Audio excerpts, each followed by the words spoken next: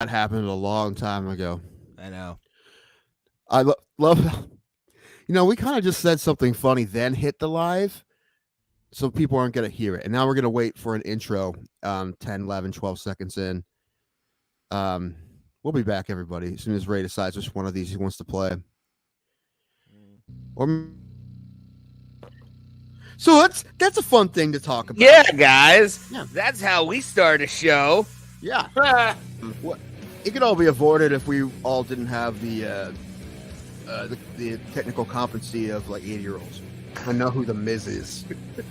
That's only because he played in the celebrity softball games at All-Star Weekend. That's the only reason I know who the Miz is.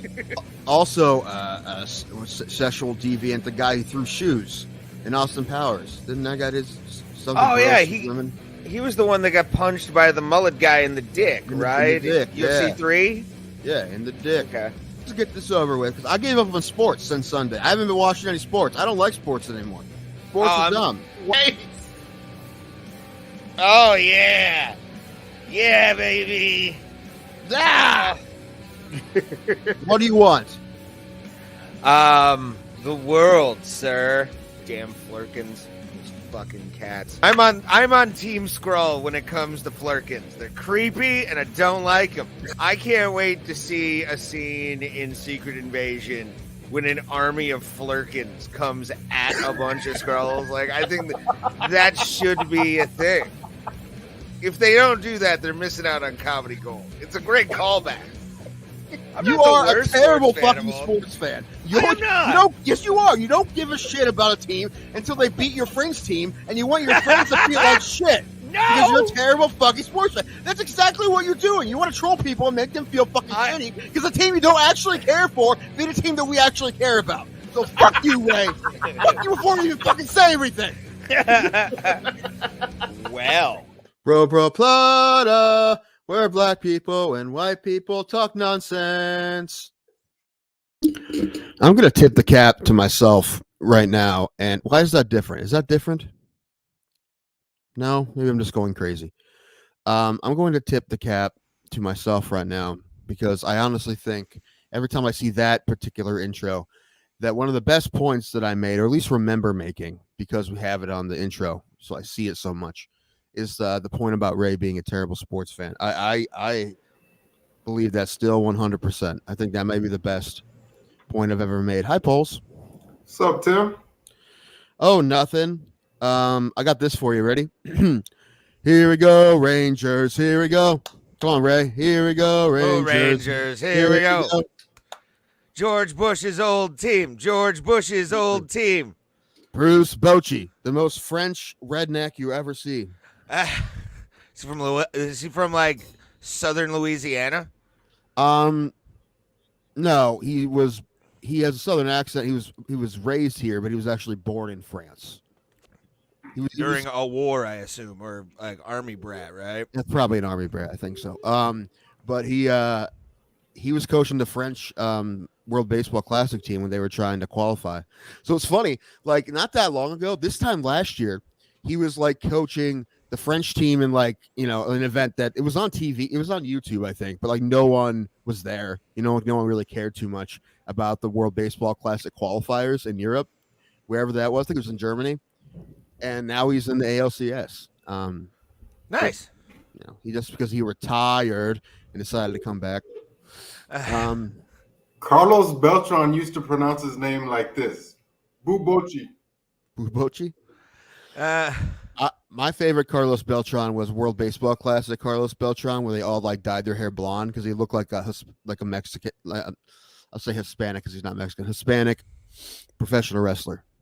Nice. He did because he was like his skin tone. He had the Where's he from? bleached beard. Puerto Rico, I want to say. Oh, okay. Yeah, because Puerto Rico did that. The whole team did it the one year. Puerto Rico killed an American wrestler. So yeah. I know that. Killed Bruiser Brody, bro. It's actually on Dark Side of the Ring. There was some fuckery, and like even the government sent like notices to come to court after the fucking thing or after the trial where the guy got off. It's a very greasy greasy fucking story, dude. Yeah. R.I.P. Bruiser Brody. I watched that. That was felt most terrible for his family. I mean, for multiple reasons. Number one, if you lose a family member to murder or anything like that, or period, and he was that age, what was like 30 something, 40, something like that. Anyway, but like he had the young kids, right? Didn't he? Yeah. That's terrible. Then the fact that you never get any kind of justice for it. Yeah. And it's a little different than like I watched some true crime stuff about some people that don't know to this day who did it. They don't even have a guess. Like that little girl 20 years ago here that they did the 2020 on a year or so ago. They had the 2020 thing. It's still on Hulu. But they said this kid did it and he didn't do it, but they never found out who actually did it. So, oh yeah, your thing down in T County, yeah. Well, New Philly. It was like down the street from me where it happened. But I'm aware, but still, yeah. No, to this day they still don't know who it is. However, a year or two after that, there was another murder, and this isn't a place, luckily, where there's a lot of that. So there's another one. A teenage girl got murdered. Wait. We need to rewind the tape here. I love how casually you're like, yeah, there's just a lot of murders going on. Like, it's that part of town. What do you mean by that part of town, Tim? There isn't a lot. I thought you said there is a lot. I'm like, wait a minute. I've been to T County a fuck ton of times. I've never seen this murder capital of the world that you were talking about. All right, isn't. I heard you. Okay. Isn't. Anyway, but although he never admitted it, the person who they got for that second one, a lot of people think he was the one who did the first one as well because he fits the description. And like I said, it's not like it's something that happens a lot around here, so it makes sense that he would kill someone, get away with it, and then do it again. What's the description of this gentleman? Can you describe? I don't remember. It's on that 2020 thing. I forget. Somebody saw something, and I forget what it was. They talk about it in that thing. I don't know. But dude, that was scary too. I was in high school when that other one happened. That guy had. I guess he was a neighbor of one of the girls, and they gave him. Of course. They gave him a ride, and then he took the car over or some shit, and he threw one in the river, and thought she was dead, but she lived. And then he killed another one.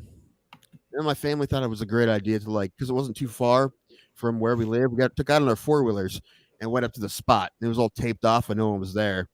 And I can comfortably say I've never been around an active crime scene in my life. Well, I don't know why we had to go up there because I still remember specks. I mean, they got most of it, but there was definitely specks. You knew where it was from. I'm like, why did we come up here? Yeah, like I've seen the aftermath of like high school fights that are like completely and utterly insane, like should be considered crime scenes from the amount of blood lost, but like I've never been like around places where people have been like fucking murdered or ID like channel did a thing on like a reenactment thing on that too. What? That same case. A reenactment. Yeah, one of those would like have people tell the story and they play the dun, dun, dun, dun music. Yeah, no, I'm talking, but like did they like I always love those reenactments on like those kind of like true crime shows because it's some of the worst play fighting I've ever seen in my life, and the like people are so uncoordinated. What you can tell by like shadows and like their body language, they don't really know how to like get into that frame of mind, which is hilarious to me. I love that shit. I think a lot of them are corny, but my favorite reenactments in any true crime thing ever is Screwball. Have you seen Screwball? No. That's the guy who did Cocaine Cowboys. He did the one about the steroids in Miami. No, but I heard about it though. Yeah, it's great because all the reenactments are done by kids. Like dressed as adults. Like, I mean, playing the adults with their old children. Even Pulse, A-Rod. have you seen that? There's like an A-Rod kid. No, I haven't. It's great. What's it on? I don't know. It was on Netflix when I saw it, but I don't know if it's it's on Prime now. Because like I think Cocaine Cowboys is on like Prime or Tubi or some. Let me see if it's still on. Have either of you ever tried Screwball peanut butter flavored whiskey? No. No, because I don't like flavored anything. Yeah, me neither. Really, I feel like my alcohol, like our show, should hurt every time that you're anywhere near it. Like that's Doesn't the look like kind of it's alcohol I like. on anything for free right now. Also, did you have y'all seen the or no, you haven't seen it because it hasn't I come saw out. the Will Smith thing. Stop asking. No.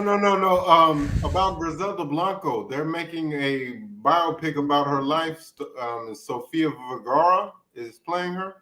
Who is that? I know who Sofia Vergara is, but who is this we're talking Griselda about? Blanco. Griselda I don't Blanco, think I know. the godmother. She was in Cocaine Cowboys. She was mentioned in the. She's the Black Widow, bro. Dude, so her playing like a sinister character like that, I'm excited to see her like being feared. Sofia Vergara. I mean, apparently Griselda Blanco is the biggest cocaine queen pin, I guess you Is would that say. the Black Widow? Yeah. Even more so than Pablo Escobar. Dude, I love stuff about fucking scary women. Like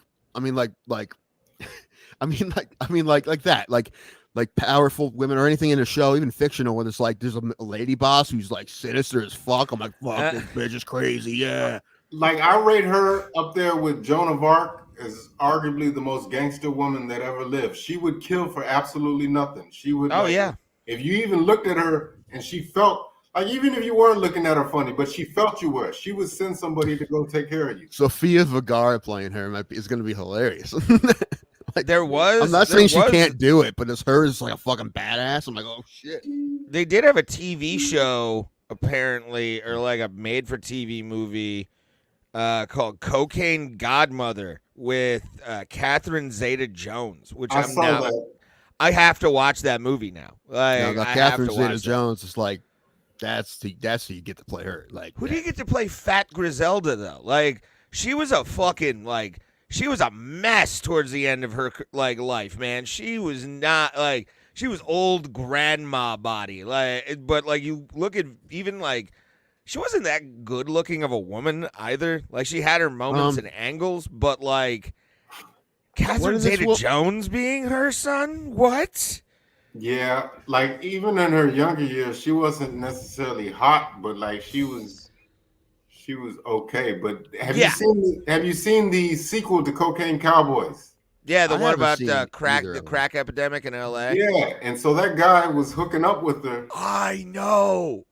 But like I understand it though, because that's a power move. Because like that changed his life. She put him on, and he was. Oh yeah. Yeah, he was the man. He slapped her box hard, bro. Like that's that guy threw some rod at her. Like would you go for that connect? Would you? Yeah. Oh yeah, without a doubt. If I knew that I was gonna be set for the rest of my life if I fucked this broad, yeah. Because he said he was like, because he told her that I'm dealing crack in Oakland, but I'm not where I want to be. And she says she put the word out from prison, and the next day some Cuban dude showed up at his house with boxes full of kilos. Yeah. And he was like, oh shit, she wasn't lying. She was for real. And yeah. Fuck yeah, man. He made, apparently at one point he was making $1 million a month. Yeah. The pictures of like his cars and everything too are wild. Like, and also you have to respect the Jerry curl game in some of those pictures, dude. He was hitting what's that stuff called? Why can't I remember what it's called? Soul Glow, or what's the other one though? There was like is that real? Was Soul Glow no, real? I think that's just it's just a fictional one, right? But like I'm talking about a real one. No, but I knew what he was talking about. But I'm like, what? I know what you're talking about though. Fuck, I can't remember the name of it. Anyway, yeah, his like you could tell that dude was like none to play with in Compton around that time. Like. And the house that he lived in was like I like the modesty of it, but like the ballerness of that guy's wardrobe was fantastic too.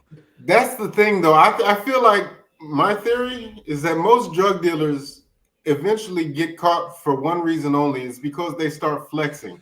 So that's the thing. Like if not that, I'm not going to, but if I ever was, I think that I would just keep it reserved and low key and just drive like a Toyota Corolla and just make that money.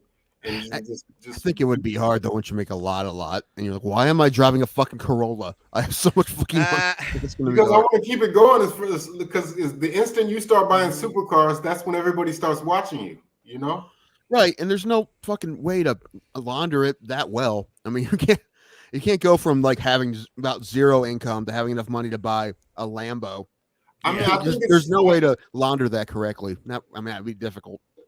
I think it's just human nature. Like if you're starting to make money, you kind of feel like you have to show it off. But I feel like that's the downfall of every drug dealer. As soon as they start making money, and people start watching them. That documentary about those fucking douchey brothers in Florida that were like started the pill mill. I forget the name of the documentary. Or those guys, and he's fucking white nationalist too. Hell of a fellow, this guy. Sheesh. Anyway, but one of the people, there was people coming down from Kentucky to get pills from them because it was so easy. And you're talking about this one old lady got arrested because like she put $60,000 on a house and only money she had income wise was like a disability check, which that's not going to cut it. So that's when they figured out she was doing something shady and they got her. Like, yeah, duh. Yeah, man. And West Virginia was hit too hard by that shit as well. Not even just Kentucky. Dude, for the pill mill. And fucking us. We got it too.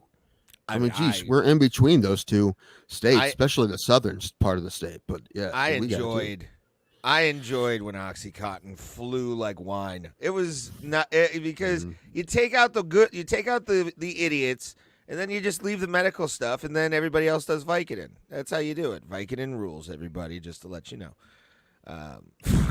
Someone in my family whose life almost was fucking over because of that.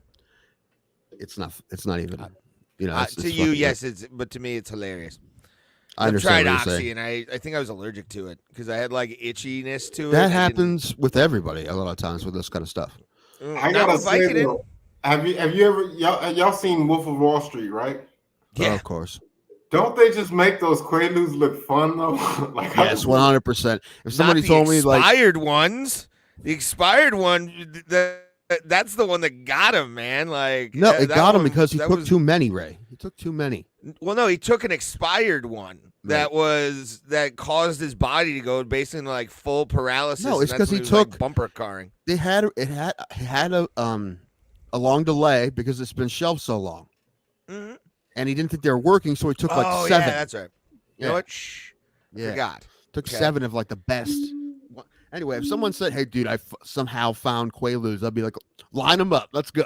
Yeah, I mean, they don't even make those things anymore, do they? I don't. Well, the thing is, I don't even know if they can because you figure people will be making like knockout, their own.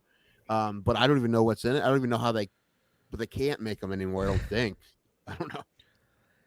Yeah, they used to be like sleeping pills. That's what they made them as sleeping pills. But if you, they said that in the movie. If you just didn't sleep, you get fucking wacky on them.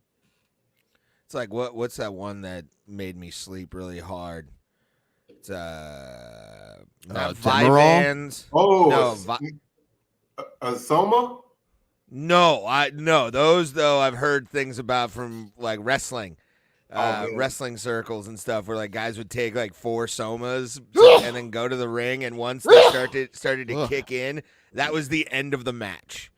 But oh man, why can't I remember what it's called? Klonopin. That's it. Klonopin. Klonopin. Fuck it. I took it for years. But it was also Adderall when I took it, or Vyvanse. It definitely wasn't Vyvanse you're talking about because that's the complete opposite. No, Klonopin made me sleep for like 24 hours. Like it just, I literally like fell asleep on one pill once, and I'd never had such a great sleep in my life. No, it definitely makes sense if you're not you don't take it all the time. No, I had a fucking tolerance that was insane at one point. But. No, I took a Soma one time and drank 2 wine coolers, and I was out for like legit like 15 hours. Damn. That's great. What happened to Pulse? He had wine coolers, bro. Yeah, because wine coolers are kind of weak, but in combination with that Soma, they had me out. I could see your buddies, like, if they found you, we're just like, oh, it's them 2 wine coolers, huh? Like, You can also apparently you could do it on red wine too. I've heard as well. You know, a lot of red wine can really mess you up. Pretty about like through the grapevine, we found out that Mr. Militich got into trouble. It's probably was. I mean, he did tell the cops he was drinking wine, and when he told Ray, you got to drink. It's like red wine's the whole thing you drink if you're trying to get clean or whatever. I'm like, oh, it was red wine that did it. Huh? Hey, Probably. shit happens, man. Shit happens. It was vodka for me on mine. Ray's it was everything. It was beer, I think. Well, no, it was Yingling and I beer. think Miller Lite. Wine is, bro. Wine will fuck you up. Like it's like, especially. What is that? I'm not much of a wine guy. I've given it a try. It's a Walking Dead wine. Oh, okay.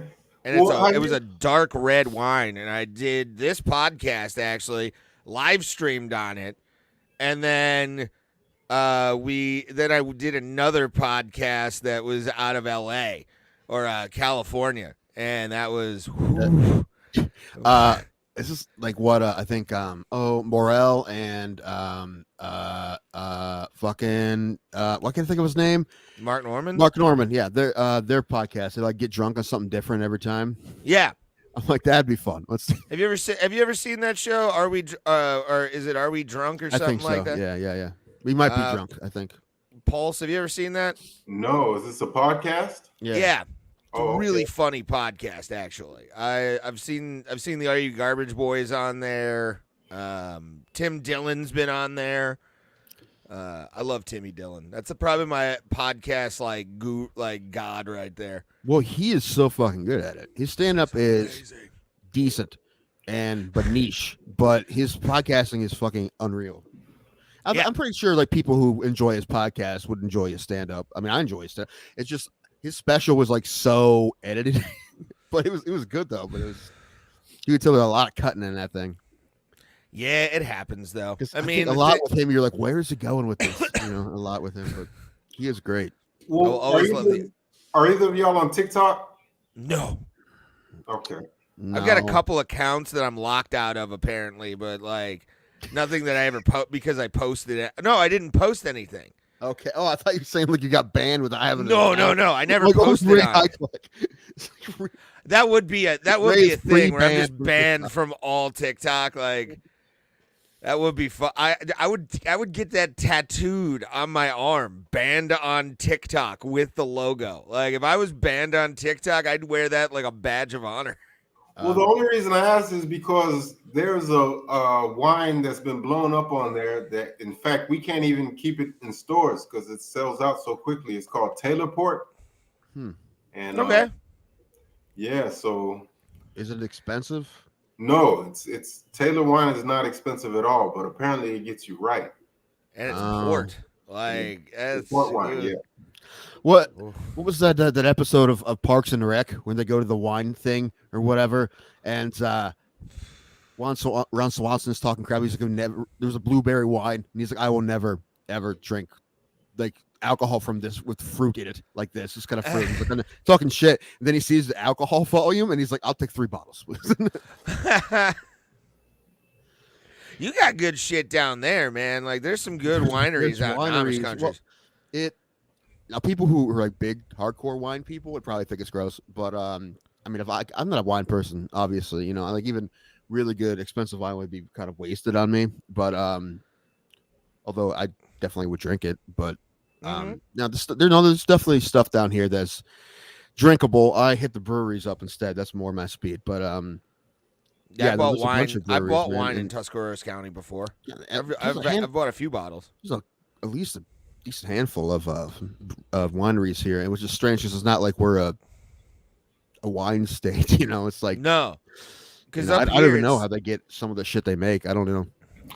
Out here, also Ashtabula has the same thing. Like they're big into like wine. I'll send Pulse some Geneva wine and see what he thinks about Geneva, Ohio wine. Which this Pulse weekend, Geneva Pulse, on the lake, man. That's that place, man. Geneva on the lake is something else, man. it's so fun. Pulse. It's like we have to explain what it is to Pulse and everybody else. like Geneva on the party Lake. town. It is one of the most debaucherous places on planet Earth. Tim's probably been there for MMA fights. Yeah. But Geneva on the Lake, Which are in the backyard of a bar, by the way. It was in a yard. yeah, the Cove, I think the Cove nightclub, where I saw Mushroom Head once. There, man, they played there. Yeah, Crazy. yeah, dude, they played anywhere in Cleveland as long as people showed up for fucking $20 tickets. Mm. You bet your sweet bippy I was there. Oh shit! 10 Years is playing next week in Cleveland. Oh, I know. Let's see how I'm feeling. I have to be like a day of kind of thing. But Pulse, like this place, they've got like entertainment centers for kids, really high end hotels out there too, like weirdly high end. Like you go through like Madison and Ashtabula. Not on the street though. What? Not on the street. Oh, it's off the beaten path. I'm talking the street because we stayed in a room that was on the street and it was shady. Oh yeah, you were probably in one of the lodges. What were you gonna say? Like that. The outskirts of Cleveland, or Yeah, it's like 45 minutes to an hour outside of downtown Cleveland, depending on where you're at. But like, yeah, dude, it's basically a seasonal town. Like they have places where people can like put their campers and shit. Like they have campgrounds and stuff. It's basically like a carnival the whole summer. Arcades. It's just a town that runs as a carnival for like 3 months. It's big in the biker community up here, like motorcycles and shit. But like, yeah, I used to know a woman who had a hair salon, and the bathroom was used quite often at that hair salon because she owned the place and it was usually empty. So Gross. Yay! Gross. well, did you know Drew Bledsoe is actually he makes an award-winning wine now. He's Does he? Yeah, he's like famous for it. He's arguably more famous in the wine world than he is ever from being a quarterback. Is he really? Yeah. Is it called the quarterback that got hurt? It's called Brady predecessor. That's what it's called. Jesus.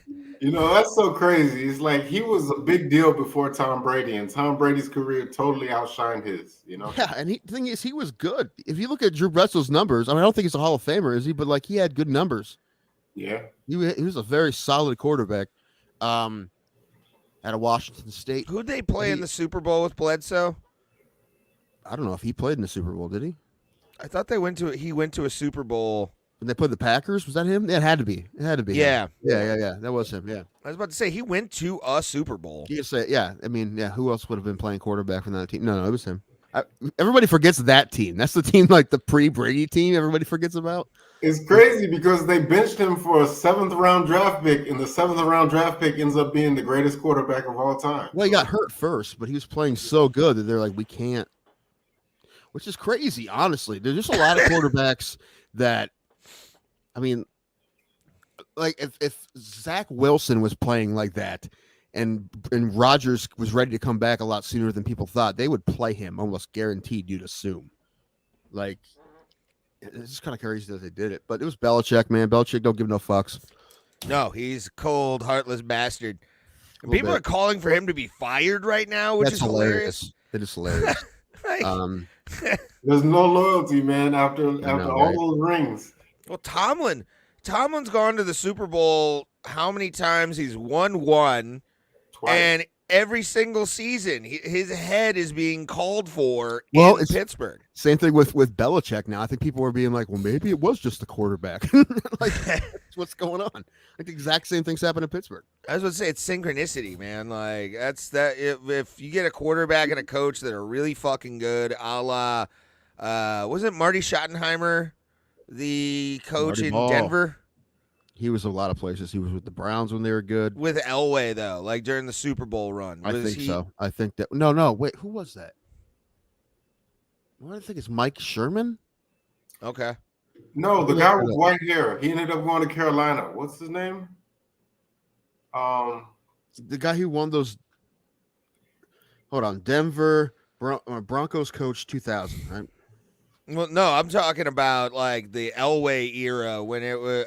Yeah, when he won 2 in a row, when he won Yeah. 99 and 2000. Yeah. Okay. Yeah. I was just talking about the Elway when it was like they like constantly going to the like Mike Super Bowl. Shanahan. Mike Shanahan. Ah, okay. I was close. That's what I was thinking of, Mike Shanahan. Yeah, and his son right now is kicking the shit out of everybody, and he's about to kick the shit out of his old team on Sunday. Dude, people are pissed around here at Deshaun Watson. Pulse, I don't know if you've heard this. Dude, they're calling for like there are people posting things about how they could have saved money and had Baker Mayfield still. Also, like people are like 100% just adamant that right now for 100% foot down, he is a bust today, right now. People are like, 100%, oh yeah, you're not even giving him a chance because, and I think it's kind of shitty. He has an injury, and people are just pretending like they know about the injury and pretending like he could fucking play through it, because he got medically cleared. Unless I heard he wasn't practicing. I don't know if he practiced today. And that was 2 weeks ago. He was medically cleared, but he knows his own body, Like, why are you riding that waste look what happened of 2 space? years ago. Look what happened 2 years ago at Baker Mayfield. He played through an injury, and we didn't give him any love. Like, he played like shit. We're like, fuck Mayfield, fucking bullshit. He's hurt. Well, then he shouldn't be fucking playing. Every time, and we said it on this show, Thomas and I, on the show multiple times. Okay, so now the guy is hurt, and he's like, guys, I just can't be me right now. Which is fortunate is that we don't have a backup we like. The rookie played last game, and he played horrific. And you know who's playing for us? Her backup is now who? Former king of the XFL, former Houston Rough Rider, PJ Walker. Oh yeah, yeah. PJ Walker is our backup quarterback now, which whatever happened to Baker Mayfield? Where'd he go? Tampa. He's in Tampa Bay right now. Playing pretty well. He's playing very well. Good. And do they play the Browns this year? I don't think so. Damn it. I was hoping he'd actually play against the Browns and just rout them. That would be the best day ever. That's what the crazy thing about last year, right? We traded him to Carolina and we put him week 1. And he did not play well. We beat him on a 50-yard field goal. I would like to have sympathy for you guys, but like that might have because you backed up the Brinks truck for Deshaun Watson. I know. Pulse. I remember when they signed Deshaun Watson. Remember how it happened? Tim became ecstatic. I did not.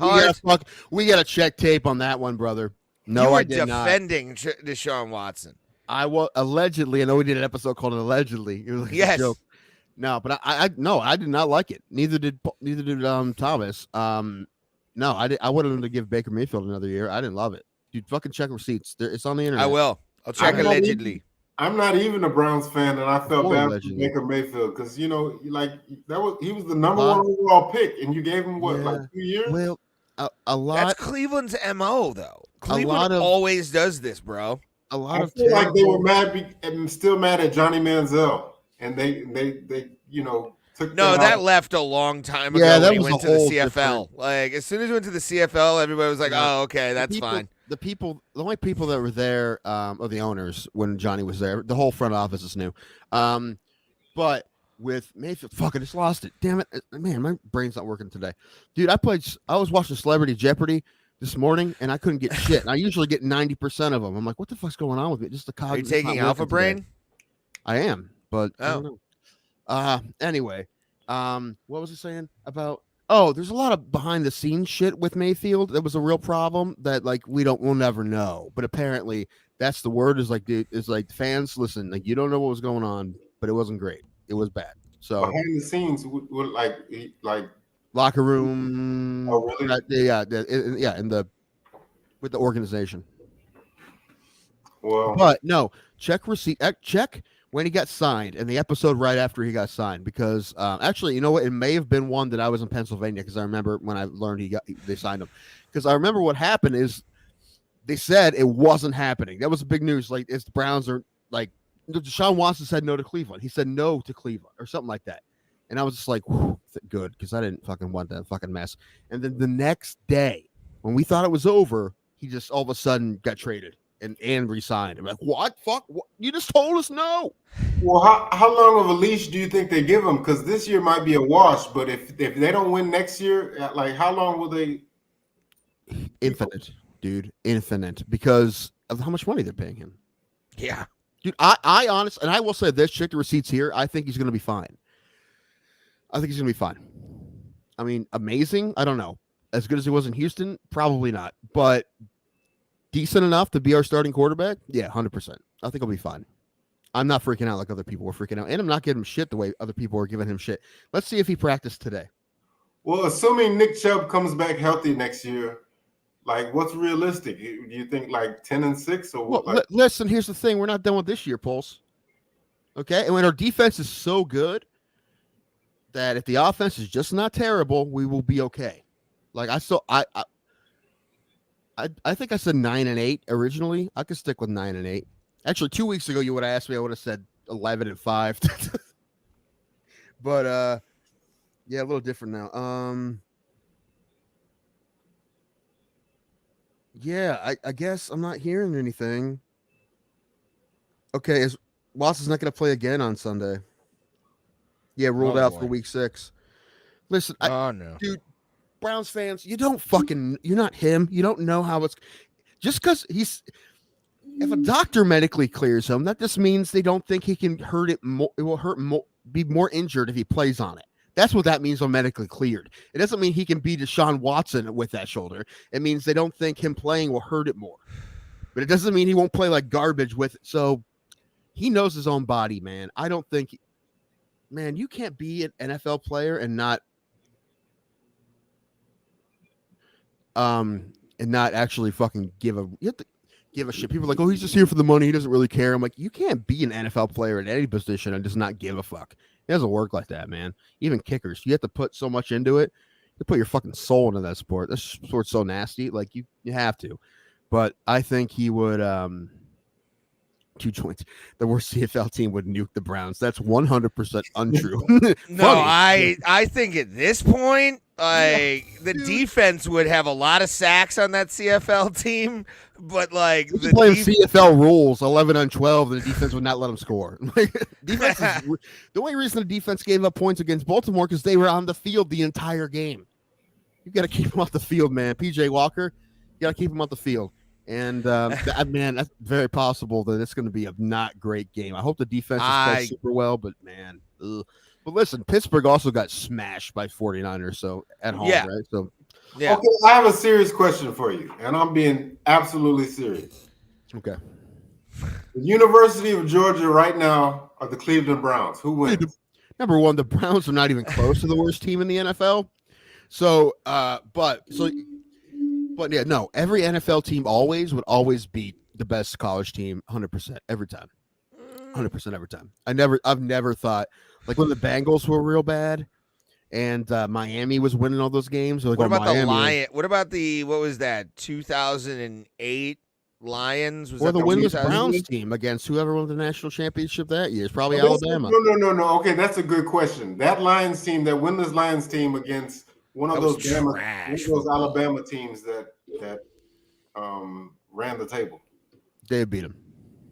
100%. You think the Lions would beat Nick Saban's fucking dynasty? 100%. In 08, I don't think so. What would the score be? Like, what do you think the final score in that game? Would it be a rout? Would they? No, I think they beat them by 2 touchdowns. But that's reasonable. In NFL, that's a rout. But usually it would be a rout. But that particular scenario, probably 2 touchdowns. Is it because it's like? Do you think that because it's like men versus boys, or like what? Like because talent is talent. Yes, and also,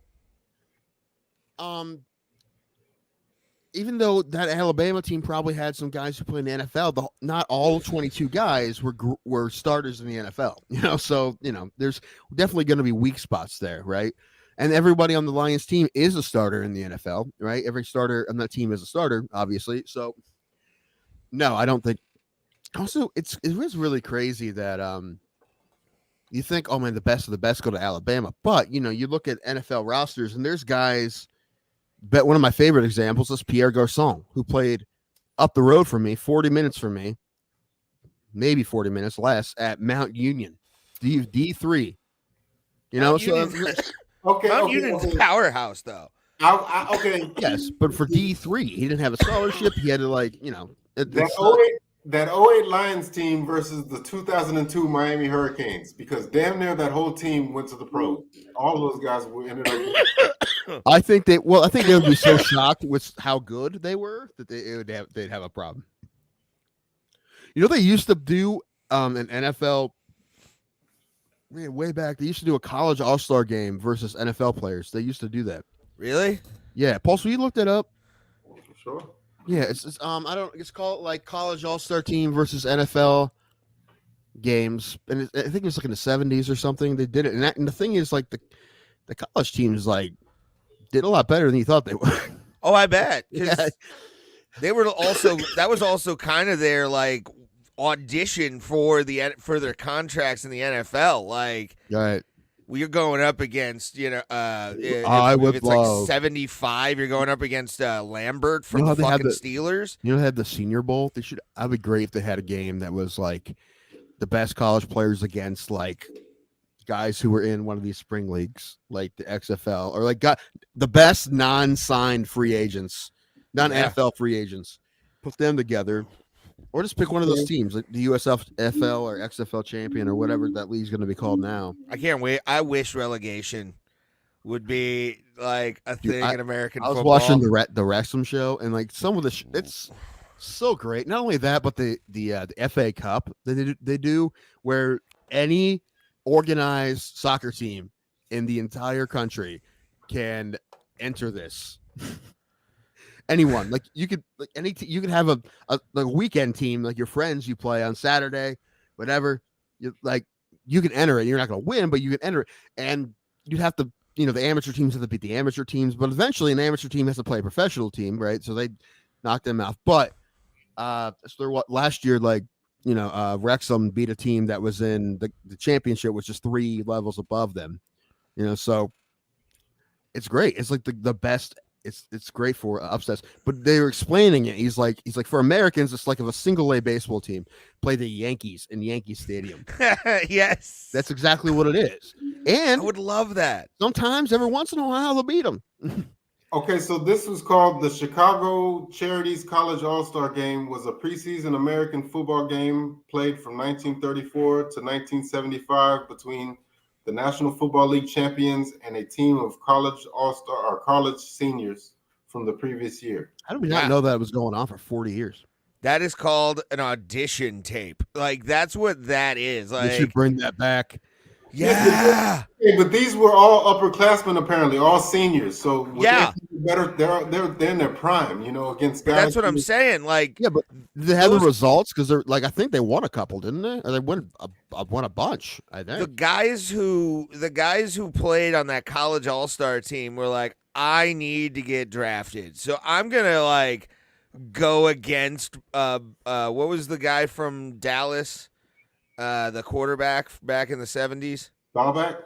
Yeah, Roger Staubach. I'm going to try and sack Roger Staubach if I can get across the line. The greatest Navy midshipman football player of all time. Am I right about up by that? Ed O'Neill, apparently, when he was at Youngstown State University.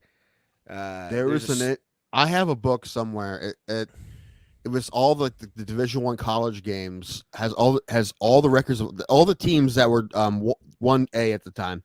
When I got it when I was in high school, so it's changed a lot, obviously. But all those teams that are 1A, and then all their records through all time. It was kind of cool. Nice. Okay, so this started in 1934. The first game was College All-Stars versus the Chicago Bears, and it ended 0-0. Well, this first 10, 15 years, all the college kids probably beat the fuck out of the pros. Pro football was nothing in the 30s. That was apparently okay. I'm scrolling down. Apparently, that's forward passing too. No, in the 30s they did by then. The first time that the college kids won was 1943. They beat the Washington Redskins 27-7. Wow. Damn, and that's the champions of the NFL at the time.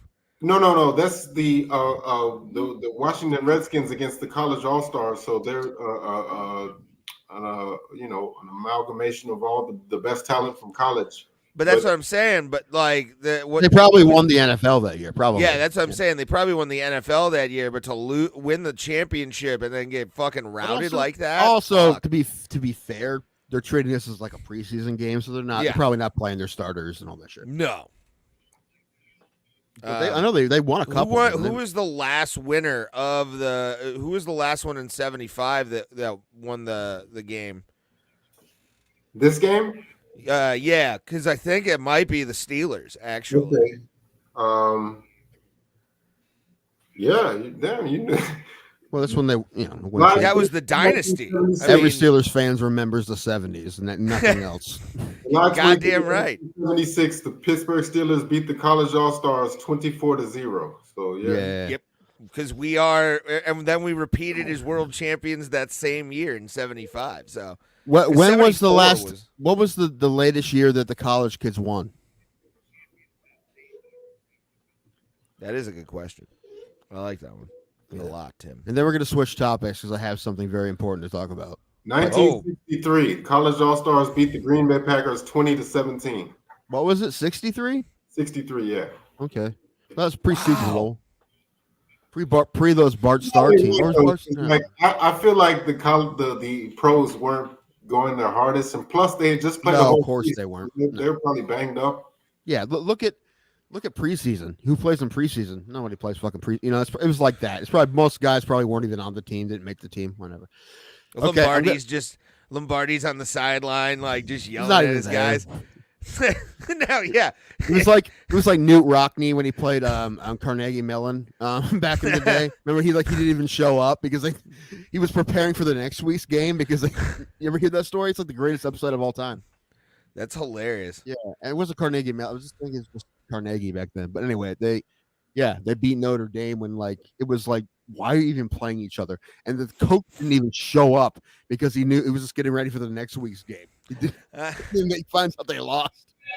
Anyway, so I'm going to do a little bit of stay in football a little bit, but a little bit of a subject change. Did you see in a couple days at the conference? It's in Dubai, India, apparently, but the IOC conference, they're voting on sports for the LA Olympics. You see this? I did. And one of the ones up is flag football. Yes. You said flag football? Flag football. What? I have an idea. Tim. Dude, if it goes in, I hope we fucking stack a team, dude. I kind of want to make a team, for the qualifier just to have fun.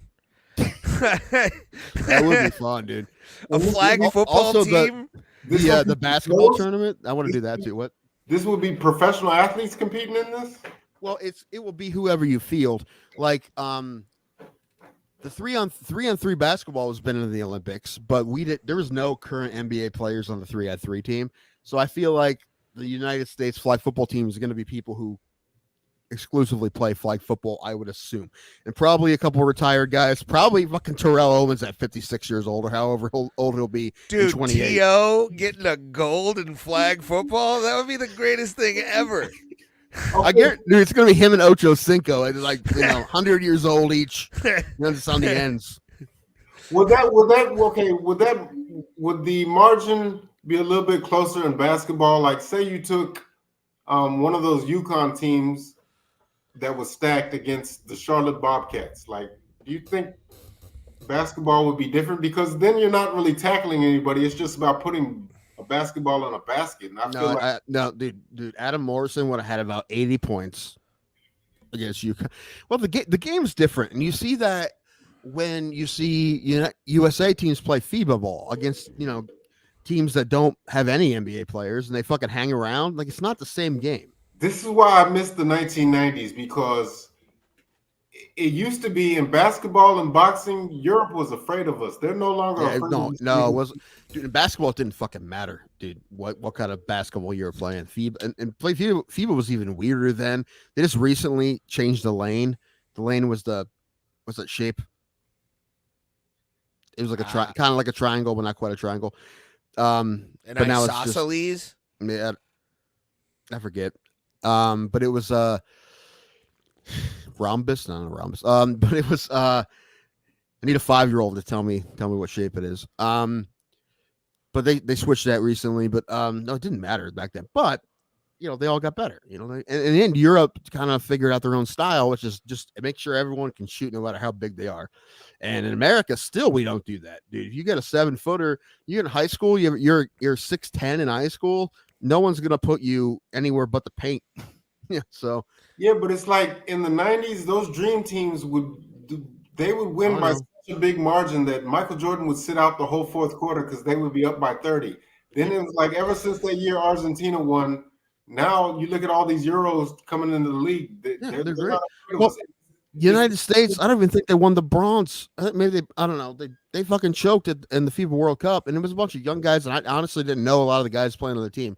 And next year, Durant and LeBron say they're playing.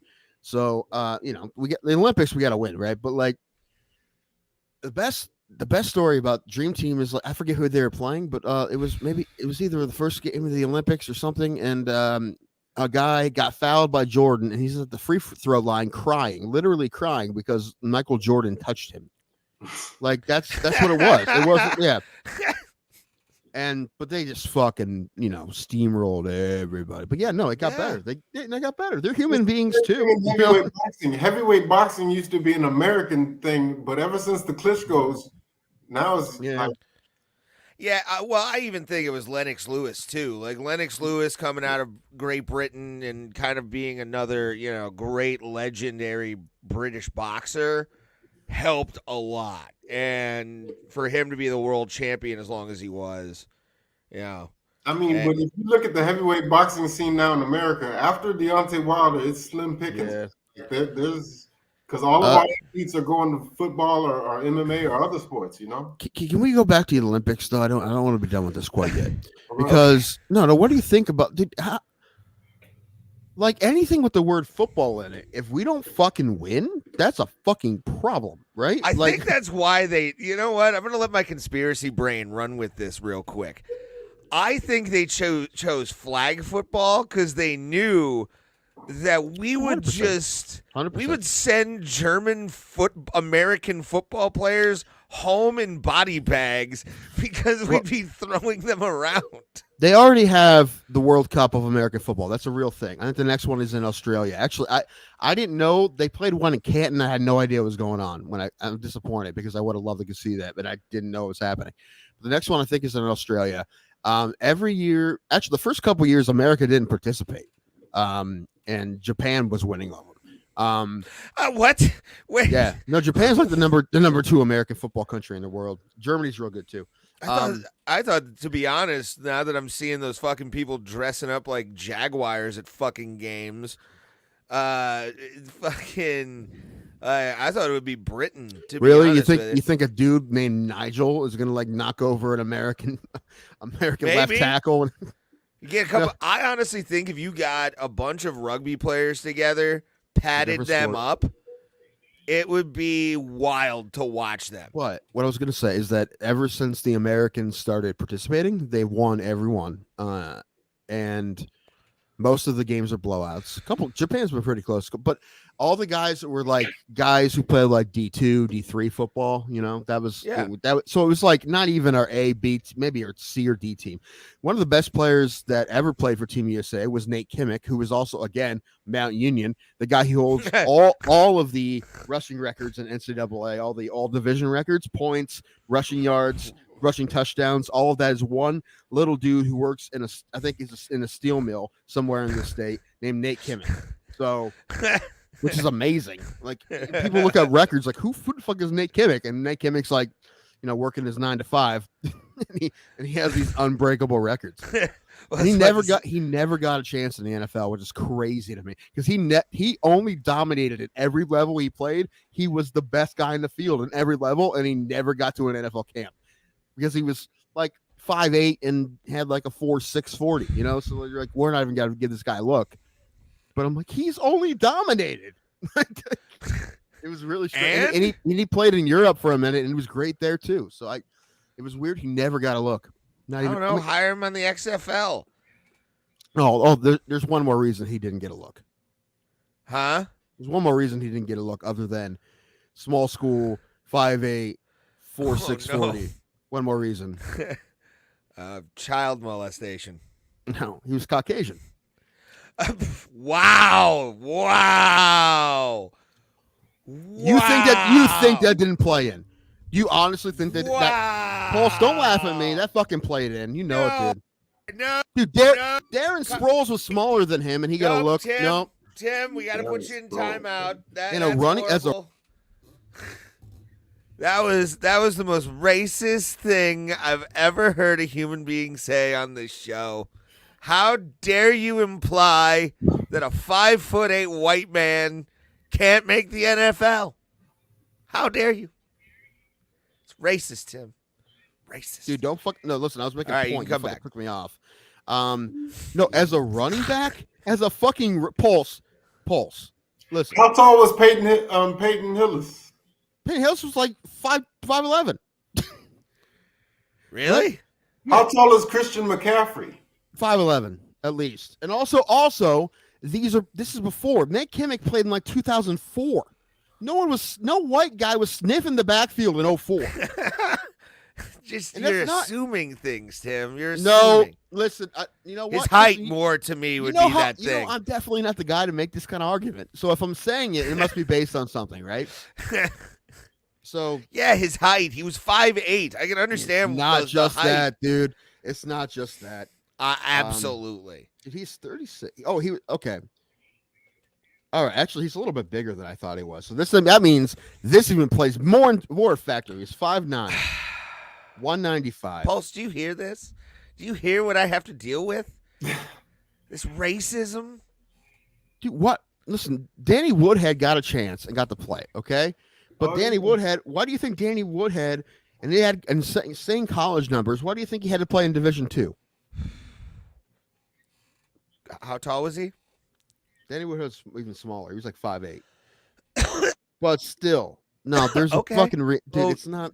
That was a real thing for a long time until Christian McCaffrey came along. All right, you ask Jared any sports Taylor, people, Jesus no, Christ, that's a real thing. Like I said, white people. If I'm making that argument, there must be something to it, right? Because I'm not the guy to make no way, no, dude, I'm not. No, not in this country, not in the greatest country on the planet Earth, where your race doesn't matter unless you live in Alabama. I'm trying to think, I'm racking my brain trying to think through the history of the league. How many white running backs were there? Dude, Peyton Hillis, when he ran for 1,000 yards, was the first Caucasian running back to run for 1,000 yards since Chris James in the fucking 80s.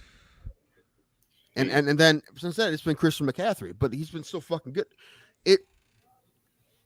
NFL has been also for the same reasons, like the NFL wouldn't draft. There was an issue. Obviously, there was an issue with black quarterbacks, right? Well, like white boys can't play running back, black guys can't play quarterback. That's obviously not true. What about wide receiver? Well, if you catch a ball, you catch a ball. I don't know. I mean, and quarterback, dude. When was the last time a white quarterback got drafted? I didn't know I was hanging out with Timmy the Greek in the NFL. Jason Sehorn. He was a safety. Oh yeah. Okay. Yeah, quarter. I can't tell you one. No, but I'm trying to think of wide receivers. Christian McCaffrey's dad, Adam Thielen, is one of the good ones. I don't know who he's with now.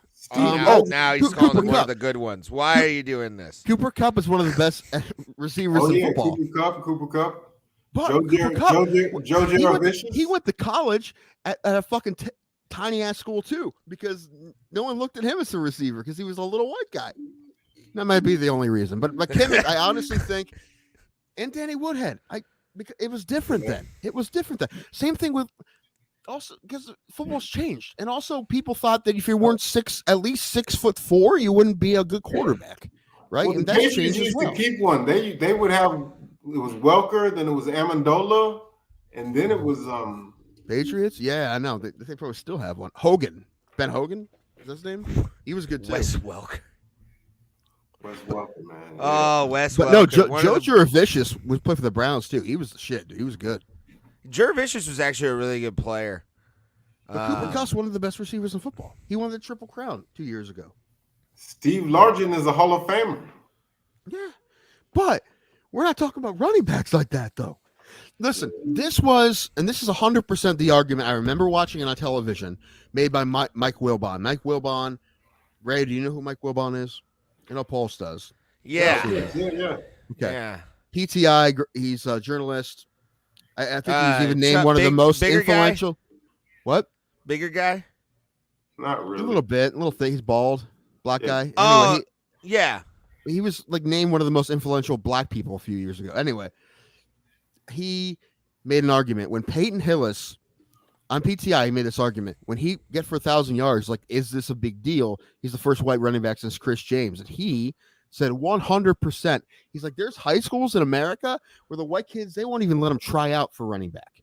This was Mike Wilbon making this, okay? And he's like 100%. Now, this is obviously way before Christian McCaffrey, but he's like, it's 100% a real thing. People are, there's bias in weird ways. So they wouldn't even give him a shot. So the fact that, and it had been over 20 years at that point for a white running back to have 1,000 yards. So he's like, it's 100% a big deal.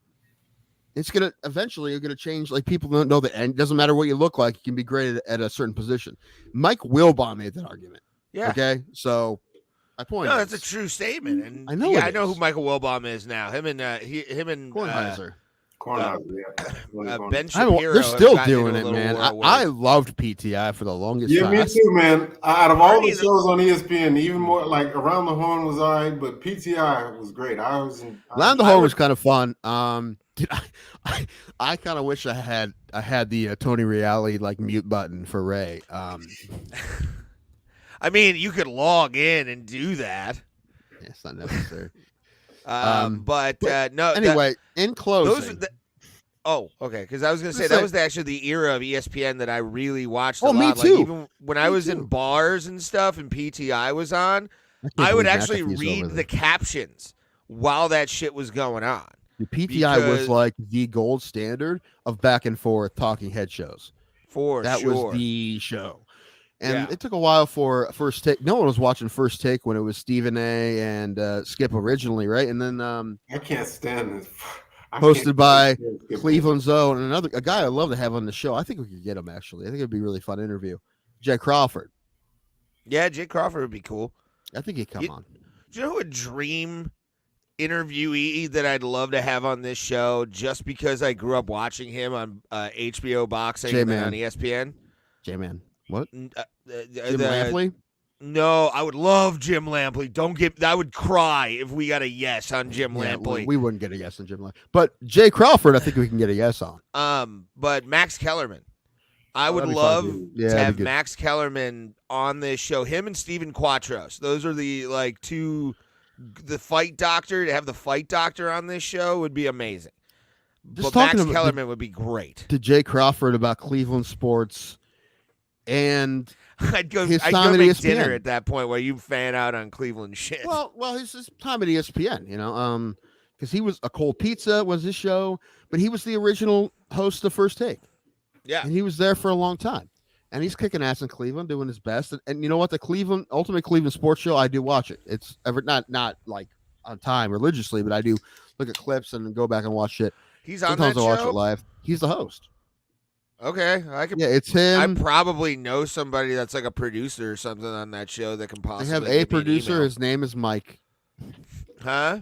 They have a producer. His name is Mike. I'm talking about somebody that does like production, that kind of stuff. I'm sure there's a Channel 3 email or something we can get a hold of. Probably. He's a local guy. Also, listen, they're gonna need. We should get it out now because they're gonna need an MMA guy. When Stipe comes in, none of those guys know what about MMA, but they got to talk about Stipe a little bit when he fights John Jones. Hold on, I need to address. I think I should be the guy. By the way, I think I should be the guy. No, we should be the guys. Right, you got to work. You can't. Segment. You got to work. You can't be there. Okay. If it paid fucking amazing, I would absolutely. If it paid, no, it wouldn't. It wouldn't pay. It's the thing. It wouldn't pay. They just asked for a guest who knows about MMA to show up and talk MMA on their show. I would take that day off for free. I would do that day. I would take that day off. I'm going on Cleveland television. Well, it's YouTube. But or whatever. I don't care. Right, they only want me. Okay. No, they want us because we are a package, Tim. We come We together. wouldn't be able, dude. I On the couldn't cracker. imagine us trying. Dude, I wouldn't get a word in. That's what pisses me off. I wouldn't get a word in. I would be absolutely respectful on a big production like that. I would let you talk and let them we talk. would see. They would see our back and forth. Big Ray, Ray. Guys, You're wrong. Why don't are you know. even doing this? I don't know if Ryan Kills is trolling, but he's not a fan of Max Kellerman, but he's a fan of Stephen A. Smith. Is that Listen, obviously, yeah, that's troll. That's troll. Ryan, don't be obviously, trolling. people are a fan of him. Obviously, they have. I'm a fan of him when he's not talking about combat sports. If he's Yes, not talking I was gonna say, boxing, when he's speaking about basketball, I'll listen. But when he talks about boxing or MMA, Conor McGregor. No, whenever he says however, he says however. He's got that weird deepness to him, and my voice is like raspy from enough alcohol where I can do that voice properly. Where everything is sort of preacher-like, and you have to see it from my point of view. It's kind of interesting. Like when he went to school, he never thought he was going to have that job. You know who really didn't? A guy closer to a guy who loves the Cowboys about as much as Paul, Mr. Skip Bayless. He never thought that was going to be his job when he was covering SMU. I can't fucking stand Skip Bayless. I like Skip Bayless. You do? Yes. Why? What are you talking about? I can't do a good Skip Bayless, sadly. Man, everything he says is strictly to. He's made some wild takes in the past, like Well, shit where I'm like, what the fuck did you just say? I guess I'm talking like mostly the old school first take before he's like trying to. Yeah, I understand, but I think it's just because he's just an old school journalist that like figured out how to be on TV. Like I like Skip Bayless, man. I'm pro Skip Bayless. And also when I heard that he was the guy that broke the Pony Express story, the SMU cheating scandal. Yeah. He was that guy who broke that because he was a journalist in Dallas. I'm like, yeah, Skip Bayless. Some of the shit he has said with like Shannon Sharp and shit, you're like, what the fuck did you Isn't this his new show, like him and like Lil Wayne, and like it's just like a rotating Ron Kill, dude. Listen, we're gonna get into this, and are we ready yet? Well, I just have one more thing about reporters. You know who I just cannot stand even more so than Skip Bayless. What is Marty Smith? Name? Who's that? Marty Smith. No. What's the guy's name? Marty Smith. Heavyset guy. What's his name? He's on Colin Cowherd's show often. Oh, I don't watch Cowherd. Not Cowherd. That's somebody I never liked. Cowherd. Well, Cowherd is great, man. You know what? Colin Cowherd I like punchable. More than like a lot of guys. That makes sense, man. It makes sense that you would like Cowherd. That guy's punchable, man. I don't know who's on his show. I don't know. I can't think of the dude's name. Is it Windhurst? Who? Windhurst? Brian Windhurst? No, not Brian Windhurst. He's credible. He always gets the scoop. But no, the black dude, I can't think of his name. Booger? I don't know. No. Mark May? Is Mark May on the show? Mark May was the worst. Mark May eventually made his whole career talking shit about Ohio State, and that's why he stayed on TV so long, because he talked about shit about Ohio State. Jason Whitlock. Oh, okay. Yeah, Jason Whitlock. Okay. Yeah. That guy, I cannot stand that guy. Well, he was a player. What happened? He was a player. Okay. In college? I think Whitlock played in the NFL, didn't he? I don't believe so. Let me look. I think he did. I'm not positive he did. Well, over the years, he's had some of the stupidest takes. For instance, he said Allen Iverson is the worst thing that happens to the NBA. His hip hop culture or whatever, and it's like, what are you talking about? Allen Iverson was great. I was incorrect. He was not in the NFL. I thought he was. I think so. No, he played at Ball State in the MAC, which the guy that lives down the street from me. Not only did he strike out Jose Altuve, he also played quarterback at Ball State. So, isn't that where David Letterman went to school? It is. And Bonzi Wells, I think. They had a great quarterback a while ago, like right when I was out of high school, named Nate Davis. He was the man. And he played for the 49ers, I think, for a minute, but he was also a great basketball player. He averaged like 30 points a game. But his last high school game ever, I sang the national anthem for it. I like fought for it because I knew we were hosting it. Our school was hosting it. I'm like, dude, this is gonna be Nate Davis's last basketball game if he loses. I'm like, dude, I want to sing the national anthem for this because if he becomes a big NFL quarterback, Wait, you can sing? yeah, a little bit. I went karaoke the other day, and it's not what it used to be. You know, I don't have the endurance in my voice anymore. But yeah, there was a time, yes. Ray's laptop took a shit. I don't know how big of a shit. He'll be back. Tim sent you malware. Ryan, get off my shit, bro. It's a bummer because I was about to go get more drink. Okay, you can. You ready? I think. Let's see. Well, start. We got a huge. Well, now we got to wait for Ray because Ray has to be a part of this, so we can't talk about the USADA thing, dude. And Gordon Ryan has lost all credibility with me. Jeez, you see what Gordon Ryan said? This is a wild ass shit. I've seen he's been making his rounds, but no, I don't. It's wild shit. He's like, you don't care if you don't take PEDs and like stuff like that. I mean, paraphrasing, but it's wacky, dude. And he's clearly on him, but he is. But his sport doesn't test. Do you really in jiu-jitsu? Do you need to be big like that? Like you don't. What's the thing?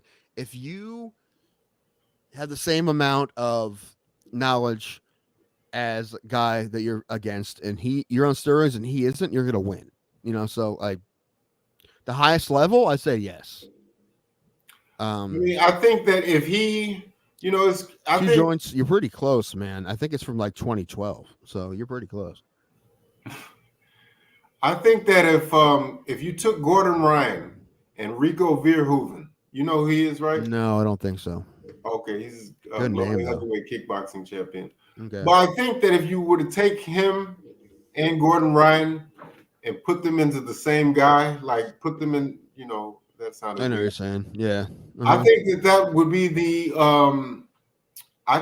be the best heavyweight fighter on the planet. If you took Gordon Ryan's skills in jiu-jitsu and Rico Verhoeven's kickboxing skills. That's kind of interesting about MMA is that the best boxers are not in MMA. They're boxing. The best kickboxers are not in MMA. They're kickboxing. The best jiu-jitsu guys, the very, very top, they're not in MMA. I mean, there's very good ones in MMA, but they're doing like Gordon Ryan and like Craig Smith, is that his name? Like that, those guys, they're doing just jiu-jitsu, right?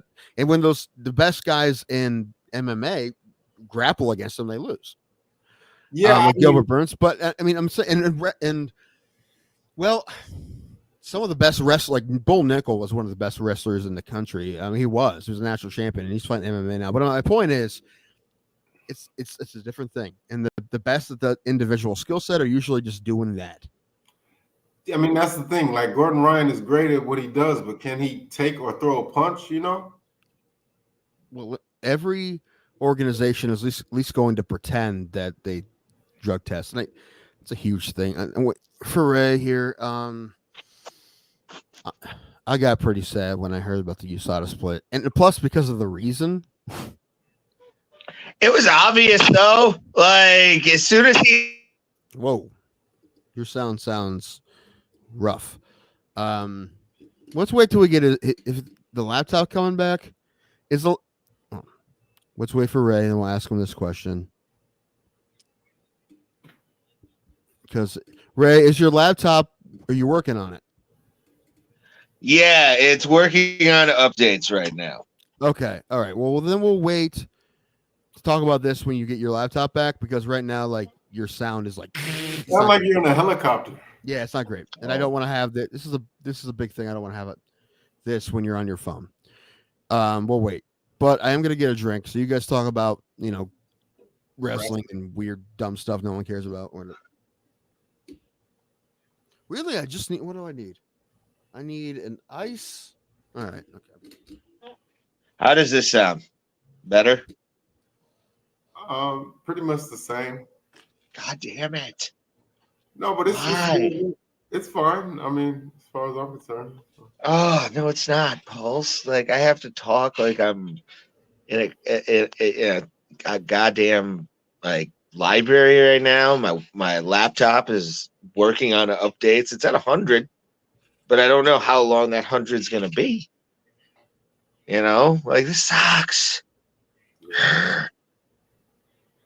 Because I don't know if I could use my Ray. I'm trying very hard to be supportive, but your voice is the HIV. Tim, why you buy the individual shot bottles? His brother bought them for him, actually. I'm gonna need But a few dollars for a plane ride to Vegas. and I do want to talk about that USADA split because that USADA split is fucked up on a level I've never seen before. To me, that means one thing and one thing only: Brock Lesnar is coming back. If they're not, if they're not testing for shit, hell, Vitor Belfort might come back because he's might. Yeah, it's scary. It's a scary time, but I'm waiting as my. Oh, it's now at 30% instead of 100 Pulse. Woohoo! My life's awesome. Well, as far as Brock goes, I guess the WWE has him under like a tight hold, but now it's like the WWE and UFC are working in conjunction. So I was about to say the TKO thing right there is a big thing, and I'll talk to Tim about that too, because I have theories on that. Actually, I'm trying to get my other wired headset to see if this will. For a second there, you look like you're in the Blair Witch Project, man. You're like, he froze. I'm gonna try real quick. Hold on. Sure.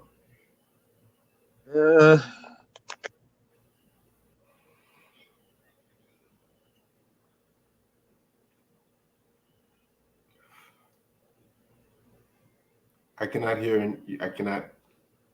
There's no sound. And so this is some dead air. How about now? You're back briefly. Ah, damn you! You know, things I try and do. Pulse. I can hear you now.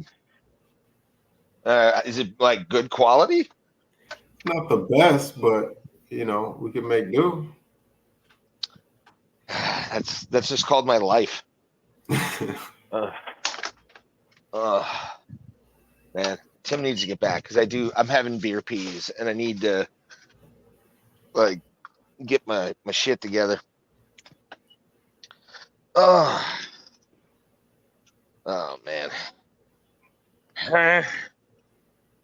Oh, never get old, kids. Stay young. But yeah, dude, a lot of that shit is insanity to me. I actually have the what was the word I'm looking for? Oh, I have the statement by USADA on my phone. We'll read that as well. Because I mean it's crazy. Blair Twitch Project. Because yeah, this thing I want to also talk about 294. We'll be talking about it in the future, obviously, in a couple of weeks, but I do want to talk about the shakeups that have happened on that card so far. Yeah. We're not talking, by the way, about Palestine. I'm sorry. I'm not doing politics on this fucking show. Well, with no USADA, so like there's no reason for Conor to be. He and Chandler could fight this year then if he doesn't have to be in that testing pool because there is no testing pool, right? Well, it ends after he's been in said testing pool. Oh, okay. So okay. Yeah. So it ends in January. Oh, okay. So I think there's some stuff we'll talk about it once Tim gets back. My laptop's actually coming back to life, so that's a good thing. But I want to talk to Tim about that, and I'm definitely gonna shoot down his thing of no politics on this fucking show like that. I don't want to talk about something that's been going on for millennia. I'm good. I'm fine.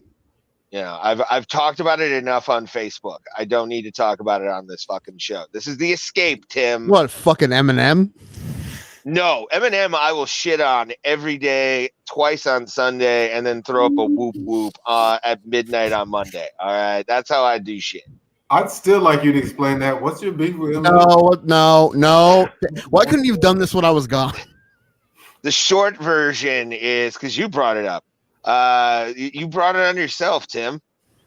But the whole thing with that was I'm a juggalo, and I still haven't let the ICP Eminem beef go because it's just.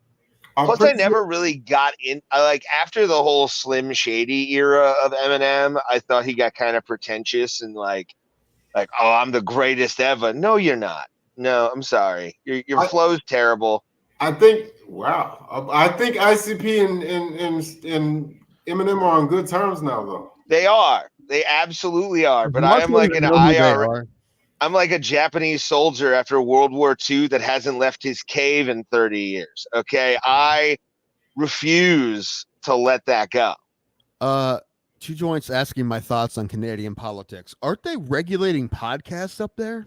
That way, yeah. If we get to a certain amount of podcasts or listeners, we have to register with the Canadian government. Huh. Well, yeah. I don't think we're anywhere close to that. Not yet. But we need someone to just wrangle us in, and Pulse is not doing that, so that's fine. That's fine. It's still been fun this way, you know. Oh, absolutely. This podcast needs like a mom. We'll get Jessica I to be the podcast mom. I like that. Amazing.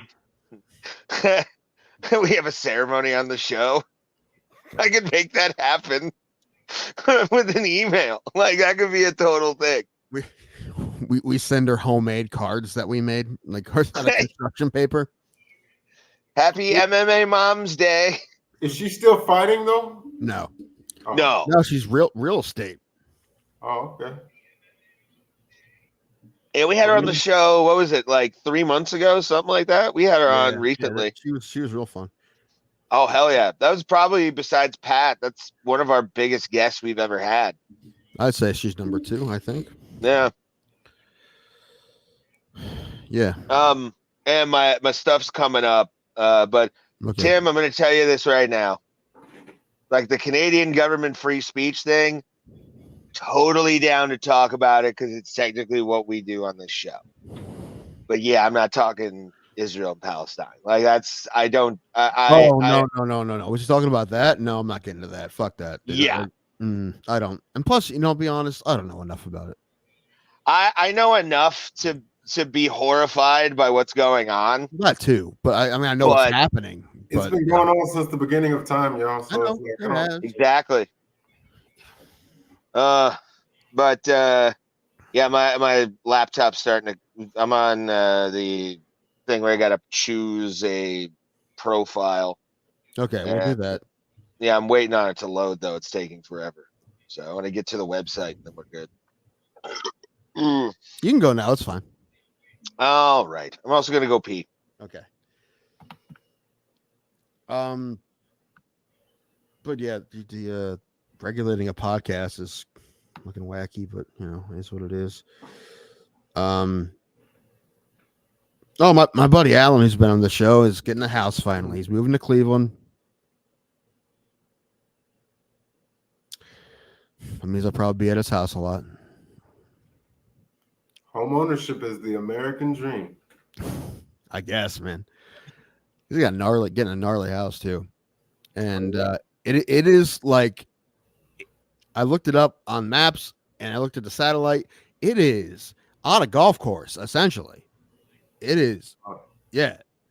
Like he's in the middle. Like, I mean, there's other houses too, but like it's build around these houses, but he's like right in the middle. Apparently, he had like part of the ownership agreement is he has to be part of the club. Actually, I've heard this is actually the worst time to buy a house because apparently there's a It is. recession coming in 2024 that's going to be bad. Yeah, well, probably. I mean, usually if everything's getting like going like this, eventually you'll get a, So, and interest rates are the worst they've ever been right now, and they're not going to go down anytime. Alan bought a home for his side piece. No, for his mains, I did tell him, like, dude, I'm looking forward to your new podcast from your new house called Between Two Fairways. Does he golf like that? No. He walks a little bit, and I probably will go with him. I'm like, dude, if you're a member of a country club, I'm fucking going in there like Rodney Dangerfield and Caddyshack, bro.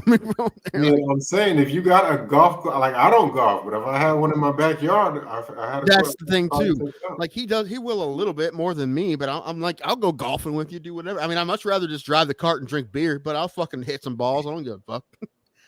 Don't expect me to be any good at it. Yeah, and I'm gonna be playing sling golf, dude. I'm gonna be one of the sling clubs. Just be like, boom.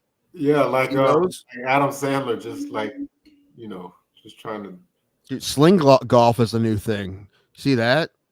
It's just like people go to regular golf courses, but they use this thing. It's kind of, you can putt with it too, but it's almost like a lacrosse stick. You put the ball in it and you just go, woo, you chuck it.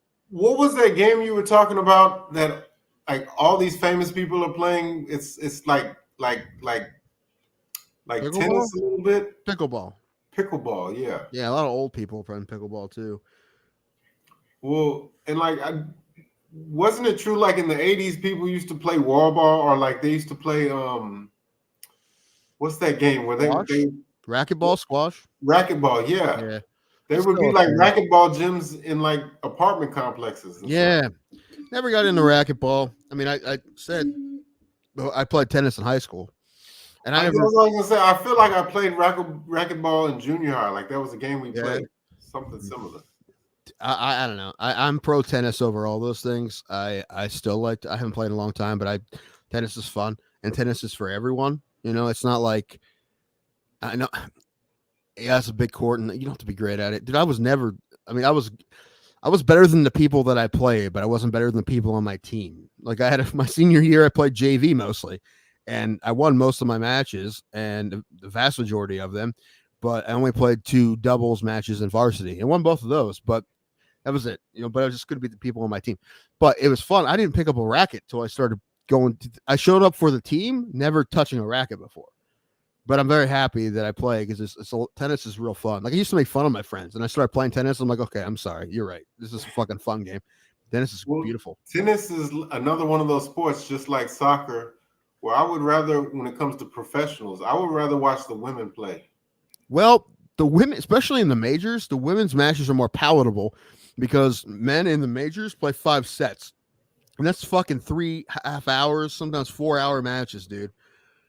That's crazy, dude. Like, what I like about 3-set matches, it's a movie length. You might get 45 minutes, you might get 2 hours, but it's usually not more than 2 hours. That's very palatable matches. It's 3 sets. 5 sets are fucking impossible to watch. Okay, let me ask you this. Would it be fair to say that Serena Williams, if you did a Mount Rushmore of the greatest American athletes, Ali, Jordan, those, would it be fair to say she could have a face on that mountain because she is? How many is Mount Rushmore's 4, correct? 4 people, yeah. Yeah, I feel like you feel like a piece of shit if you didn't put a woman on there. She'd be the obvious number 1. But I mean, when it comes to American tennis, she's greater than any. It wouldn't be fair to say she's better than any man when it comes to Americans. As far as accomplishments, 100%. Yes. Yeah, like yes. Who's the top American? Like Andre Agassi? Is he Agassi? But no, she has more accomplishments than all of them. Yeah, 100%. But she would also lose to them in a straight up match. Probably. Yeah, probably. But that's not the point. She's admitted a woman. that though. Yeah, she knows that. Dude, she'd probably lose to John McEnroe now. But you have idiots that do think that like Venus could beat like a top 500. They've done that before. I know, and she's lost to the 70s. Yes, Billie Jean King beat Bobby Riggs. So Bobby Riggs was 55 years old. She was in her prime. She was number 1 or number 2 in the world. and Bobby Riggs was 55 years old. And an a lot of awesome people chauvinist. he was hilarious. And to this day, a lot of people think that he tanked it on purpose. I'm not gonna go down that conspiracy hole, because it doesn't make sense to me that the number one tennis player, a woman tennis player, could beat a 55-year-old man. That makes sense to me. But when he played, hold on, real quick. When he played Margaret Court, he beat the fuck out of Margaret Court. She was number one at the time, and Margaret Court has won more majors than anyone. He beat the fuck out of her. I think honestly, he did that to make. Now that I've heard that conspiracy theory, it makes sense. It really, such a fucking degenerate gambler that it you know what, dude? Steve Carell did a great job playing him in the Battle of the Sexes movie. And Emma Stone. That's a good movie. I never saw that. I want to see. It's good. It's good. I'd recommend the documentaries first, but the documentaries on it are fucking. Or awesome. the Billie Jean King documentary is beautiful. I love it. Billie Jean King is like, that's another one. Like you're talking about. Yes, Serena would be up there on the Mount Rushmore, but of American athletes, but. And Billie Jean King wouldn't, but she's so important to sports, women's sports. I think they would be at least 10, 15 years behind where they are now in every sport if it wasn't for Billie Jean King. 100%. We spoke about this before. That match, the Battle of the Sexes, took place in Houston at the Astrodome. Yeah, that's and another. Sold it out, and TV numbers were insane. Howard Cosell. Ladies and gentlemen, welcome to what we are about to watch, which I have affectionately called the shirt versus the skirt. She would be up. I can't do it. I'm trying my best. She would be a decent looking woman if she. He said things like that. Like not a bad looking lady. If she only smiled more, would she get a date from a man? But this is okay. This is I have a legit question. What sport could we assume that a woman could beat a man in his prime? Both athletes in their prime. Is there any sport, do you think? Chess, ping pong, probably. Shooting. If CM Punk fought Chris Cyborg, shooting, yeah. If CM Punk fought Chris Cyborg, who wins? Chris Cyborg's fucking CM Punk up. Like, I will even say, like, CM Punk would get his world caved in by Chris Cyborg. He could be over twice as strong as someone he's fighting and stuff because he doesn't. He could be on roids and try and beat fucking Cyborg, and she's gonna whoop his ass every time. I think a lot of women would beat him because he doesn't know how to fight. Mm-hmm. Not like they do. But what were we saying before? Oh, sports that like shooting. Most of the ones that aren't physical. College swimming, pitch, thank you, 2 joints. Fast pitch softball. They do really. I think there'd be some that underhanded style that is hard to hit. Pitch softball. Have you seen when it happens? Have you seen when Jenny Finch used to fucking face Albert Pujols and shit? No, but I was going to ask you guys: do you think you could actually put wood to leather if she pitched her hardest? Finch? No. Yeah, any of them. No. Well, listen, I'm garbage. I have a hard enough time in slow pitch, but no. You don't think you could even make contact if you couldn't foul tip? You couldn't. I don't think so. No way. I'm gonna say no. Especially if she had all pitches in play. No way. Mm-mm. Dude, plus, you're so close, dude. They throw 65, 70, and they're like 40 feet away. That's like that's like equivalent of like 105. I would have to be on. I'd have to be on. Yes.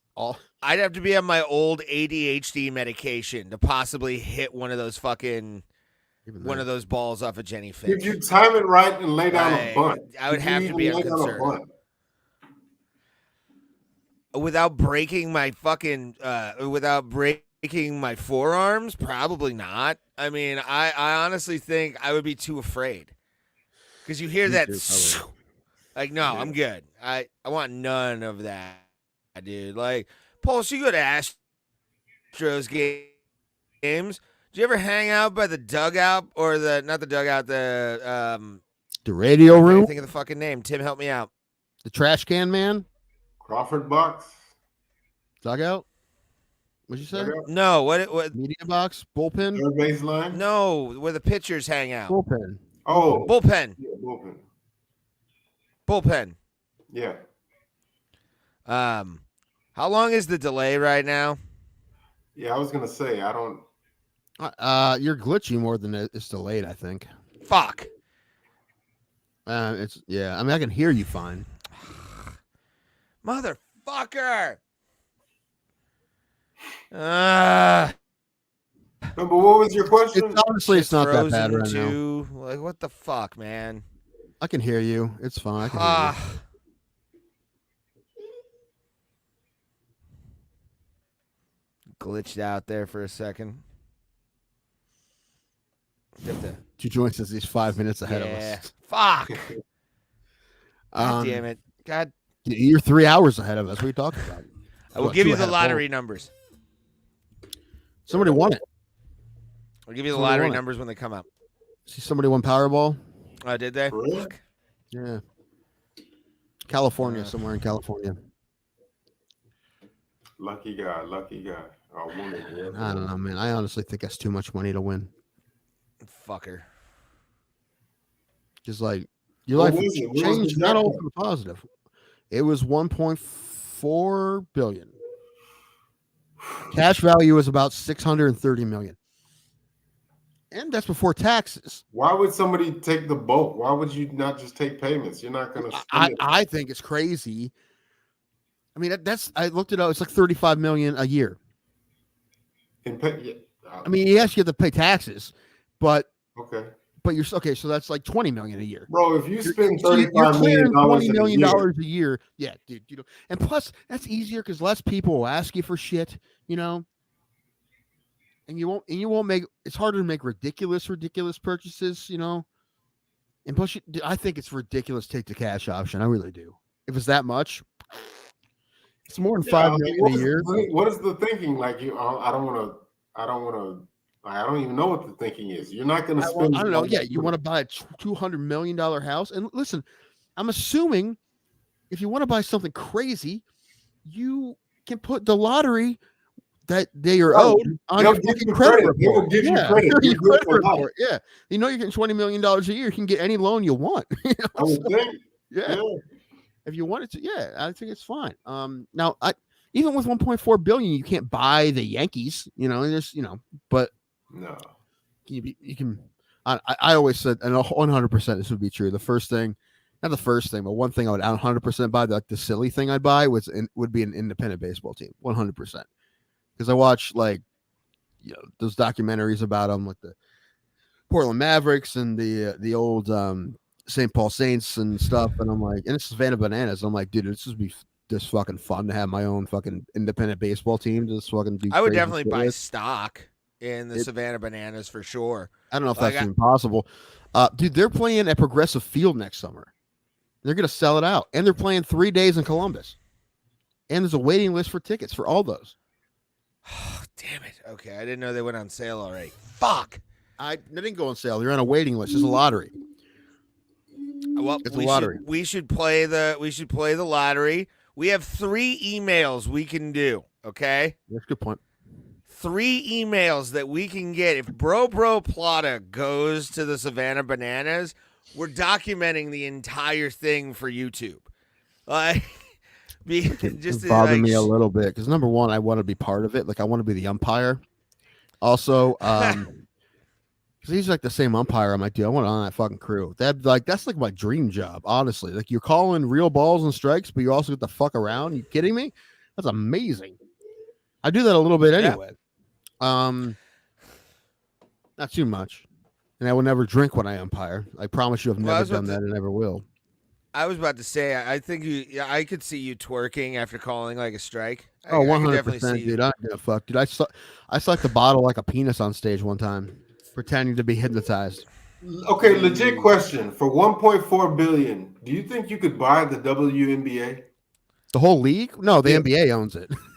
It's owned by the NBA. Can you own a team? Yes, probably. Yes. Oh yeah, a couple mil. I could probably. I would have some sort of professional team in some sport that I would like fucking go all in on. It would be my fucking life, dude. But independent baseball sounds like the most fun to me. No, I mean the whole league. How much do you think the NBA would charge for that? Because it's not like they're making money. They probably would love to get rid of it, but the thing is, they can't let it die. You know, if they think it's gonna die under someone else's ownership, then they're not, because they're gonna look bad if they let it die. So I don't even think they would sell it, honestly. Even though it's costing them money, I think. Isn't the finals aren't happening now? I don't know. Yeah, it's the Aces and New York. The Liberty. Hey, credits to both of you guys for knowing that. I had no idea the season was going on. Did you tell me a city? I'll tell you the name of the WNBA team. Go. Wait, let me finish something. Pulse, the only reason I know the WNBA finals are going on right now is I went to an open mic in the west side of Cleveland last night, and they had the WNBA final on, and I saw that it was Aces versus Liberty. There's the Liberty versus the Comets used to be. Yeah, I think that was the finals pretty much every year. It was New York and Houston. Pulse, please look up the WNBA roster of teams. Okay. And I want you to give me 3 teams. We'll see if I can go 3 for 3.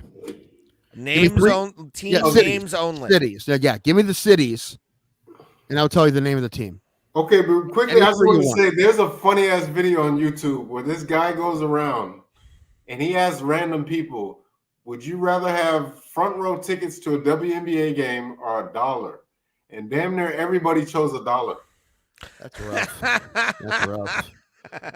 I go to an Aces game. I love floor seats to a WNBA game, dude. That'd be fun. Me too, bro. Like, don't get me wrong. I'm not rich, but I have $1. I wouldn't want to go to a WNBA game. I want to go to front row. I would take front row. Yeah, I would do that all day. Let's be in the front row.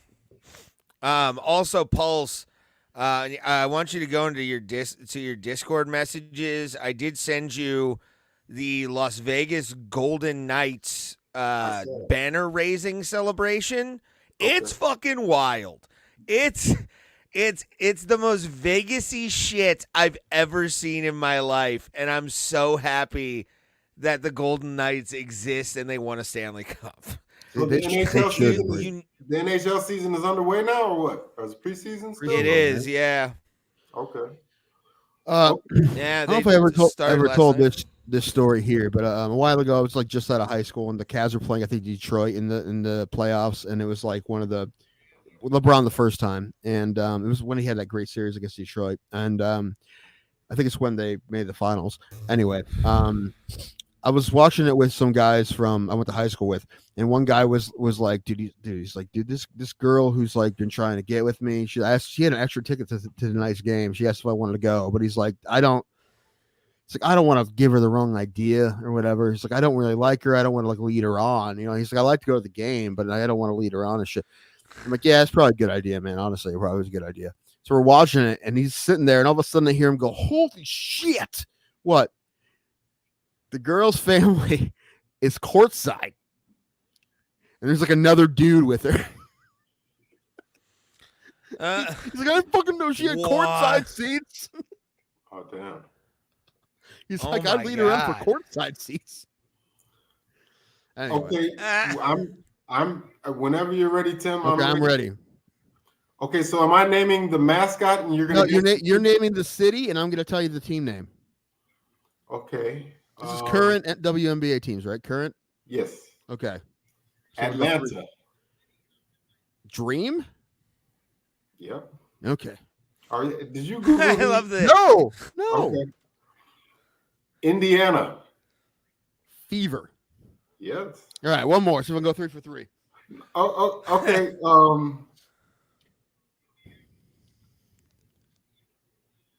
That one you'll get. Chicago. Sky. Yes. Let's keep going for a second. What? Let's keep going for a second. Right, that's fine. Minnesota. That's the Lynx. Yeah. Washington. Is it Mystics? I think Tim is a closet WNBA fan, man. He knows all these names. Okay, Phoenix. No, Tim. Pulse. Here's the thing. Mercury. Yes. Yeah, he knows. Okay, Seattle. Pulse. Storm. Seattle Storm. Is that wrong? No, you're right. Okay, New York. Liberty. Las Vegas. Aces. I guess let's go down the whole thing. Fuck it. Dallas. Ooh. This is gonna be the one that gets me. Can we go back? Let's go back to Dallas. Okay. I'm sure you know Los Angeles. Sparks. No. You have to answer the Dallas one right fucking now. I'm sorry. You have to do it. No, no one else would fucking You know. can't pass. You gotta either be like, I don't know it, or do I know it? No, I want to make sure I know the other ones first. And if it's just only one, No. That's not fair. You're you don't picking fucking your know own any of these, shot so get here. out of here. I've named Dude, them. I don't know. Is it Wings? Yes. And that's it. Apparently, and I only know this because I looked it up, there are only 12 WNBA teams now. Oh, wow. So I knew them all. Yeah. You're a fan. Yeah, too. 'cause Feminist of the year. It's one of those That things. I'm also really good with college mascots too. Like I just one of those things. Like my therapist told me where she went to schools in the middle of Pennsylvania. It was like a school that has a D3 team, and I knew the name of that. I'm like, it's just one of those things. One of those things. Well, we also grew up, all three of us, really, on. I can't believe I got One wings. But it took me a minute to get wings. I almost said flight. Wings. The games, the video games we played, we were inundated with logos. So like NCAA, all that shit, man. Like, yeah, I know a lot of college football or football teams where I'm like, I wish I didn't know. You remember the road to the Heisman mode? You had to pick a major. Yeah. Remember that? Yeah. And one of them was like 1A or 1AA mascots. Okay. Yeah. You had to take tests. I fucking aced. I was on the defense, bro. Can we keep this going real quickly? Okay. Can you name a player in the history of the Seattle Storm? Sue Bird. Okay, that's one. I can't. Oh, I can't do this for every team. Can you name a player in the history of obviously the Sparks? I'm sure you know. Lisa Leslie. The Liberty. Rebecca Lobo. Yeah, Rebecca. Everybody remembers Rebecca Lobo, that tall bitch. look like should be John. Her and John Elway would birth a horse. What? Can you name one in the history of the Minnesota Lynx? What is her name? Williams. The woman who just married the convict. Well, I mean, he was. Forget her fucking name. Is it Michelle Williams? No, it's not Michelle. It's something like. I know her fucking face. She married a guy who was wrongfully in prison. She helped get him out, and then she married him. I can't think of her name though. I think I might be stumped. Something Williams. Maya Williams. Maya Williams. Perhaps I couldn't say. Yeah, I don't know. Yeah, like literally, I stopped paying attention after Taurasi played for Phoenix, right? And Brandon Stewart plays for Seattle, I think, right? I think Brittany Griner plays for Phoenix too, right? I couldn't tell you. She's not smuggling marijuana Candace Parker in with Vegas.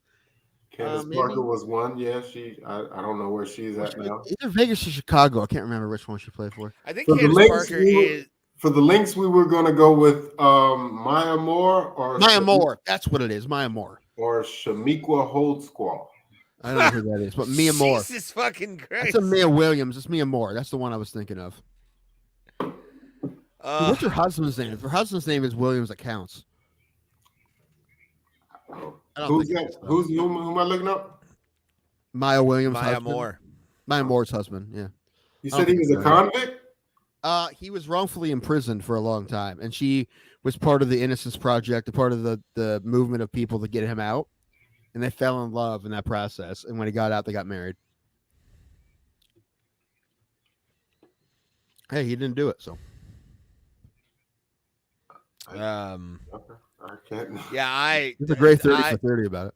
I fall into that category Bill Burr talks about, where it's like, why don't you go to the games? I love that bit because it's 100% true. And I watched a bunch of reaction videos, like feminists react, and they're all like, he's right. Like, I haven't heard anyone say. The only thing I did hear, and it was not actually a decent point, he's like, well, I'm not a basketball fan, though. I'm like, yeah, okay. That's fine. But but you then women who are basketball fans don't go to those games either. So, yeah. Well, I was about to say, like, you complain about, like he said in the thing, you complain about equal rights and all that kind of stuff. you don't go to the WNBA game. There are Like, enough. like There are enough women who like to go to NBA games that could sell out WNBA games. There's enough of them, and they don't go. Yeah. They don't go either, and then they talk shit about pay. You know, the thing is, the women who sell the most tickets, who sell as many tickets as the men, make comparable money. Like the UFC, like tennis, women's tennis, like they win a major, they wouldn't make the same as the men. So I think people, it's comparable. So it's just ticket sales, man. That's not. It's just, you got to understand, some of the games are competitive, but in the WNBA, you're gonna see a missed wide open layup or two. It's gonna happen. I said this at my comedy let's show. go Rangers. The MMA holes. Yes. Here we go. Hold on, let's go. Let's put this up here real quick. Here we go, Rangers. Here we go. Here we go, Rangers. Here we go. Here we go. Oh, Rangers. Here we go. Yeah, you saw that pulse, dude. Screw the fucking Diamondbacks. Astros. I do feel bad for our dude Roberto Hernandez, though. That guy is a sweetheart. Diamondbacks are doing good. Diamondbacks swept the Dodgers. Yeah. Yeah, they had 84 wins. Ha Roberto Hernandez. Ha. Don't you ha that man. That man is a saint. That man bought us really nice. It's a tickets. friendly ha. I know he gets it. He's been cool. I've been messaging him. He's a cool guy. He's the man, and he sent us fucking awesome. Oh, he's talking about the hockey Rangers. Anyway, either way, that's fine. Oh well, let's go Pens. Let's go Pens. Pens. Do you know, Ray? Do you know who Jim McIlvain is? We spoke about him before, right? I think, yeah. Mattress Mac. Oh, yeah. Yeah, so he's got a wager going on. Again? With the Astros? Like free mattresses? That's a great deal. You know, he won he did a it last few years year. back. He won like $75 million. Oh, did he? That's why he gave everybody fucking mattresses for free. Yeah. Yeah. Did he say like everybody gets a rebate or some shit like that? And he obviously did it. He had to have. Or else we would have heard about him welching on his bet. I don't know, but he's got another bet going on with some politician from Minnesota. But yeah, Jesse Ventura. Al Franken. No, they're both wanted. You know what? I'll look that up, but I don't. Is Al Franken in politics now? Oh, he was a senator for years, but he got canceled. Wasn't he on Saturday Night Live? Yeah, he was a writer on SNL. Yeah, he was for years. He was a senator, I think, Minnesota, and he got canceled, and he had to resign. Why? What did he do? There is a picture of him. They were in like some sort of USO thing or something, and there was a picture of him, like a female, soldier or woman, whatever, and he had his hands like on her breast, taking a picture like this when she was asleep. Yeah, it wasn't good. It wasn't good. Something you don't do, right? Right. Not unless someone is like your best friend, you know? You don't fucking do that. Oh, fuck. Hello, who's this? This isn't gonna work. I heard Minnesota Lynx and I came running. Uh-huh. Not very well, it seems. Not very well. The delay is not good. It's fine. Hi, Jesse. How are you? I'm okay. How are you, Tim? Pulse, good to see ya. What up, Jesse? What up, Mr. The Body? The Body. Mr. The Body. I'm the Body, okay? That's Mr. The Body. Thank you for telling me how to, or thank you for addressing me properly. I know who I am, okay? This is not a good voice that I do, but it's there. Jesse, are you going to run for president next year? Maybe. Okay, what are the factors here? What has to happen? I say do it. I got to have Robert Kennedy as my running mate immediately because we're both anti-vax, so we're already there. He's running himself. You know what? I have a great running mate for you, and I think you know what I'm going to say. He's from not quite Minnesota, but pretty close to Minnesota. I think you guys would be together on a lot of things. Mr. Pat Miletich. I think Pat Miletich would be a great running mate for you. I would Ventura Miletich card. I used to be really over in Iowa, so yeah, me and Pat could get along on a lot of things. Man, that would be an amazing ticket, dude. Fucking Ventura Miletich, dude. 9/11, 9/11, 9/11. That's our platform. I wouldn't vote for you, but it would be great if you ran. Why wouldn't I secure your vote? Because you're crazy, Jesse. You're fucking nuts, dude. I'm crazy like a fox, though. Okay. What does the fox say, Jesse? Do you know what the fox says? It says eek, eek, eek, eek, eek, eek, eek, eek, eek, eek, eek, eek, eek, eek. Nailed it, man. You nailed it. It's good to know what the fox says. I used to listen to what the fox said, or what does the fox say in my compound in Mexico. Yeah. Mm-hmm. Well, last election you ran for president of Alaska, which, I mean, listen, why did you do that knowing that you couldn't actually win the general election? Because all you're really doing was taking votes away from the person who would eventually win. And in your case in Alaska, it would have been the Republican. And so why would you run knowing I'm not a Republican, though? Yeah, but here's the thing. You knew you were going to just take votes away from someone. Why would you do that, knowing that you're not going to win? You know what you're going to do is fuck up the election in Alaska. Tim, do you know how much oil is in Alaska right now? A lot. Yeah, I could be a billionaire. Could you? Texas tea. I'm going to move all my family down to Beverly. Mm-hmm. Hills, that is.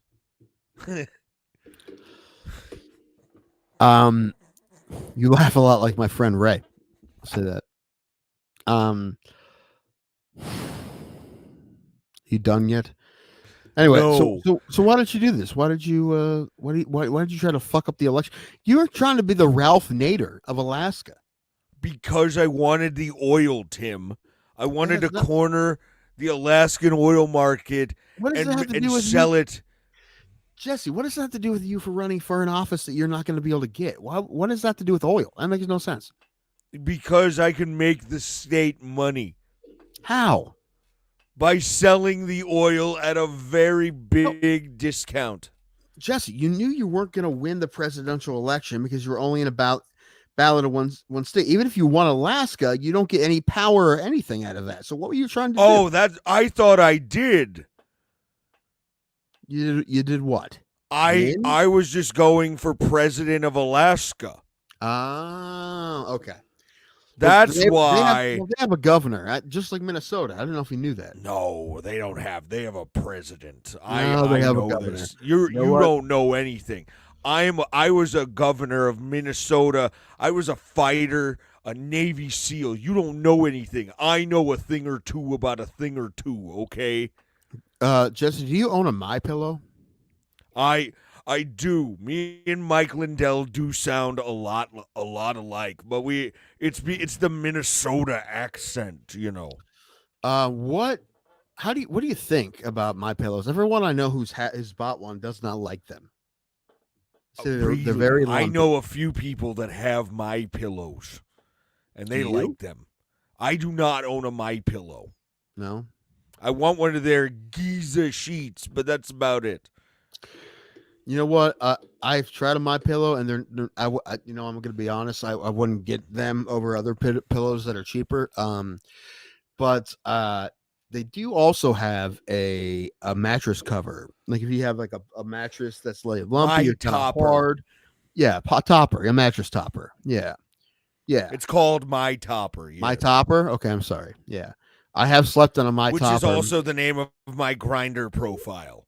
Good. That's good. I like that. It's a good name. My grandparents are Fox News people, so they have bought My Pillows and I've used them. They're not great, but the My Topper, not too bad. Not too bad than My Topper. I will say that. I'll give him that. I knew a guy who brought his own My Pillow to a hotel in Pittsburgh. It was weird. Ryan Kills, how's your My Pillow?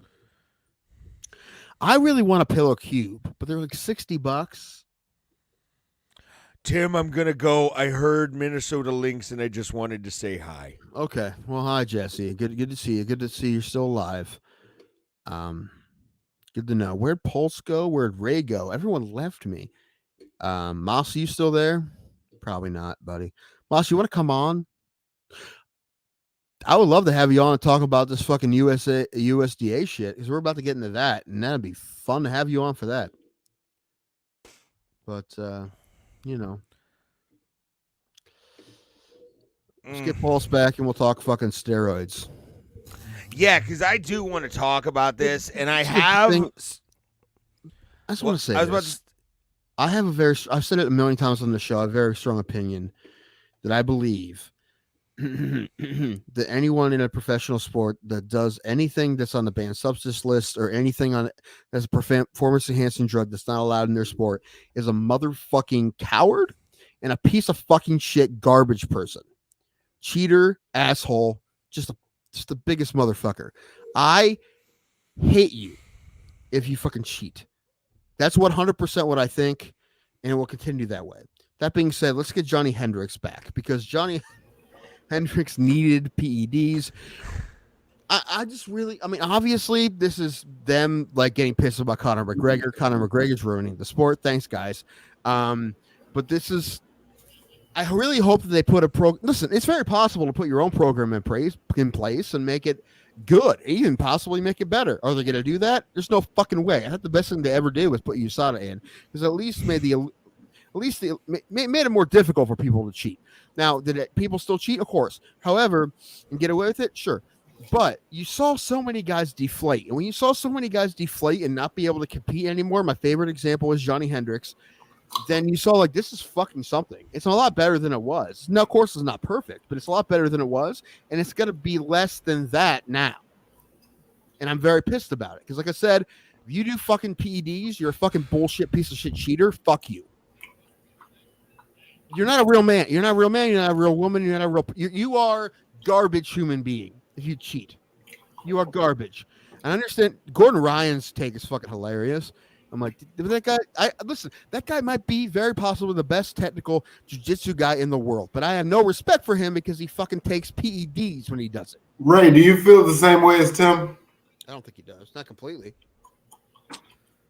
60-40? Yeah, I mean, it's... My thing is... With this comes a lot of issues. There's gonna be a lot. I may stop watching. I'm not kidding. This may kill my fandom. I will not stop watching. If it gets bad, I will kill my fandom. If it gets real bad. Yeah, if it gets like super bad, where like you on it, like 2001 on fucking. Guys that want to be clean their whole lives, or all of a sudden, if like fucking Wonder Boy gets fucking 20 pounds heavier muscle, when it gets real bad, I'm like, I can't fucking watch this anymore because I fucking. Well, if you feel this way, if you feel this strongly, then you cannot be a fan of Tyson Fury. What does he take? Whoa! Has Wada gone? Excuse me? You didn't know? Why are you going after my king? He's never failed a test. Shit. Did he? Pull it up. Pull it up. Give me evidence that he has failed a test ever. Don't go to that fucking Deontay Wilder sheep blood bullshit or whatever the fuck. No, I don't believe that. I thought you knew. No, I didn't know. Okay, I'll be right Never back. repeat. Yeah, no. If that's true, then yes, I 100% feel differently. 100%. Now, do I give everybody maybe one? Sometimes. You know what? Why Tim Means isn't like my favorite fighter, although his last win was great, because the Dirty Bird pissed dirty, at least once. And it was when people started deflating, and not just Johnny Hendricks, but he was the craziest one. But when people started deflating, you're like, okay, this was a problem, and this is better than it was. Is it perfect? No. You know what? In theory, UFC could have it even more a comprehensive drug testing. They could if they wanted to. They're not going to. because obviously they decided to part ways with USADA because USADA's like, dude, we don't do exceptions for anyone. Conor doesn't, and they're like, well, it's Conor though, so they're gonna say, man, I love the product, but hate this organization. I say it all the time. Like it's fucking Well, here's the thing. Don't say they never did. Never what? I thought you guys knew and just were just dismissing it because you liked them so much. No, I didn't know. No, dude, I never give anybody. He failed. I'm dismissing it because I do like him so much. Well, I won't, because I'm like the fucking hardliner on this, dude. He failed for something called a substance called nandrolone, blamed it on tainted meat, and then they found out his story was bullshit because he tried to pay off a farmer to say that he sold him some steaks that had tainted meat. This is all documented. Hold on. How long ago was this? 2017, something like that. Oh, okay. Right after he beat Klitschko. 16. 16. I will listen. I'll give everybody one. No one gets more. Dude, even the fucking baseball writers gave David Ortiz one. Listen, this is how far. But even then, like, no, it definitely taints them in my mind. 100%. No, but maybe 50%. This is how deep it goes. His father, John Fury, they have voice recordings of him threatening the farmer. He was like, because they offered him hush money, and he was like, apparently after this is why the whistle got blown because the farmer never received his money, and he's like, you made millions of dollars, and his dad actually called him, and he's like, my son will pay you. They got his dad. Don't fuck with farmers, bro. This is the last person on earth I'd fuck with. No, I didn't know this story, but now that I know it. Yeah, dude, it fucking dampers it 100%. I didn't know that. I honestly did not know the story, Paul. And now that you tell me, it fucking dampers it. This is completely, but a good bit. This is why I say Deontay Wilder is the best boxer of this generation because he did it the right way. He got his belt off of pure American strength. I've definitely changed my mind on Tyson Fury a good bit because of this story. Don't. No, listen, I don't believe this is a thing. Listen, Paul. Well, you don't think it's real? Listen. No. I am. I can say I've been on this train for a long time, and there's people that said, "Oh, they should just let it happen in sports. Baseball was better." I'm like, you garbage people. I'm such a hardliner on this. Also, there's rumors. Maybe I shouldn't say this out loud. I've said it on here before. Rumors that the guy that I fought 10 years ago was on steroids. Probably because his uncle is the guy that you talk to if you want it. Because he has a fight. He's a bodybuilder. He takes shit. He's the guy. I want to point this out. Both Jeff Bagwell and Craig Biggio, two Hall of Famers whose names were never on the Mitchell Report. Yeah. Out of all the names that they named, Bonds, Palmero, they never talked about Bags and Biggio. I want to state that. I know. That's all I want to say. I know. And listen, I believe it with Biggio.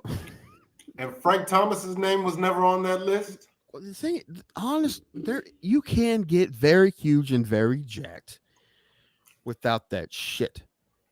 Say that again. What? Say what you just said. I didn't hear. You can get very huge and very jacked without that shit. Some people can. Everyone's different. I understand, but like some people will say everybody from that era was on something. I'm like, no, not everybody. But you can go back and look at those films, and you're like, dude, I didn't fucking realize. Like, just like the backup catchers fucking got muscles on muscles. You're like, what the fuck, dude? Yeah, no, not everybody, you know. But when it was rampant like that, more than now, yeah, I would say now, I'd say less than 10% now. In baseball, less than 10%, probably less than that, honestly. Because listen, baseball does pretty decent testing. NFL, you hear from you think they don't, but you hear from guys. They're like, dude, it was pretty comprehensive. So as long as the UFC fucking makes it. However, I feel like when they start suspending people for PED use, it's going to be guys that like are on the bottom of the roster. You'd even know we're still on the roster. It's going to be those guys that get PEDs. It's not going to be the big, like if there's a top 5 guy that gets suspended for PEDs post USADA, I will be very surprised. Well, this is my only thing. Let me run the drug testing. This is Okay, how I knew I'll be Jeff in my Bagwell. car, drive around the country. This is how I knew Bagwell was clean, because it's not so much about guys getting big. Steroids are used for recovery, and if you look at how much time he missed because of injury, Yeah.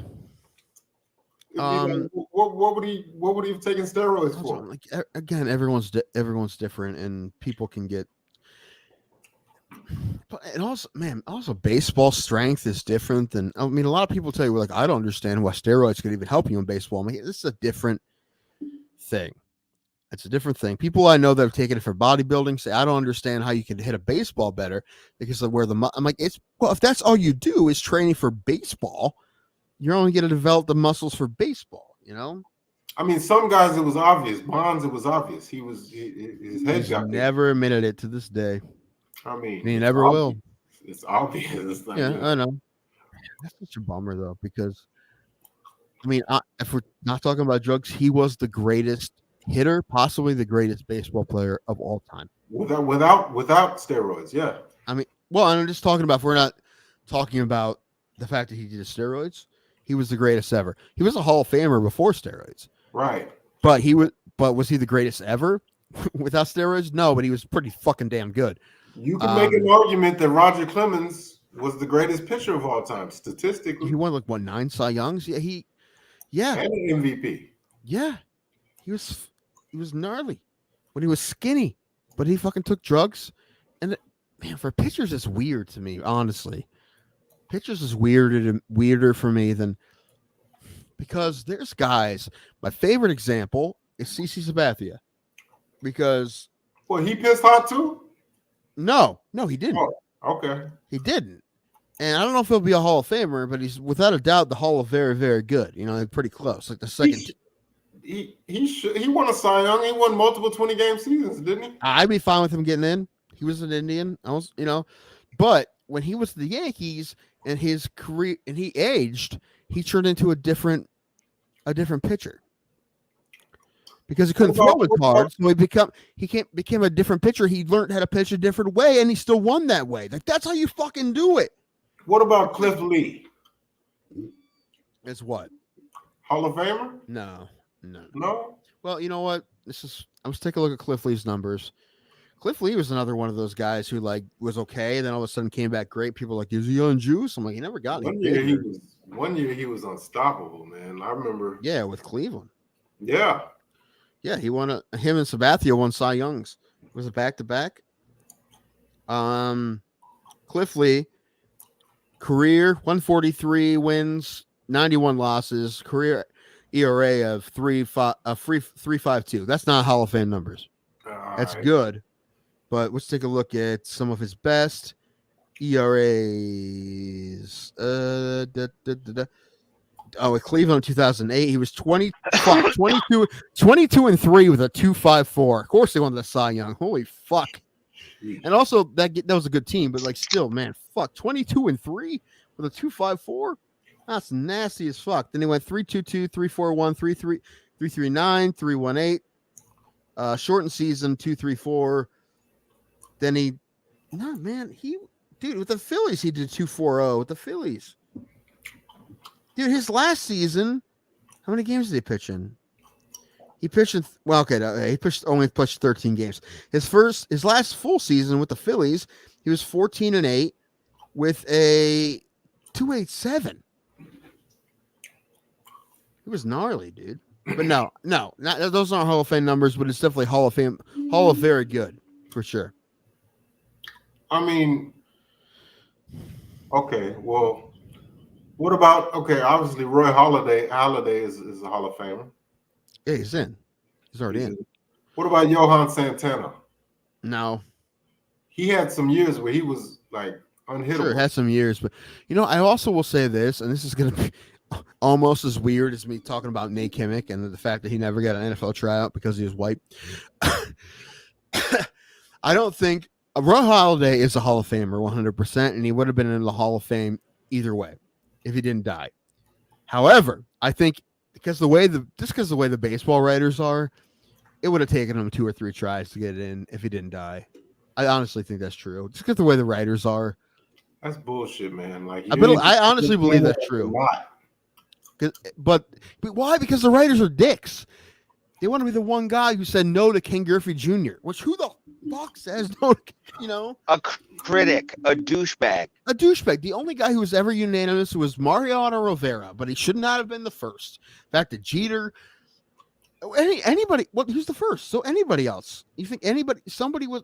I just don't like it. It's like it's the only power that they yield. It's like you're either like these guys. These reporters will hold grudges against players and then use it against them at the end of their career. And there is, I would say, 1 in 100 people who officiate sports, umpires or whatever. I've met maybe 1 or 2 of these guys that are kind of the same way. That's the only place in the world where they have attention, where people are paying attention to what they're doing, and when they have any power and they abuse it or they're ridiculous with it. Yeah.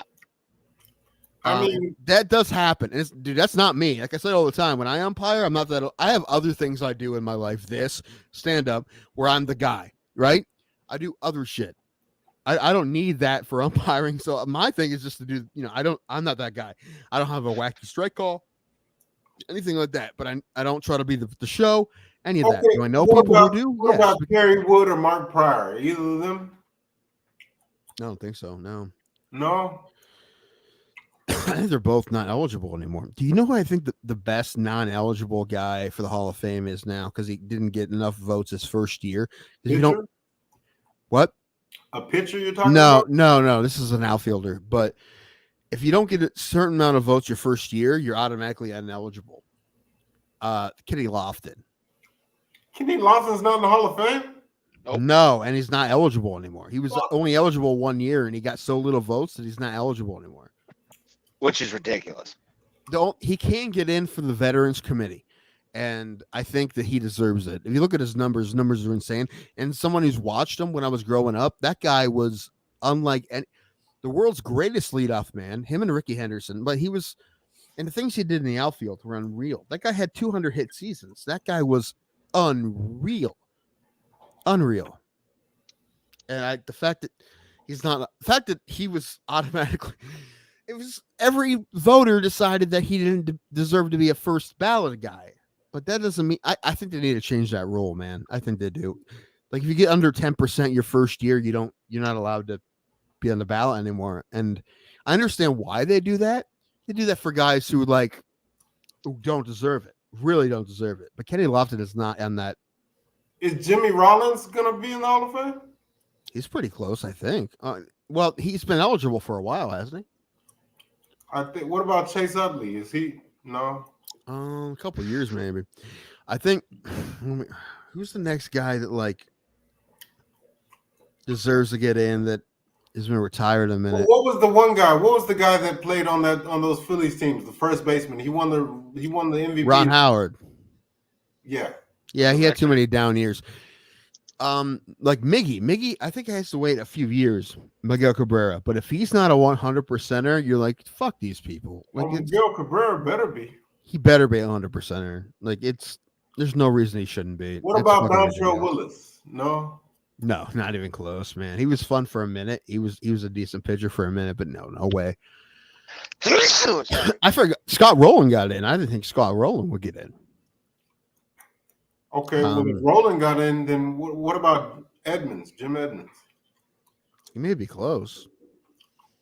Did Todd Helton get in yet? Todd Helton's pretty close. Is Larry Walker a Hall of Famer? I think he got in. One of those two Rockies got in. Oh, let me see. I think it was Larry. I think Larry Walker got in.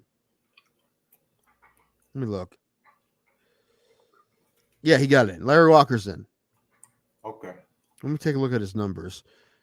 313 batting average, 383 home runs. Yeah, dude. Those are Hall of Fame numbers. Yeah. Todd Helton's pretty close, though. What about that pitcher for Seattle? Hernandez. Felix Hernandez. I'd say yes. I mean, I don't. Let me look. Dude, fucking Todd Helton, 316 batting. Yeah, fuck. Dude. I was there when he broke. If you bat over 300, you have a good case to be a Hall of Famer. How many hits does he have? Todd Helton? Yeah. 25-19. Yeah, because I remember watching the game where I think he set the Rockies record for most hits or something like that. I was at that game. Well, they say if you join the 3,000 club, you're automatically in. So he's just short of that. Felix Hernandez is not in yet. I don't know if he's been eligible yet. No, probably not, because it's only, what was his last year? His last year was 2019, so he may not be eligible yet. Or maybe this year. What about but his career numbers 342, 169 to 136. But when he was fucking at his best, he was fucking nasty. Yeah, his last few years are real inflated. So I take those out. Go ahead. What about Giambi? Because he pissed hockey. Nah. He's not gonna make it. Yeah, dude. And also, he was one of those obvious guys too. And he had a big homer in his last hurrah with Cleveland. One of my favorite Tom Hamilton calls was that Giambi home run when they were trying to make the playoffs. But yeah, USADA. By USADA, it seems. Speaking of steroids. What? But oh yeah. Can you hear how shitty is my quality right now? Oh, it's not good. Not good. I mean, it's worse than your phone. I mean, is this your phone? No, it's my headset for my Xbox. This sounds like a tape that you would hear on a true crime series from a cold case from 1979, like an interview cassette tape. That's what it sounds like. Ow. It's not good. I can't even hear you. That's the problem. I can't even hear your response. It's bad. It's very bad. What's going on with the laptop? It's like walkie-talkie. How about now? It's not good. Video's fine. Listen, video's good. Video's good. Audio is garbage. Oh, okay, Tim. We need to talk about this too. This happened go ahead, Pulse. But I was going to talk about the new 294 after this. Well, no, I was just going to ask. What about Vlad Guerrero? He's in. Okay. He's already in. And yeah. If you put a gun to my head and said, "I will kill you if you're right," you get to live if you're wrong. Did Vlad Guerrero ever take steroids? I'd say yes, but he never tested positive. So, and also, dude, that guy was like, you throw a ball at his eyeballs and he hit a home run off of it. That guy was nuts. He was the best bad ball hitter I've ever saw. That was nasty as fuck. Yeah. And one of the great expos. And I really hope, and I think it very possibly will happen in our lifetimes. If we live to average age, at least, the expos will come back. I think it's very possible. Could happen. And it would happen in the same stadium, I think. They're still here. They're called the Washington Nationals. I mean, okay, so them bringing them back they brought back the Browns. Pretty much. Yeah. So it happened right when we were ending the show the other day, but we have a new main event for 294. Yes. And dude, that's the fight I wanted anyway.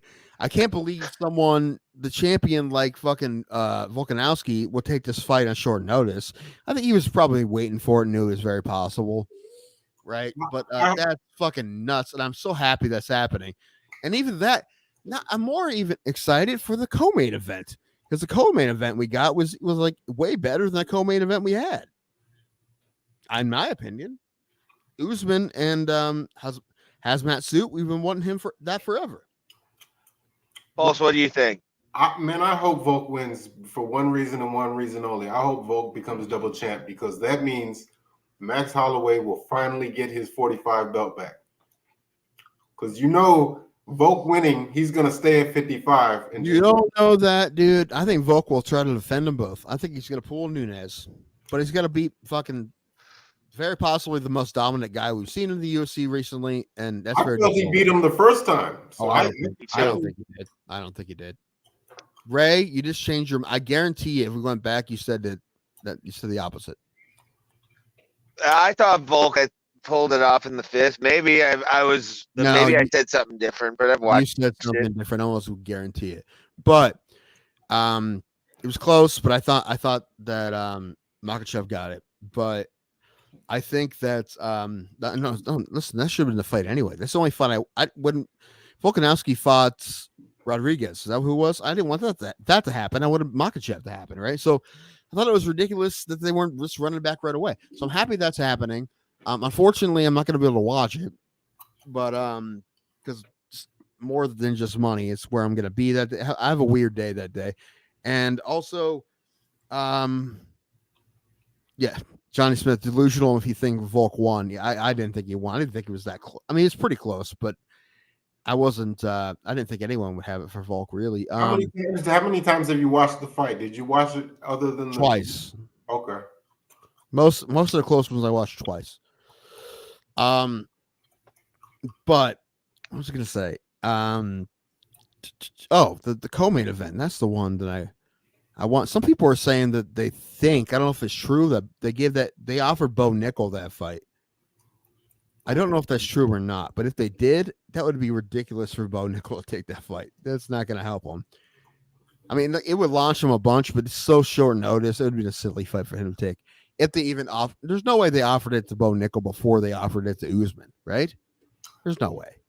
I don't think so. I think Usman has enough skin in the game where they would call him first. And he needs this one, man, right? People forget about the 2 losses if he beats fucking Hazmat Suit. If he beats Khamzat, then they're going to book him against Sean Strickland in the rematch, a man who he's already beaten. That's right. He's already beaten the current 85 champ. This is I forgot. This is the fucking 85 fight. Yeah, this is 85. So, right. Yeah. And it's technically a rematch. Do you guys realize that would be a rematch of UFC 210? Pulse just said that. Oh, did he? Yes. But he didn't say that Ray was there. He didn't say that. I witnessed it live, that first fight. Ray, we got to get you a new laptop. Yes, we do, Tim. You can have my other one. I've been using my mother's because she doesn't use it that much. I've been using it twice a week.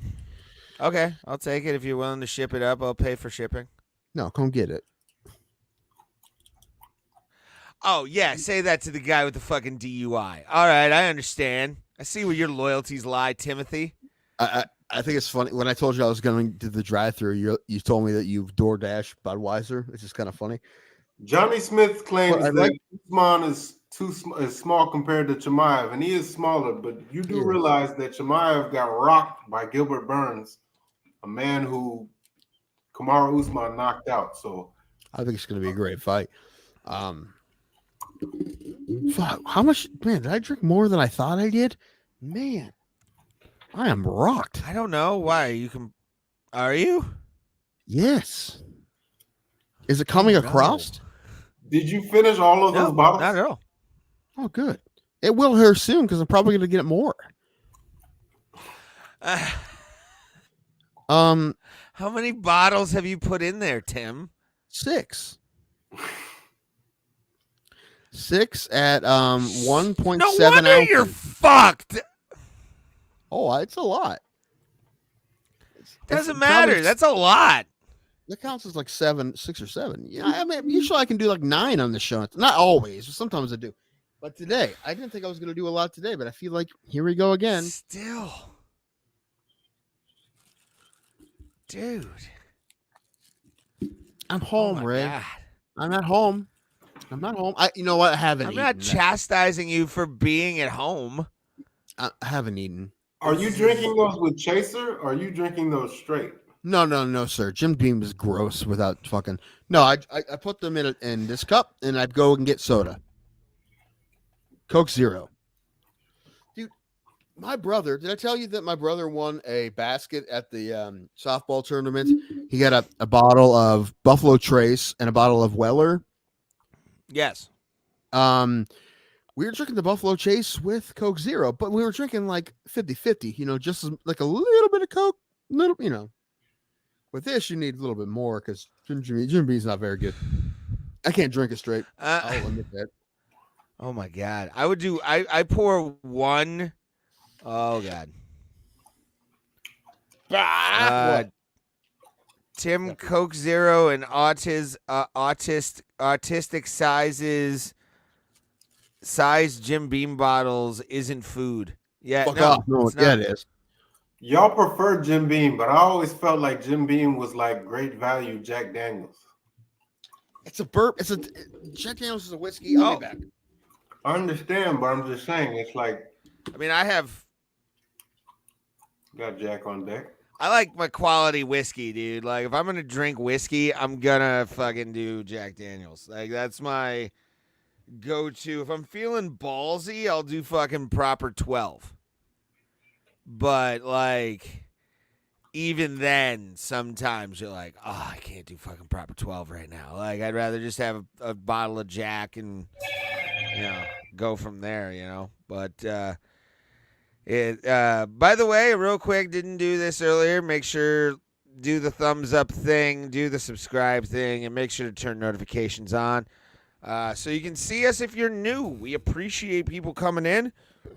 We're going to get into a little bit more of we've been talking a little bit about UFC 294, and I'm gonna say kind of parrot something Tim said a long time ago.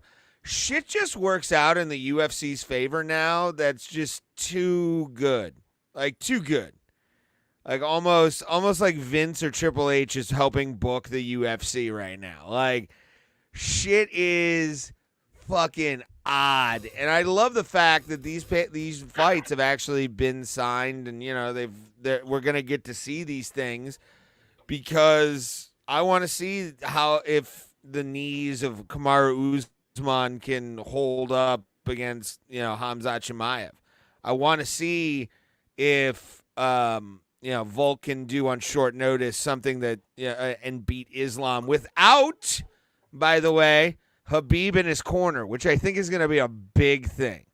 I think that's going to be a massive thing, not having Khabib in his corner for this pay-per-view. Oh, Khabib's not going to be there? Mm-mm. Okay. No, Khabib did what he always does, which is abandon everything. Like, Khabib Nurmagomedov is a garbage human being, and he will never be anything but a garbage human being in my eyes. He set the sport back at least a year with his fight with douchebag Dennis, which, did you see that shit, Pulse? What's that? Did you see the Logan Paul? Did you see the Logan Paul and the press conference? I heard Dennis face. What happened? Did he punch him in the eye or something like that? He hit him with a fucking microphone like it was the WWF in 1994. Like, what the fuck are you doing, dude? Apparently he busted open Logan Paul. Like, this fight could be in jeopardy, and we might get Mike Perry versus Dylan Dennis.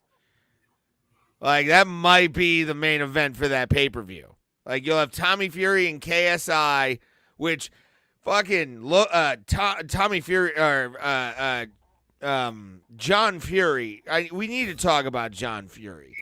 I love John Fury.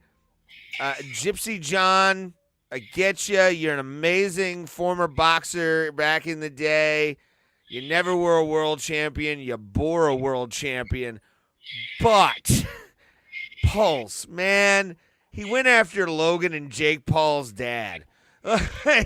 He started attacking Logan Paul's dad. I'm watching this now. That's great, man. Well, to be fair, Logan did throw something at him first. I know, but don't hit him with your fist, not the microphone, you fucking moron.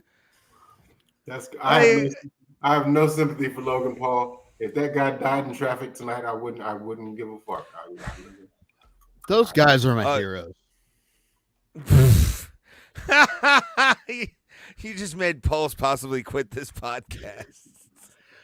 I mean, y'all like him because of the Cleveland connection, but I don't.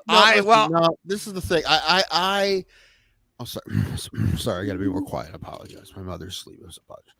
Damn it, Tim. I believe that I would do possibly the same thing they're doing if I was YouTube famous like them. I mean, they're not boxing, but I would be ridiculous a little bit, and I try to find other ways to make money. Logan, I respect less than Jake. Jake, I respect a lot, but I understand the hate, but that's the point I of respect. it.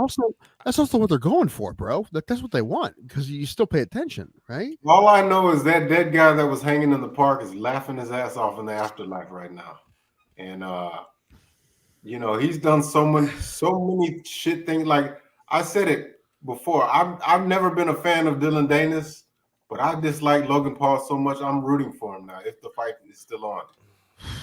Yeah, what are the chances that still happens? Especially with again Mike Perry. Mike Perry, I think, would sell just as many pay-per-views because it's Mike fucking Perry. I hope that. I don't actually hope it is because Mike Perry is going to beat his ass. So I'm more interested in that fight for sure. Yeah. I think most fight fans would be. In my opinion, I don't know.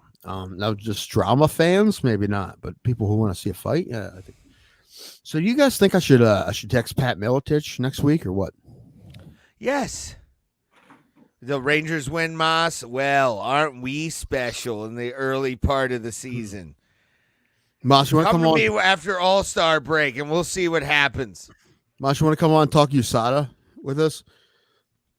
Yeah, Moss, you want to come on? I can send you the link. I do want to talk about this USADA thing with you. Come on, USADA. Come on, buddy. Just a couple 10 minutes. 10 minutes, buddy. And I'm pretty drunk, so you're gonna get that. Also, we're gonna talk about if I should text Pat Miletich next week. Yes. I want you to at least try and do his plan for you. Yeah, no, I'll give it a look, and the thing is, if he asks me to buy his Super Soldier stuff, I'm gonna tell him the honest truth. I'm like, Pat, I can't afford it. I'll just get some vitamin A, like if it's But here's the thing. Tim, you have to realize something. It's not that you have to buy it. Going to hop in the shower and then make fun of Logan Paul. Okay. Oh, good, brother. Oh, good. 10 minutes. All right. Absolutely.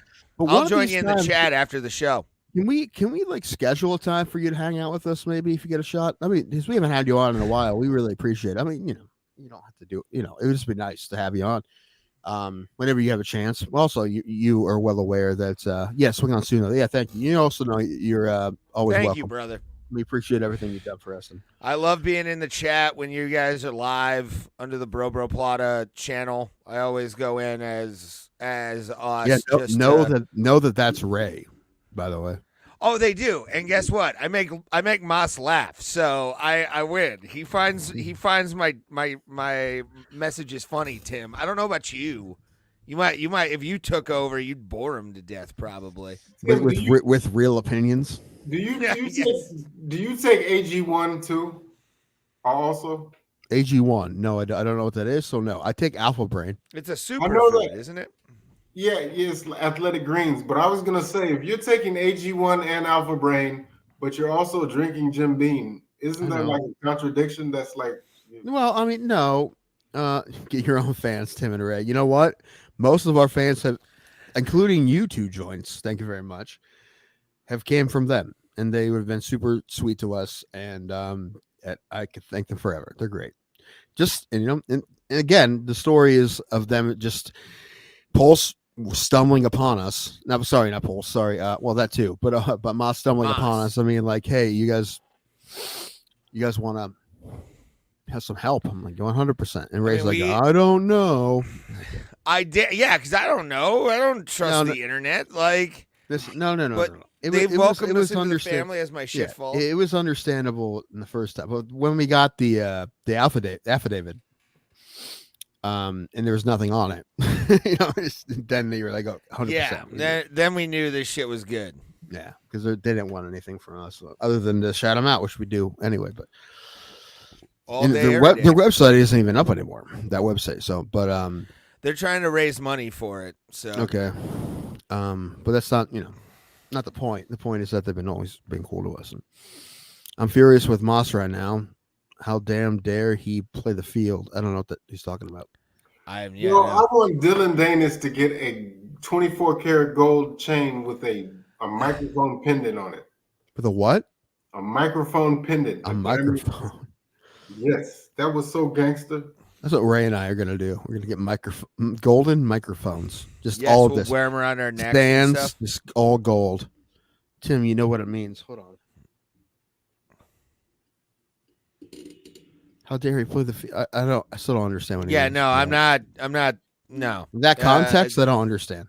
Yeah, yeah, no, we're not. We don't. We're not. No. I don't know what he's talking about. But I have an idea, but no. Unless it's a softball field, then play on, Maz, play on. But it's the whole Dylan Dennis thing. Like, I want him to get beat up so bad. Like, the only thing that I will forgive Khabib for doing is beating up Dylan Dennis because he is such a fucking idiot. Like, that guy is one of the worst human beings I've ever seen online in my life. Mike Jackson is higher on my list of cool people online than Dylan fucking Dennis. That guy, he's gonna get knocked out. And if he knocks Jake Paul out, fucking A, man, cool for you. But I won't respect Dylan Dennis. Like, he's a great jiu-jitsu guy, but I don't respect him as an MMA fighter because he just runs his fucking mouth too much. It's funny. You guys are obviously, it's very obvious you are the wrestling fans here, because I don't really care that much about the fucking shit they're saying behind the scenes. Not that much. Not enough that I'm really excited for a fight just because they're talking shit. I don't give a shit about that. If Dylan Dennis, even the Khabib stuff. Except for maybe Mike Jackson. Well, also, I like Pat Miletich, and this is a goofy fight, and it's going to be fun, but it's different. But for overall, can you guys, can you put Two Joints comment up, please? If this fight goes through and Dylan Dennis knocks out Logan Paul, I'm gonna donate $100 to this show. And you should do that anyway. No kidding. You guys, so-called comedians, bro. I'm trying to be funny. Moss has 82,000 savage subscribers for a reason. I ain't pissing on you guys. I didn't understand the joke. We don't think you're pissing on us. Like, that's no. No. That's the last thing I thought was happening, bro. No, not at all. Yeah. You're talking to two guys who have been in roast battles. So, like, we can take a joke. It's not like we can't. Paul never got back to me, and I think I know why. Me? No, not you, me. Oh. Why? What'd you do to Paul?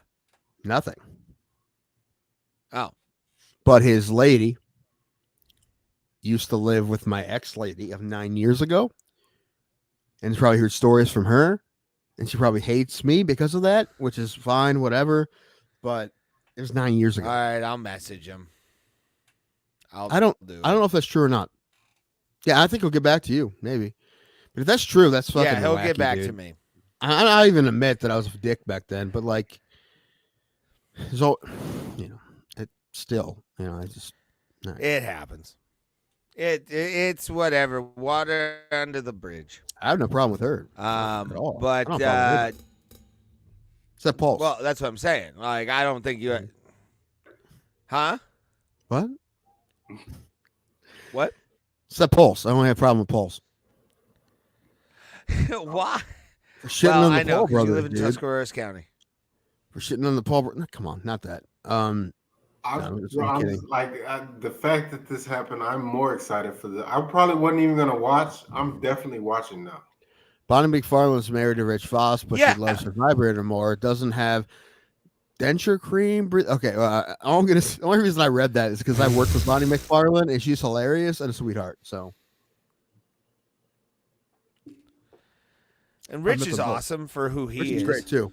I was about to say Rich is awesome for who he is. I mean, I've worked at the club when he was working, but I haven't been on the show with him. But I hosted for Bonnie, and she's great.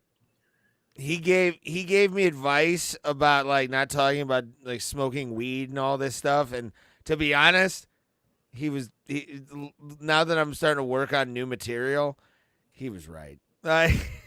He was so right about what he said. Everybody talks about weed too much. Yeah. I love Rich. I have a ticket that he signed. It's one of my like treasured possessions in life. The Opie and Anthony I need to thing? get it framed, but I need Opie. I think is the last. Opie and Bill Burr are the last two that I need. Well, I thought you got Bill Burr. Didn't you get Bill Burr? Not. I got Jim Norton. No, I got Jim Norton. I thought you got Bill Burr. No, I saw Bill No, Burr that's in right, 2022. Okay. That's right. You got Norton. That was the one you got, Norton. I was gonna ask, have you ever Bill seen? Burr's Yeah, gonna I be got a hit next Norton. week. Sorry, Ray's being glitchy. It's messing everything up. Best balls? God damn it! I was just asking, have you ever seen Bill Burr live? Because in my opinion, he's the best stand-up comedian in the game currently. Ray has Twice. I haven't. He's playing like half an hour from me in a couple days, and there's still tickets on sale.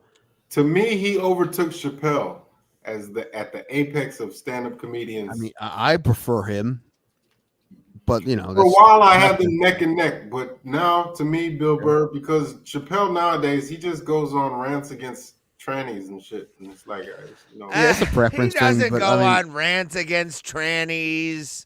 He doesn't go. not against them. It's just go back to being funny. He should talk more about weed. Like I don't even know if he smokes is anymore. funny. He was. He's Smooth as eggs. What was I gonna say? My favorite guy right now is Bergancy. Who? Nate Bergancy. Oh, Brigazzi, No? yeah. Bergancy's fucking hilarious. Brigazzi's pretty good. I like him. Yes, I did know that Joints. I never seen her in person. I mean, never seen a picture of her, but I did know she's African American woman. But yeah, she was on Crashing. She played herself on an episode of Crashing with Pete Holmes. That must have been that must have not been far from the actual person. I mean, what? What? She played herself. I just said that. The fact that he's married to a black woman has nothing to do with it. To me, he's the funniest stand-up comedian in the game currently. He's a fucking killer, dude. Him and like I said, Bergatzi's so impressive because he's so fucking clean too. That's so impressive. But he's great anyway. And also, I feel like his style, he probably bombed for so long because it just seems like it's not like an in-your-face style. Like I'm sure he did so many gigs at shitty places where he just got like buried by like table talk and shit because of his style. But he's so fucking good. He's doing He's actually doing shows in Wheeling, which is closer to me than Cleveland. And Yeah, I know. those are sold out too. But Bill Burr, like I can honestly say the Philadelphia incident that happened, where he went off on the city of Philadelphia, I saw him 2 weeks after that whole thing, and they tried to recreate like through booze to get him mad again. And it was one of those that moment. It was one of those moments in time, like looking back on it, where you're like, yeah, you can never do that thing again. Like, yeah, he's talked about that before, and like that's something you can't really plan. And I admit, I booed for like a hot minute just to thing, and then I'm like, oh, this is stupid. Let him fucking talk. Shut the fuck up, and all that kind of stuff. Have we talked about this, Ray? Do you think the crowd work videos on TikTok, Reels, Instagram, whatever, has affected comedy? I think it has. Not positively. Yes. Not positively. No, I agree with you because people are expecting crowd work a lot more. Like they'll shout out more to do the thing. And I don't blame people for posting honest, it. I've always I have a comeback for that where it's like, I'm not recording. You're not going to be on YouTube. Calm your fucking tits. And then I'll go back in and fucking. That's a good one. That's a pretty good comeback. I'm going to steal that from you, so you know. Do it. Kidding. All right, if you said do it. No, do it. I don't care. I want to kill this whole fucking crowd work thing. Listen, I don't blame in the comic. crib.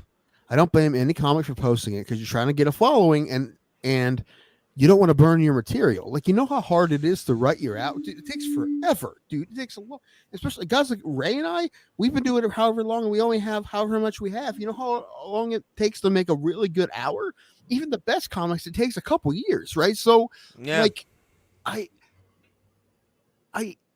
understand why they're not posting their jokes. You don't want to fucking burn your fucking material. So sometimes they'll fucking goof around and they'll get a good clip and they'll put that online. But now everyone thinks that that's what all comedy is. When I worked for Joe Mackey, he's one of the best joke writers possibly alive. You know what? What? We should hit up Fox News to find out if we can get Joe Mackey on this show, like through his agent. I should have just asked him when I worked with him. He's a sweetheart, dude. He's Yeah, just such a nice goddamn guy. right you should have, Tim. What the fuck? I didn't want to bother him because he was being so cool and so nice. And I asked him some stuff. He was like writing on his laptop, and I asked him like how he wrote. I'm like, I'm sorry to bother you, buddy. I'm sorry. But no, he's a nice guy for sure, and he's so fucking good. But he when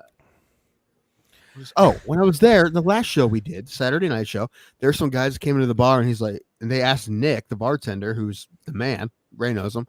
He's like,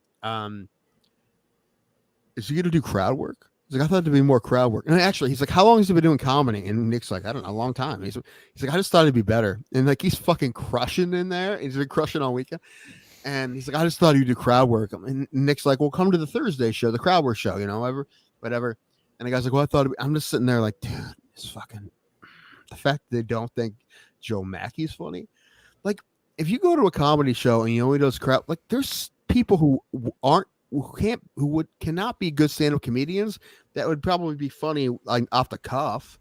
Like, we all know people who are funny at the cuff. Yeah. But stand-up is your fucking written material, man. And yeah, crowd work is fun sometimes, sure, 100%. But you want the good shit, man. Like, I promise you, the jokes are better. If they're a good comic, the jokes are better than the crowd work, and probably. So, like, if they're a good comic, so I'm just saying, don't.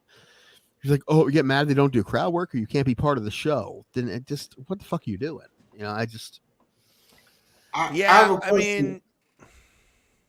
Sorry to interrupt. I was gonna ask, how long y'all planning on going tonight? Till we're done. Okay, it's just if you want to bounce, you can bounce, homie. Like, that's fine. No, I love you guys. It's just the hose is about to start in 4 minutes, and I really wanted to be there. Oh, you know what though? Of all the excuses, I wish you made up a better one. Like, I love them too, but the fact that you rather just go fucking be in the chat, our producer, everybody, a guy who's supposed to play our videos. Too. I'm a mod over there, and I really feel like I should, be there. You can do whatever you want, but that one actually do it from your phone like a good mod. Actually, does kind of hurt a little bit. Okay, no, I'm more than willing to do that. It's just I didn't want to. If I'm distracted, that's all. I just wanted you guys to have a heads up. I'll stay. If you're here, no, you shouldn't be distracted, Pulse. It should be our attention is yours. I know we don't pay you. But also, we love having you here, but assignments, some stuff, doing some stuff for us. Is that possible? Absolutely. Yeah, I'm gonna send him. Actually, I'm gonna send him the passwords. Probably tomorrow. Okay, that's good. I'm being too loud. Okay. We need to cut out the Militich interview. I know it's at the beginning of the show, and that helps, but we got like shit views on that. Okay, cool. They put that up. And then because it was a good interview, although it wasn't much of an interview. It was just Pat talking, but let him go. Yeah, but that's called a good Pat Militich interview. Is let him go. Yeah, I love Pat, and you interject when you can. When you interrupted him, dude, you might be able to hear me go, "What? Let him talk." Like I fucking said into the microphone. I'm like, dude. I thought that was the last interview. I didn't know it was this one too. I did. No, I did it also the other time. Yeah, the first time you did it a bunch. This time you only did it once at the beginning, and I was sitting there like, "What are you doing?" Nerves. It's called nerves, Tim. When you did it, I mean, if you watch it back, you probably hear me whisper, "Let him talk" in the microphone, because he had to stop, and then he went back into it. But I'm like, "Why are you?" Listen, it's amazing if we have an interview, we don't have to ask questions. Yeah, agreed. No, I fully agree with you. Yes, and I know he has white women to bang two joints, but that's besides the point. What were we talking about before that? I just forgot it. Shit.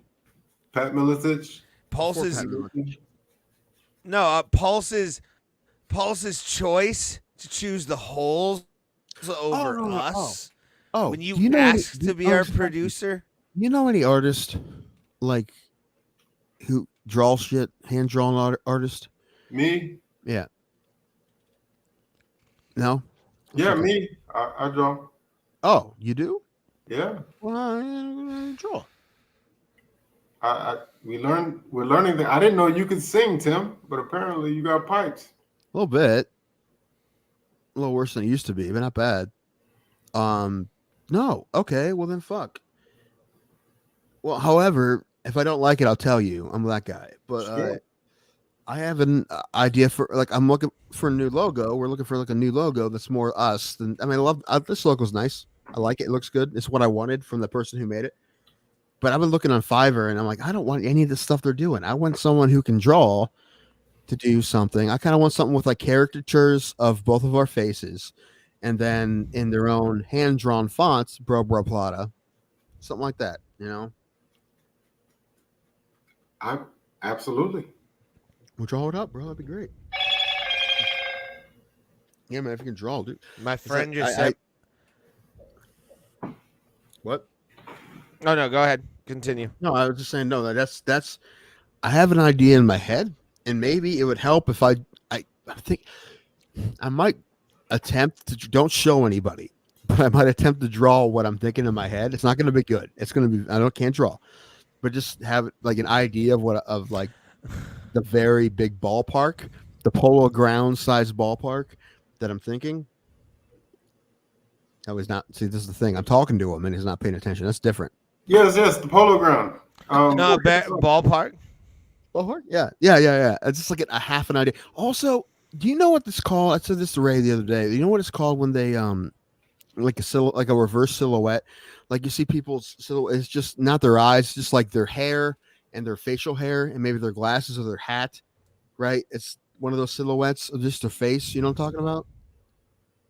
I know what you mean. Yeah, like that. I think that because I think Ray and I have enough of a look that you could like my hair, my facial hair, and Ray's glasses and his scully cap. You could do that without the eyes, and it would be kind of cool looking. You know what I'm talking about? I don't know what you call that, but No. I think that would also be cool.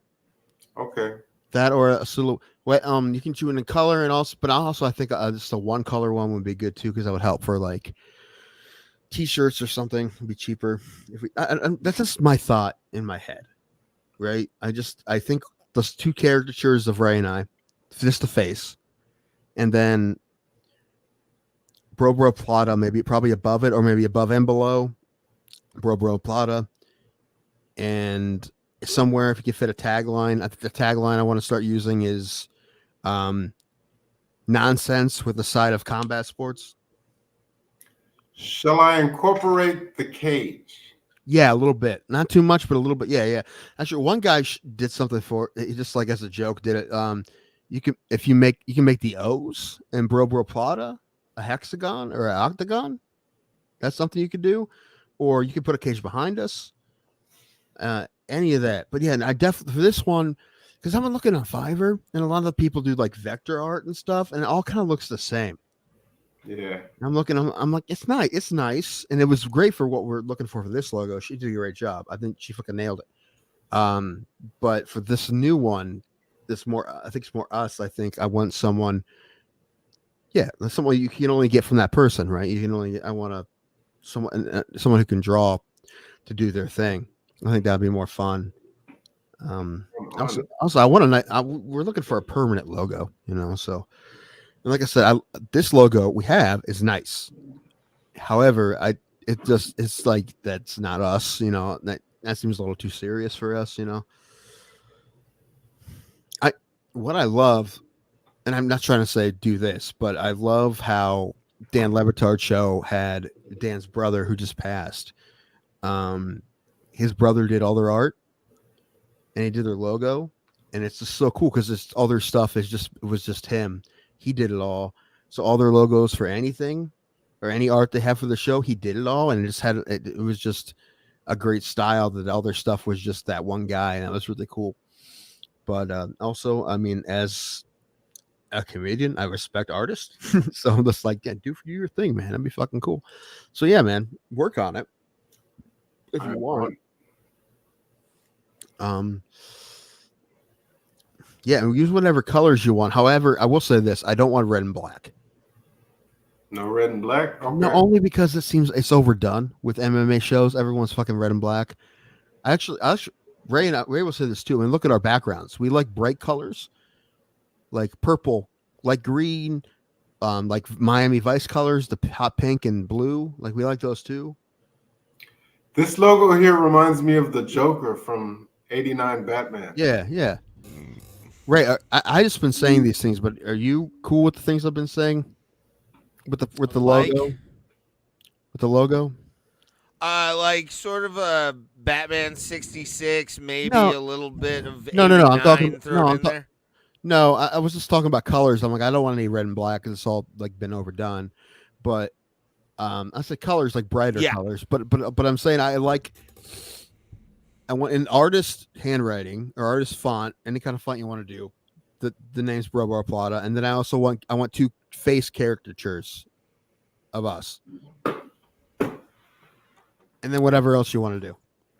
Okay. Yeah, throw a cage in there, either behind or Repeat use that. a cage for the O. Repeat that because you cut out. Brobo Plata. Repeat that because you cut out. Brobo Plata and hand drawn whatever font, but then 2 caricatures of the both of us, just the faces. Yeah, I like that. Yeah, something like that. Like I told you, I will be the guy to tell Pulse if I don't like it. You have to be. I'll feel bad about it, but I will. No, I'm perfectly fine with criticism. Well, it's not. When you're making a logo, hold on. make sure you like it. I'll be right back. I agree 100%. I'm sure it will be good, but it will be what I want. Like I said, I have a half decent idea and like I said, it is a little bit like I don't want to copy anyone. I definitely don't. That's why I want someone different. I want you to do it. But if you look at the Dan Levitard show logo, and it's just the fact that the guy just like does it by hand and it's his own thing. Like I don't want to look just like that, but I'm saying that also. But I do like that they use bright colors too, and I like bright colors. Yeah, they're from Miami, so that makes sense. Yeah, I love the Miami Vice colors, fucking pink and light blue and black. I like that. Like I said, these are. I think. Are you going for the purple and pink? Are you going for the aesthetic from like the old? You remember in Living Color? Not really.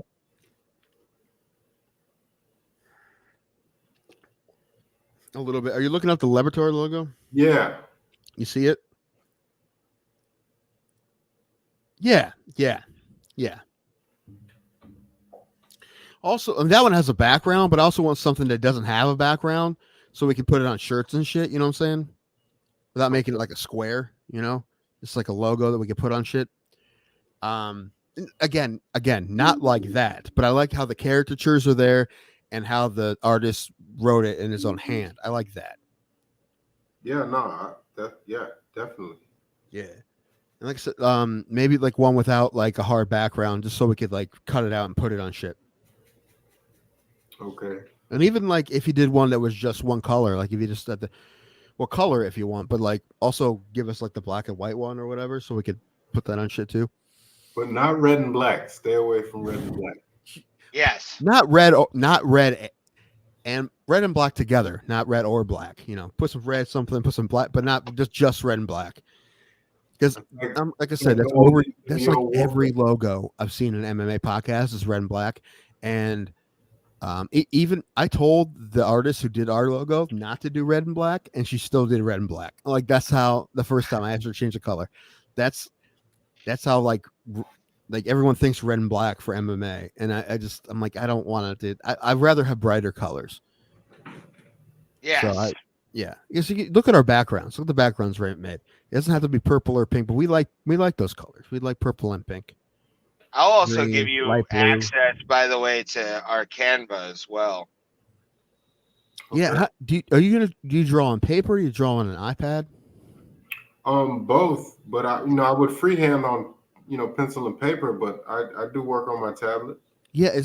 How would we get that?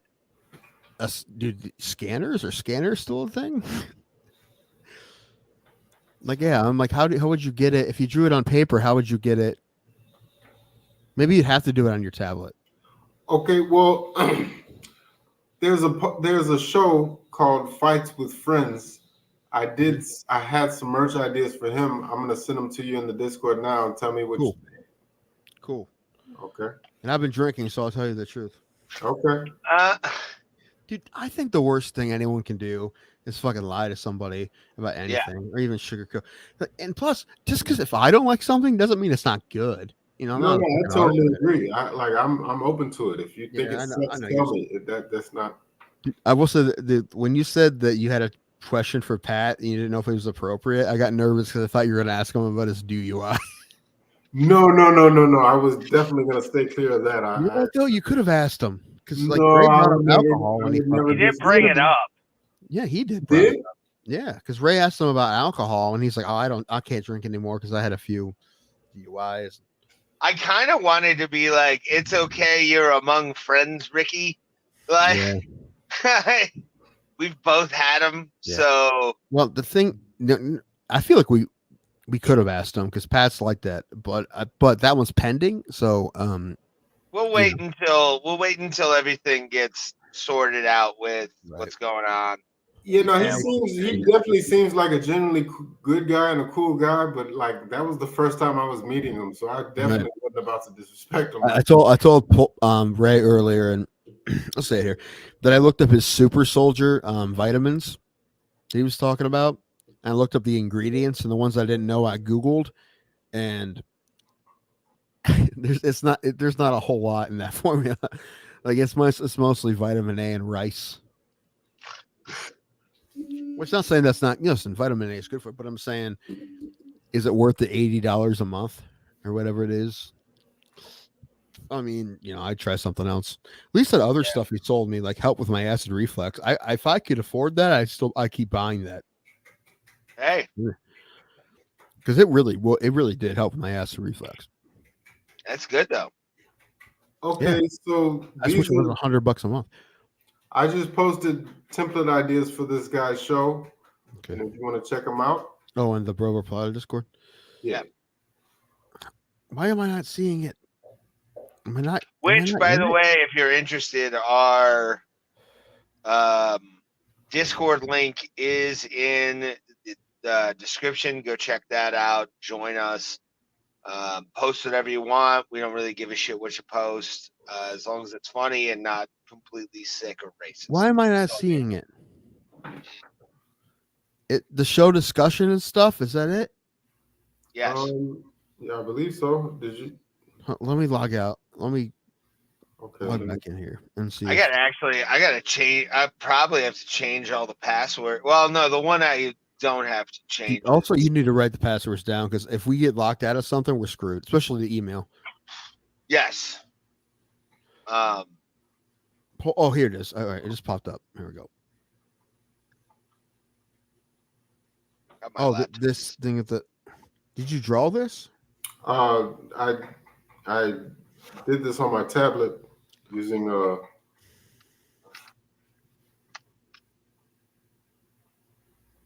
I like the gold one. I like the green one. I think's a little.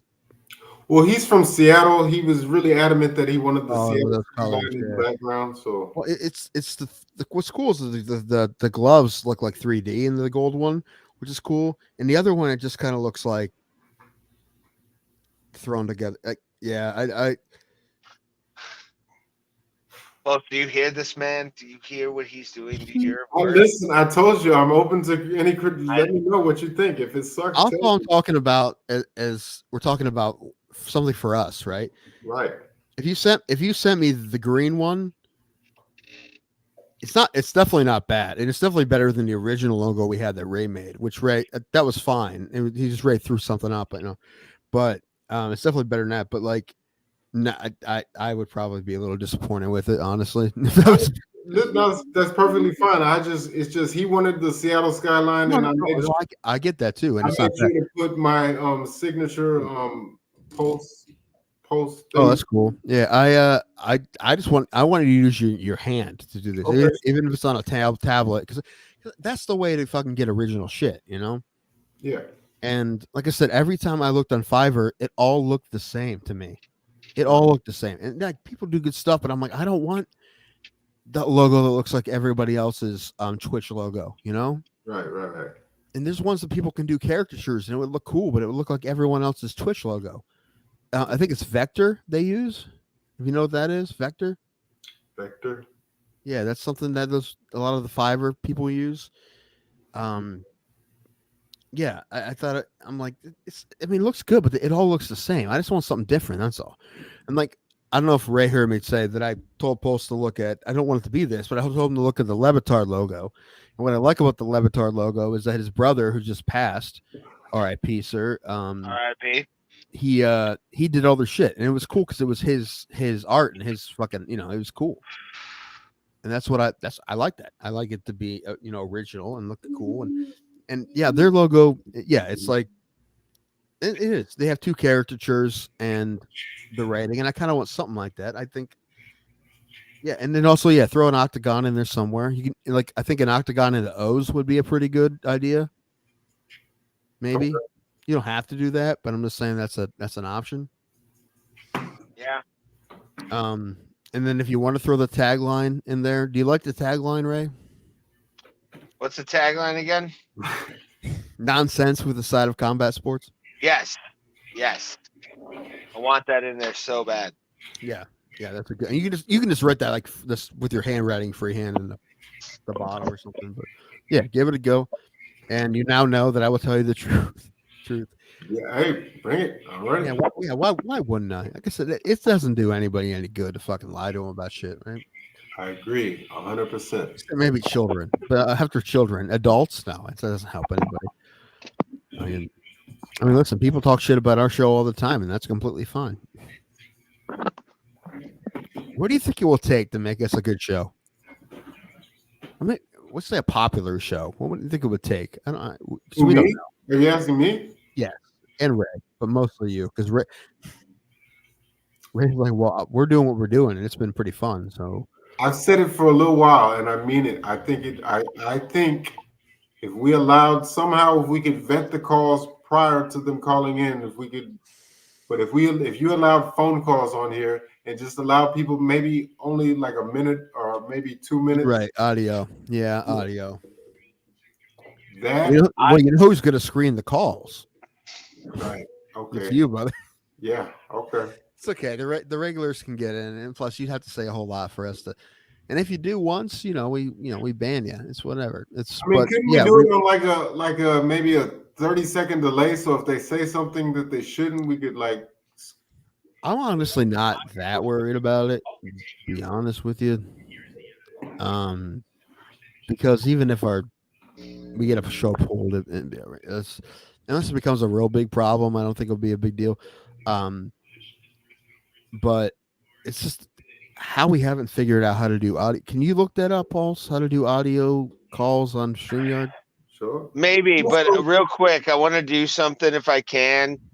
I want to do kind of like a headphone test. I'm going to talk for a couple seconds here and just see how I sound. I'm kind of obsessed with it. Hold on. Okay.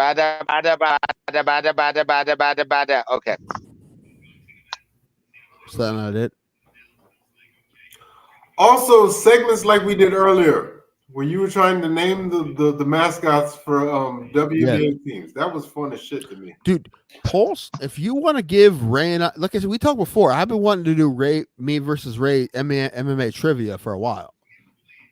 So if you want to put that together, man, if you need help with like the format, I can help you with that. But the questions you got to do on your own. Okay.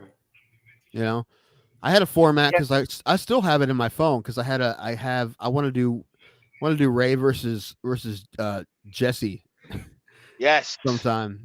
But absolutely down for that. But but we gotta get her, But MMA trivia, y'all two in MMA trivia? Yeah. Okay. Yeah. Like you can do it however you want. What did I do when I did that game with you guys? Oh, I gave you like.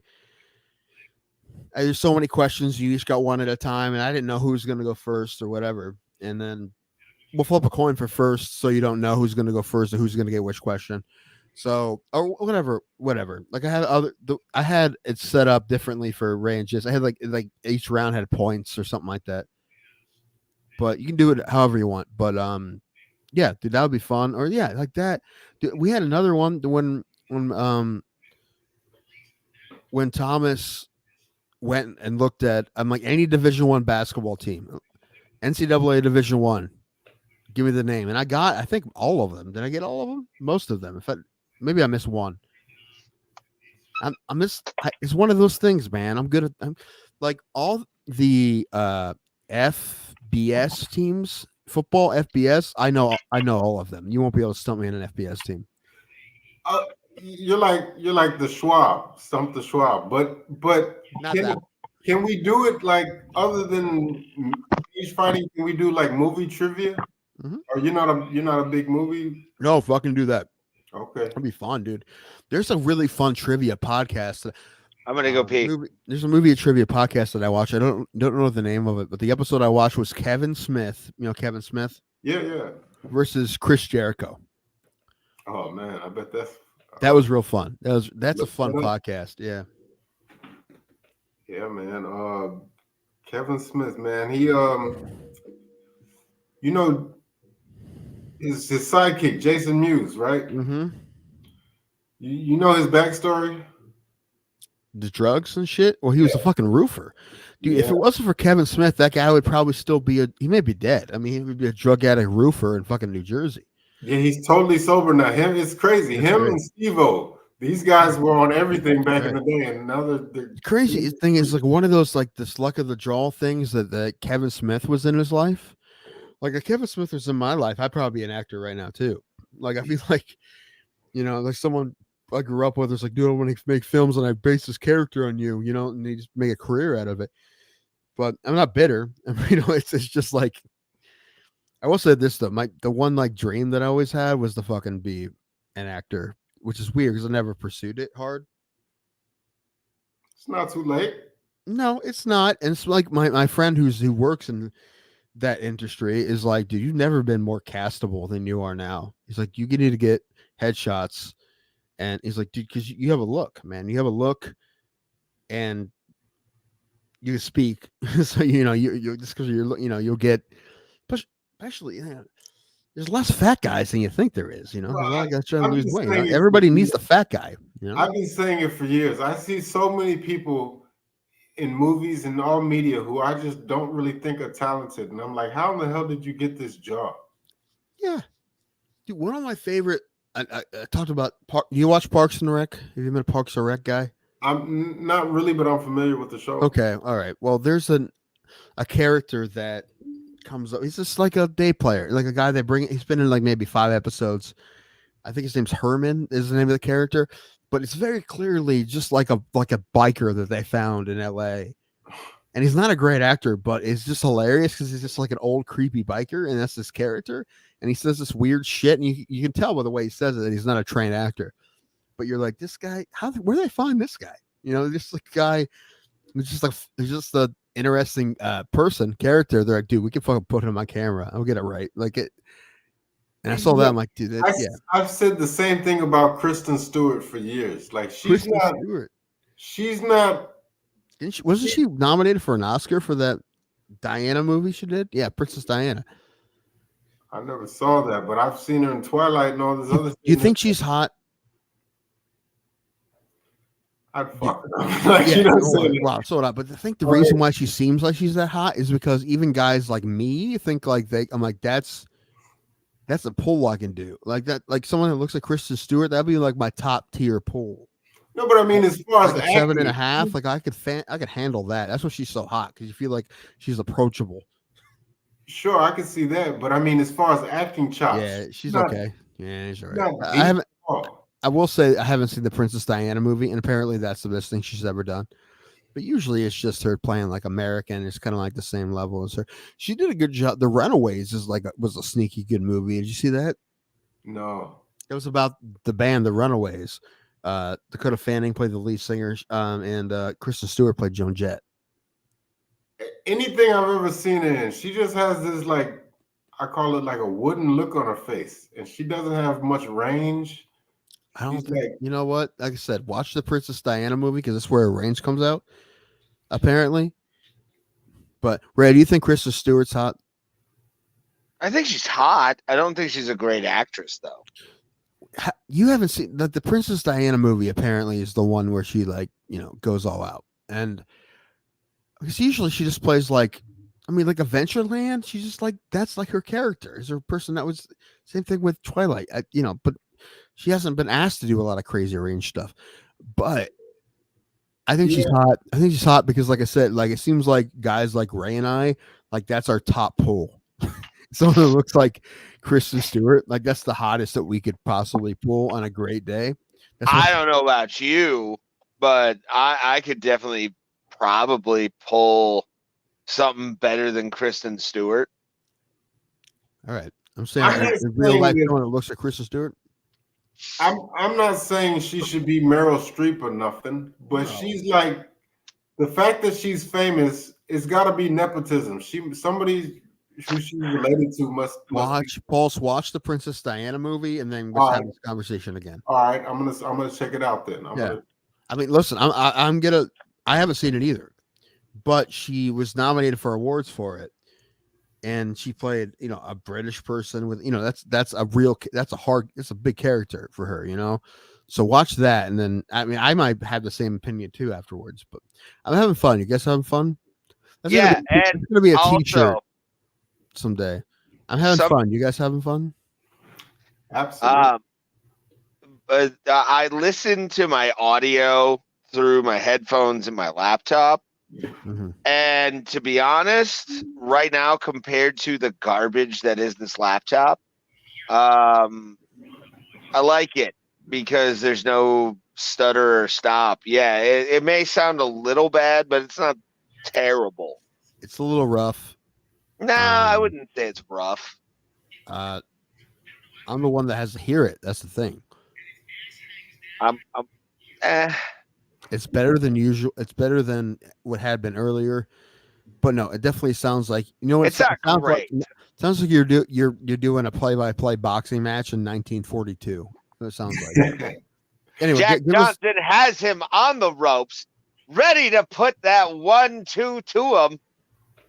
Oh, you know what? When we get the video of my fight, I want you to do a voiceover for that we'll put on YouTube. We'll put on after we watch it. I want to put it on YouTube, the fight, but I want you to do that voice over it. The announcer voice? Yeah, and I'll even write it for you. But I just want you to do that. Yeah. We still need to get that because it's I still haven't seen it, and I'm pretty sure it definitely exists. So and we promised everybody we'd get it. I think it's okay enough for me to ask Scott at this point again. Yeah, do it. It's been a minute. I know he's busy. He's trying. Dude, they haven't found a fight for Andrew Law in November. I asked Andrew. He's like, dude, they haven't found one. I'm like, fine, dude, I'll fight you. We'll do it UFC 1 style, like that sumo wrestler. Get his teeth knocked out. Yeah, I was about to say, you just hunched over and he just takes up like toes to your fucking jaw. That would be mouth guard though. Yeah. Would you really do that? Would you accept that fight against my friend? Under what context? That's what I'm at. And like, how much would it cost? Like, how much would you demand to do that? If that at least a deli tray, right? At least a deli tray. Like, oh, for sure. Put that in your rider. If there was a world, right, where someone had wacky fights like that, right, that are sanctioned, and it would make him money and help him, and he's like, I just need someone to fucking fight me that's going to be fucking goofy and weird. And he's like, I thought about you because I thought about you like would kind of half try and it'd be kind of funny and you have a fun press conference. Right. You would still remain friends with him afterwards, but I'm saying 100%. No, 100%. No, the answer is yes, I would. What's the dollar amount that it would, what would you ask for, like 10,000? If it would, my friend Andrew Law, if it would help his career, I'd do it for free. Knowing full well you might get knocked out. Yeah. Almost free. You're a good friend, man. Almost free. No, I'm saying no. I mean, listen. I had to set up the context, right? The context has to be like, there's this promotion that wants to pay Andrew this much money, right, for like a fucking circus fight, right? I mean, like an Indian reservation or something, something they have like a weird. They're gonna sanction this fight, right? They want someone who's like fat, and it'd be funny for him to see him fight. But they want someone who's going to be who would be funny in the press conferences and the lead up. And he's like, "Hey, I thought of you. Would you fucking do this and fight me like for real?" I'd be like, 100%, I would do it. And like he wouldn't he wouldn't, because this is his career, so he wouldn't hold back or nothing. No, he would really no, he would make sure he fucked me up. However, his heart would know that it wouldn't take a whole lot, No. right? Would you take a dive? Would you just get punched once and fall? I wouldn't have to. I think if I got hit once, I would fall. Right. But the answer is whatever. If he really wanted me to do it, I would do it for him, and I probably would get like some money, but it wouldn't be a huge amount for him. No, because I fucking love that guy. Because it'd be listen, the context would be weird. It'd be a weird situation for that to be a thing. But would you try to fight him though? Would you like actually make an attempt to swing at him and 100%? Yes, he'd want me to. Right. I could see that. I could definitely see that. Also, not only that, I would train for it. I fucking train for it. Where would you go though? You can't go to Route 250. I was gonna Revolution Fight and Fitness. I heard they have good guys. I've never seen you fight, Tim, but I would say your best bet is to tackle him and try to grapple him immediately. Dude, Andrew would submit me in 2 seconds. Dude, Andrew would flying knee you, and I would laugh the entire time. Like, going perfect strategy. No, but to answer your question, if in the right context, which would be a wacky freaking context, but if it made sense, I think the only thing that would make sense is like a weird promotion on a reservation, like wanted to do fucking goof fights, and they offered Andrew a goofy amount of money, but they wanted him to fight someone that would just be funny and whatever. Like, we want you to fight a fat dude who will fucking make a great press conference, and they don't really care about the fight that much. They fucking care about the spectacle. He would call me. I think he would. I mean, but you say for free, but you'd have obviously the way free trade works, you have to get paid for your services. What dollar amount would you request? Like, travel and lodging and food per diem, right? So all that, right? $500. That's it. That sounds reasonable for Andrew. Yes, because that would be the main event too. Because it's Andrew Law. Like he, as our friend of the show, Jake Digman said, which today apparently is the 10-year anniversary of me meeting Jake. Nice. I need to. What do you want him to say? He said he'll do an intro for us. What do you want it to say? I don't know. We'll have to think about that. Live from various undisclosed locations in Northeast Ohio. Right. It's nonsense with a side of combat sports. Tim Danko and Ray Iclack. It's bro Plata. That sounds. I would want him. He has that catchphrase that he uses that I can't fucking think of right now for some reason. Yeah, no, we'll want that for sure. I don't. Yeah, I would. Either, but I would want him to use whatever catchphrase he has. And by the way, yeah, it's a little tinny, but I'll take it over. Streamlabs fucking up every 2 seconds on my. I'm already used to it. Okay, how about you, Ray? What would it take for you to get in the cage with him? Logan Urban. Like I can get to a 185 where he's gonna not fuck my world up. Same scenario. Same scenario is mine. Same scenario. Fucking circus fight on a reservation in Arizona. Honestly, and I'm gonna say this, and I don't know if he knows this, but George Comer. I would fight Bonesaw George Comer. No, we're talking about. He's asking how much it would take you to fight someone else, like Logan Urban. Well, no, George can be used in this. No, you're changing the opponent, not saying how much money. It's not the question. The question is how much Logan money Urban. Yeah. $1,500, and that's just to pay the amount of days I would have to be in the hospital after he beats my ass. Yeah, there's that too. I'll be right back. You guys are lowballing yourself. 500 and 1,500. I just want to, dude. You forget, like, this man's my friend, and in the scenario that I set up, okay, it was beneficial to him in the scenario that I set up, right? What if this was the UFC where their budget is a little bit better? No. I need at very least first fighter minimum, whatever that is now. 5,000. It's more than that now, isn't it? I don't know what it is, but I need at least that, probably more. To fight like a Stipe or John Jones. Yeah. Okay, how much? 50 grand to fight John Jones. I was gonna say, yeah, 50 grand. I'll be right back. All right, I'm gonna take you off. For like just a regular fight, like if it's an LFA fight or something like that, $5,000. Like, I'm not looking for big money, but I'm looking for enough where I can cover any medical bills that might come out of that. You know what I'm saying? Well, I'm assuming they would include medical for free. So I'm just asking, what would your purse request be for? Yeah, $5,000 to fight Logan Urban. Probably $5,000. Okay. Yeah, if we're sticking to him, George Comer, I'm going to say this. I would fight him for free just for the experience of getting 100% hardcore George Comer. And I am a Brazilian Jiu-Jitsu white belt and a very low level catch wrestling enthusiast. I like George would fuck me up on a level where I could get my nose fixed off the promotion. Like I would be like, and a new nose. Give me a new nose after he flattens it like Artie Lang, and we'll go from there.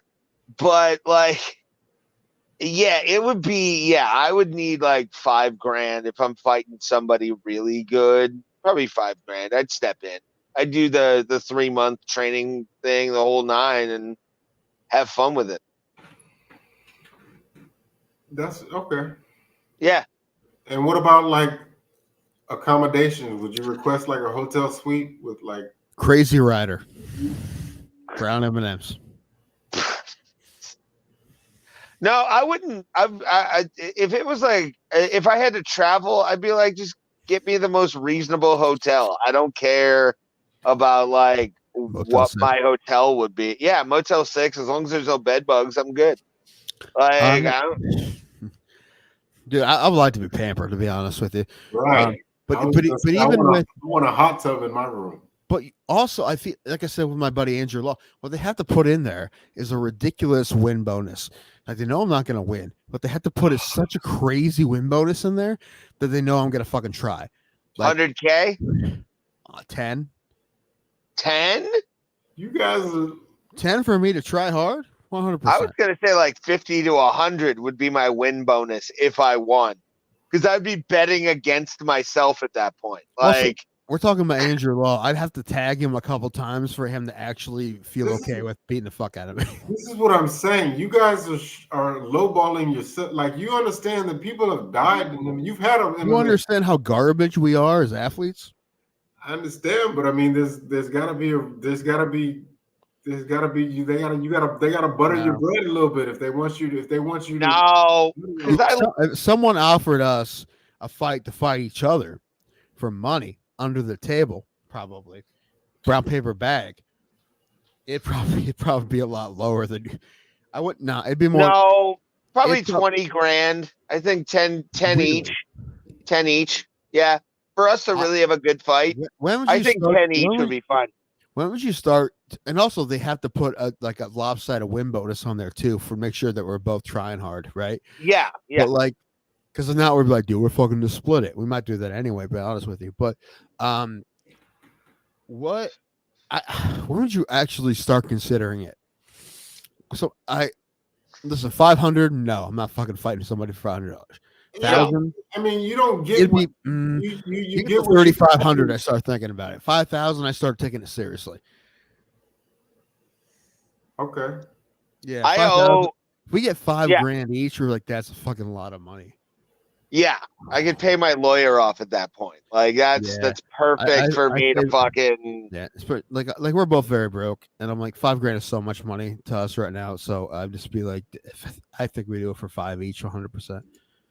We probably do it for less than that, honestly. If it was an honest offer, and it was in front of us, we probably 2,500. Ooh, Cage Thunder. I feel like dudes making their debut in Bellator get paid at least 15,000. Oh, that thing you sent me from Juan. Do we know that's real? Yeah, I've seen it a few times. So We yeah, don't know it's real. I'm gonna think it's real. We don't know it's real. Something else you sent me wasn't real. What did you send me? Oh, you sent me. Oh, Jose Martinez. That's not real. Oh, it wasn't? No, did you not understand that was a joke? No, because there was 294 got changed to the main event and co-main event got switched because of injuries. So what you sent me was Bruce Buffer stubbed the toe, is what I said. So Joe Martinez, I saw that. That's but not I honestly real. thought it was going to be Joe Martinez. That's not real. Oh, okay, good. It's a joke. Good. I looked it up. It's a joke. But like, yeah, the stubbed his toe part wasn't a fucking. It was. Well, no, I thought that was just him using a joke to be like, oh, Bruce is taking off this pay-per-view. I think it's so Joe Martinez. It's about 50-50. The shit you sent me, that's real or not. It's about half and Probably. I would say so.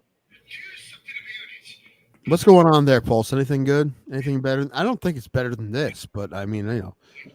Oh, no. Definitely not. But they're just reacting to the press. Turn the volume down a little bit, too. We can hear Maz on our show, and he's not on our show, Maz.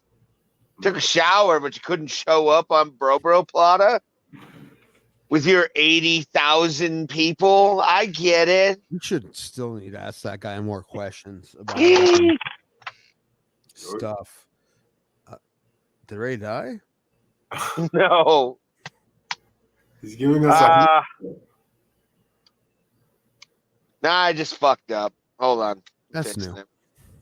So what exactly happened? Did the Rangers like win the season opener and he was bragging about that, or what? Probably. I don't know. Speaking of that, who's winning the Phillies Braves game? That's what I want to know. The Phillies are 1 away. Again. Phillies are up 3-1, top 8. They hold on to this. They're fucking gonna play the Diamondbacks. I'm ready for Texas Rangers, Arizona Diamondbacks World Series. Not gonna happen. Nah. No, you know what? The Astros need to lose. They need to, man. We're going back to back. You already know it. If they go back to back, I'll clap for them and be like, good for them. How can you not? They didn't like do it garbage, by cheating. Man. So again, we don't root against you because we're just good. Like if it was any other baseball team, we would be on your side. I feel bad for Roberto Hernandez's Dodgers. I really do. If it was any other team other than, even if it was the Chicago fucking White Sox, who I hate, if it was anyone other than the Houston Astros, I would be on your side. But the fucking. And here's the thing. How do you still. Did it fucking crush you? Do you not hate that? No, I mean, as far as I'm concerned, like all jokes aside, they've already been punished. Whatever their punishment. You know what? What is he even doing for us, Ray? Honestly, what's this? You know what? We were fine on our own. I don't think all management from that team has been. What's the name? Crane. All those guys have been. But Altuve's still there. Half motherfucker. Altuve's still fucking there, man. That's the guy who pisses me off. Was Altuve. Also, every game that they were beating that drum was a home game. Didn't they lose all those? So it's like no, they didn't. I don't think so. No. You know, it's funny looking back that like Cleveland was talking shit about weird shit that was going on in that game too, and because they beat them in the playoffs that year, and they're talking shit about them. And like you look back 6 months later, they're talking about all the shit that happened. You're like, fucking knew it. Here's my thing, Pulse. Again, I grew up an Astros fan. Mm-hmm. Like I legitimately, I still probably in this house somewhere have some '90s Astro gear from the shit that we bought at the Astrodome when I was a little kid, right? Okay. The Pirates, we'd go to Pirates and Astros games on purpose. Like we would do these things. We would enjoy our time seeing Lance Berkman and Jeff Bagwell and Craig Biggio at PNC Park while like the Pirates played them. Awesome. 2016 happens and I lose my fucking mind. I call into some radio show. I don't remember which radio show. I'm crying the day after the World Series. What does that say? What does that say? I can't make it. AM radio, Ray Highclack. Yes. I absolutely am in AM radio mode right now. But God damn it, shit's just falling around me. It's just normal fucking blah. But Pulse, I just can't. I can't. After where'd my vape go? Oh no, I'm about to have a truth moment, everybody. Freak out because my vape's gone. That was such a hard. How do you guys feel about the 2007 New England Patriots Spygate? They're fucking cheaters. Yeah, fuck them. But what they Spygate compared to That was worse. Also, I mean, me, it's because I'm such a fucking baseball purist. Like you fuck with baseball. That was no. You should be hanged in public. Like that's. I remember people after the game was like, it was like they knew every play that was gonna happen. They did know every play. They were recording every play. You don't have to say that to me for me to say fuck the Patriots. You know, come on, you know. But yeah, no, same. I totally get that. No, fuck them too. Sure. And besides, the Astros, you know, they're not the only team. I guarantee you, every team, not like that.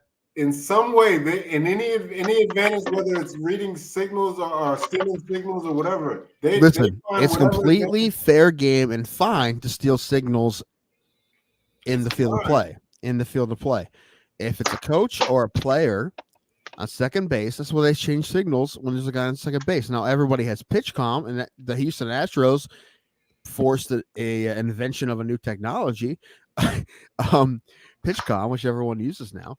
But before then, there was a reason why they use indicators and shit for signs. And I guarantee. But if you steal a sign for second base, that's on the team. That's different. That's completely different. Using technology is 100% raw deal. No way. Every team that has ever won, I guarantee if you look back through the history of their season, whether it was a pitcher using pine tar or something, there's always something that you can nitpick at. As far as I'm concerned, I mean, other than steroids, Pulse, Tim, hold on, Pulse. Let me again go to my point. Okay.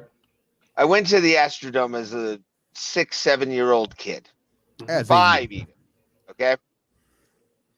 Again, we would plan Pirates games around the Astros so we could see all the players that we watched on our Major League Baseball. What do they call that thing? The package? Oh yeah. MLB. Whatever. Yeah, whatever. Extra innings. Extra innings. We would watch Astros games. 05 gutted me. Okay, 05 was one of the worst moments as a baseball fan that I've ever felt in my life. Game 4 sucked. Like we got swept. They all sucked to me. Like dude. Well, no, every game sucked. Don't get me wrong. That's why I'm going this way. But 2016, I'm at a bar on the west side of Cleveland watching my Astros win the World Series, the first baseball team that I've ever rooted for in the AL wins the fucking World Series. I cried. It rained that night. I'll never forget it. I walk out of the bar. It was like divinity, Pulse. I'm an atheist. I don't believe in God that much, but it rained. It rained. It rained after the fucking Pirates or the Astros won the World Series. It rained trash cans. No, it did not. It rained hard water. Like it was a Texas storm. Like it was a Houston fucking rainstorm that like the wind was fucking weird. Everything worked for it. I cried with joy, Pulse. Like I wept because I had been a fan of theirs since the like 93, 94. And for them to cheat, I can't anymore. Like that just it broke it's like Fredo in Godfather Part 2. I knew it was you, Fredo. You broke my heart. My story is the antithesis of yours. Listen, I also grew up an Astros fan. I'm talking about, Eric Anthony, Tony Eusebio. Those days I was a fan. Yeah. When they no one fucking watched them then. Seasons, there were seasons where they won like 9 games. I was a fan to then too. Mm-hmm. Days before they won the World Series, I'll go ahead and tell you, my father passed away, and I remember praying. That's why I'm saying my story is the antithesis of yours. I prayed. I was like, I know you, God, you don't care about sports, but please just let them win. And they won. And to me, just the way the city came together, like I cannot, because the last time we ever won anything was the Rockets back when I was a child. Yeah. And to me, that was like, honestly, it's one of the greatest days of my life. Like people who I see on a day-to-day basis, but I don't even speak to them. We like came together. They were like, "Go Stros, fuck yeah, go Stros," and like they were like. So to me, I cannot even tell you that probably what you felt when the Cavs won. Like that is, I can't even tell you, bro. It's like it's sports. When you really think about it, sports don't really mean much. It's a child's game that grown men play. But for me, that day was like one of the greatest days of my life. And Tim, before you talk, I need to rebut what Paul said. I already forgot what I was going to say. Fuck. Sorry, buddy. But Pulse, I have the exact same story as you. I really do. Mine's quick though. I mean, can I? I'm just going to make a couple points and then we'll move on, or we'll go to your point. Okay.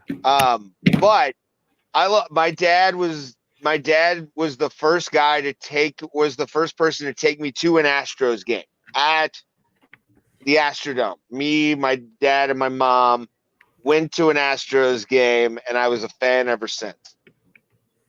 And he passed, and I even said this on whatever sports station I called into.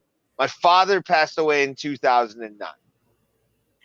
And like I was sitting at that bar on the edge of the stool I was sitting on because every out meant something. Every out was one of those things where you're like, every strike was like, oh my God, we're this fucking close. Holy shit. Baseball's like that. I get where you're coming from.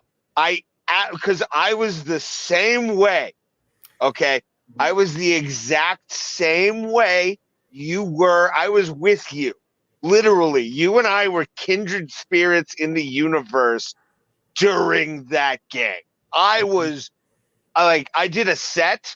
It was garbage because all I cared about was that score on that World Series game and will the Astros actually do something I never thought they would do, ever. To be honest with you, I thought they were always going to be a perennial playoff team, never really get to the game, and never really get to that level. What are you drawing? You go nothing, just fucking doodle. But like my whole world existed that moment. Like my family, like I came home and hugged my mother because with the day they won the World Series, because I'm just like, oh my God, fuck it. We always rooted for the Astros. And again, the most recent one, there's no allegations, there's no nothing. That one's real. But yeah, that one's a real one. That's 2017, Pulse, you want to know what I did the night that fucking, when it was raining outside, pouring down, and I'm drinking celebratory beers? I'm buying a 2017, 16, whatever it was, 17. World Series championship t-shirt. I'm on Fanatics, literally going like, I fucking need this. I don't have that shirt anymore because I can't look at that shirt. I can't look at that year. Like, it hurt me on a level personally that I've never been hurt before when it comes to sports. Like, steroids, whatever. You did fucking roids. I don't give a fuck. But like, sign stealing, the fucking thing around Altuve's chest. That's been debunked. He wasn't wearing a wire. That was that. But I hear what you're saying. It soured it for me. Great, they won it recently. Great, as long as you didn't use any of the tactics you won the original championship with, I'm fine. That championship though will always be tainted, and I don't. It hurts. It hurts, Pulse. You and me, we're Houston brethren. We all have Houston in common here. What a strange thing, by the way. Isn't that kind of funny? It is very funny. Like, we've all at some point in our lives lived in the Houston area. It's fucking weird. I hear what you're saying. Nothing will ever taint that championship to me. That was you're okay, Paul. So I will say this, and I love you, but you're wrong. I will say no, but I will say, when you were saying what you were saying, I wanted to say that it's none of that. None of what they did is your fault.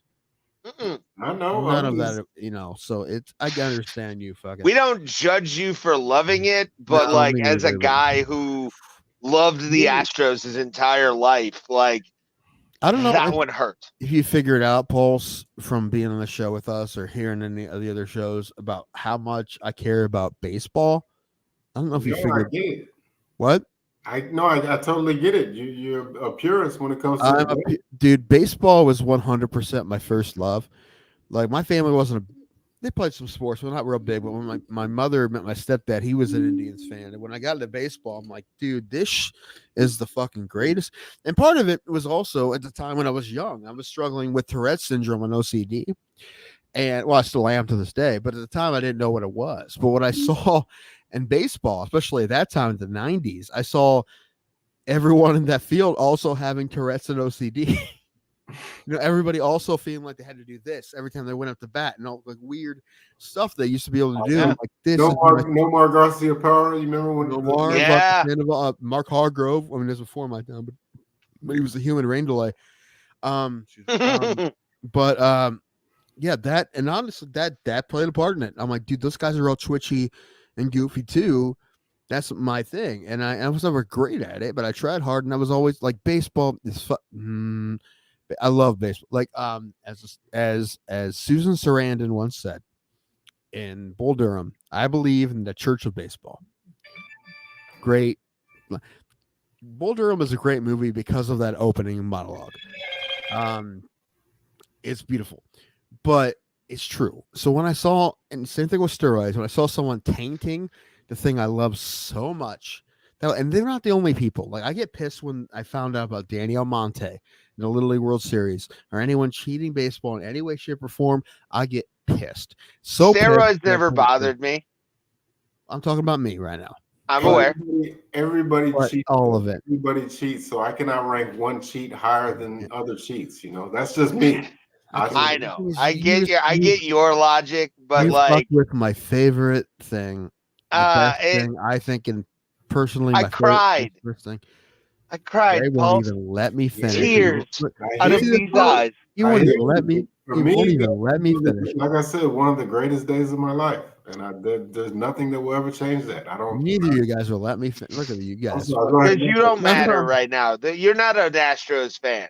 We can have me and Pulse can have this debate because I'm very like you, Tim. I'm very passionate about baseball. I love the purity of the game. How great is baseball, by the way? And Beautiful. What a beautiful game. for the Astros, a team I loved. I was planning on actually getting an old school blue and gold tattoo for the That was to the best commemorate it. logo. The 99 wasn't that the best logo with the star? That Yeah. man. I saw the John Boy guys did a like a family feud against each other when one of the producers this is the kind of stuff I would like you to do, Pulse. This would be a little harder, but like they surveyed 1,500 baseball fans and asked them questions, and they had the guests like them, a family feud, right? Oh my god. That'd be great, right? What? Next season, Paul should do that. Go to like a couple games, like 3 games. No, he can do it with MMA. That too. Yeah, but they did that, and one of the questions was, what is the most popular out of 1,500 baseball fans, most popular team logo in baseball, and one logo won by a lot. Can you each get a guess? What do you think it was? Most popular logo? Yeah, like the one of the hat, like hat logo. Probably the Indian. Probably no. No. I mean current. Oh, Yankees. Yeah. Decent guess. I will say, I'm going to give Ray another guess, and I'm going to give a hint. It's not just on overall fandom. Like, it's not like, oh, okay, this is the biggest fan base, so they're going to pick that. It's someone that obviously people from other fan bases picked this logo. It's not Boston either. The C for the Cubs. Okay. Ray? I'm going to say the Colorado Rockies. Not a bad one. No, it was Milwaukee Brewers. The glove logo, like won by a lot. That is a good logo, but that is a good logo, but I wouldn't pick that one either. No, listen. Back before I was on team, it's racist. Chief Wahoo was the best. But I would go Baltimore Orioles. Oh, they got a good one because it's a caricature that someone drew. It's like it's nice. I like that. Also, what's a good one too? The Diamondbacks A. That's a cool A. good one. Yeah, it's cool too. Yeah. The Marlin is pretty good. I gotta say though, theirs though. The Pirates, that regular ass P. Yeah, that too. No, I'm pro P. Yeah, you need to touch that up. I mean, they could have put some flames on it or something, or like incorporated. No. Basic yellow P, perfect fine. No, that's good. You could do. I would even be fine if you just filled that all in black. No, you use that sometimes. Did you ever see their City Connects? Yeah. The yellow PGH. That was another one that was on the Family Feud. Best City Connects jersey. Pirates, definitely. That wasn't on the list. Top 5 did not make the top 5. Terrible. I remember the number 1. I don't think Houston wasn't on the list either. Cleveland hasn't had one yet. I think number 1 was San Diego, which are really wacky. They don't even look at anything like Founded by the Germans. Sure. Wait, a whale's vagina. Is that true?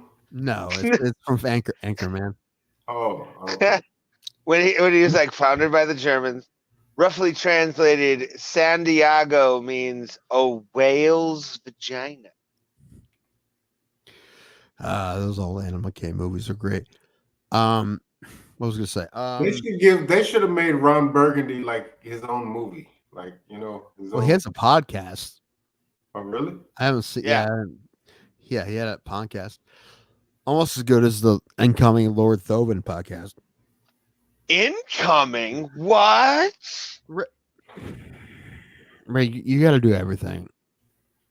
I know. And what do you want? What do you want from him? Like he's not as good as Stories him. from the Shire. He's not as good. Wizard Wars. Who did he fight in school? I want his life. I just want Lord Thobin's life. He's gonna need a list of questions. Okay. Someone's not as good as at improv as I wish they were. So yeah, especially when it comes to wizard things. So it's possible. I might be Lord Thobin for Halloween. There's a Halloween party that my friends of my brothers. They're my friends too. They're good people. They've been doing it for 3 years now, and I haven't been to any of them. I've always had to miss it for some reason. And first one was COVID, and I had a show, and I don't remember last year, probably a show. And I will say, and I'm not going to lie to you, one of the greatest birthday gifts I've ever received was the Lord Thobin song that he sang to me, calling me the F word. It was a good time. Pulse doesn't know of Lord Thobin. Maybe one day. Pulse. Lord Thobin is a wizard. He started doing stand-up comedy in 2013. He wears a cloak that covers like his whole body and his face too, his face as well. He used to give me shit a lot. But yeah, he had his own material, and he was the most confident human being or whatever half elf I could ever see. That guy was something else. But yeah, Ray wants him to do a podcast by himself. Yeah, anyway, 30 minutes once a week. Tell a story. Boom. You could knock like five of them out. We could literally knock 5 of them out in a day. Lord Thobin's got fat. He used to be like 170. He's got fat. But maybe we can do it. But fuck, what was I gonna say? I don't know, Tim. Before Thobin. Paul. The Halloween party. I would go as McFoley again, but I need to buy new. I need to buy a new T-shirt and like the same one, a size bigger, and the flannel. That will work, man. You look. Yeah, it's been my Halloween costume for like at least 3 years now. Oh, okay. Yeah, I've worn it on the show a couple times, but now I've gotten fatter. I need a 3X.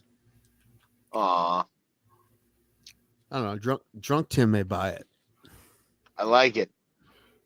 Pulse, if you also, I have a hero of the week. Sorry, go ahead. I sent you in the Discord the tapology for this card. I kind of want to just real quick run it down, even though a lot of it's, man, I'm going to probably watch it next day. But we got Edson Barboza coming back. I think Jennifer Maya is on this card. If one of us died tragically, Ray, which I hope not ever happens, I feel like our loved ones would be the only ones going back and listening to all this podcast. Probably. Like I want to hear our numbers would jump. Yeah. They're just like, I want to hear his voice, and there's like all these lost hours that no one listened to. What a good thing. What a morbid thought. Welcome to Tim Danko's world. Have you met me? That's one thing about Patrick. And I love the guy. Love Pat Miletich. But he everybody's always like, man, if you lose weight, you can get off the fucking juice. The antidepressants. I was off for a while, then I lost a bunch of weight. When I was at my thinnest, I was the most depressed I've ever been. I had to get back on antidepressants. I have chemical depression, man. I'm not saying other stuff. Yeah, it doesn't work for everybody, but there is. I mean, I'm making nutritional things can help some, of course. But have you heard of this thing called Ozempic? Yeah, ketamine? No, I don't know. Ozempic's that weight loss drug, right? Yeah, everybody in Hollywood seems to be taking it. That's what I need. Oh yeah, there's some podcasters that have admitted to taking Ozempic to lose weight and shit because like it completely kills your appetite. And I don't know. I love food. Like I love food, and a lot of the things Pat was saying yesterday or Tuesday, what does make sense. Like a lot of it does when it I'd comes say to like 75%. Yeah. yeah. But like when it came to the weight loss, yes, I absolutely agree with Pat on the stuff that he said. Oh, sure, that would happen, of course. But what he said, like, oh, you don't have to be on meds anymore. I'm like, dude, you know what? People have told me that. Like, you know what? How you can? I've heard this multiple times. How you can cure your Tourette syndrome? Right? One was keto, another one was crystals, and another one was the Lord. So it just Wow. sounds like the same stuff I've been hearing. That's fucking That's and like I said, when I was in my best shape, I was at my most depressed. So it's not depression. I have Depression to me can be cured through that way, but saying like the Lord can fucking cure your Tourette's. No offense to you, Tim, but I did true. watch True Life. I have Tourette's, and it's. I'm sure it's worked for some people. But I don't like, and I'm not saying you have a terrible case, but it's definitely a neurological thing. Like it's not like What a are you thing. saying? Hold on, you saying I'm making it up? No, I'm saying it's a neurological thing. Yeah, it's a neurological disorder. What did you think it was? Yeah. No, Okay. I didn't What think about, it was anything. have y'all seen the girl from the UK who has Tourette's? And one of her tics is that she only uses racial slurs. Yes. Yeah. Listen, I have thoughts all the time because I know I shouldn't have those thoughts, and I would never ever act on them, but they fucking pop in my head. So the fact that there's people with Tourette's who fucking say them out loud, I 100% understand it. Nice. What's her name? It's like Nice Carolyn or something like that.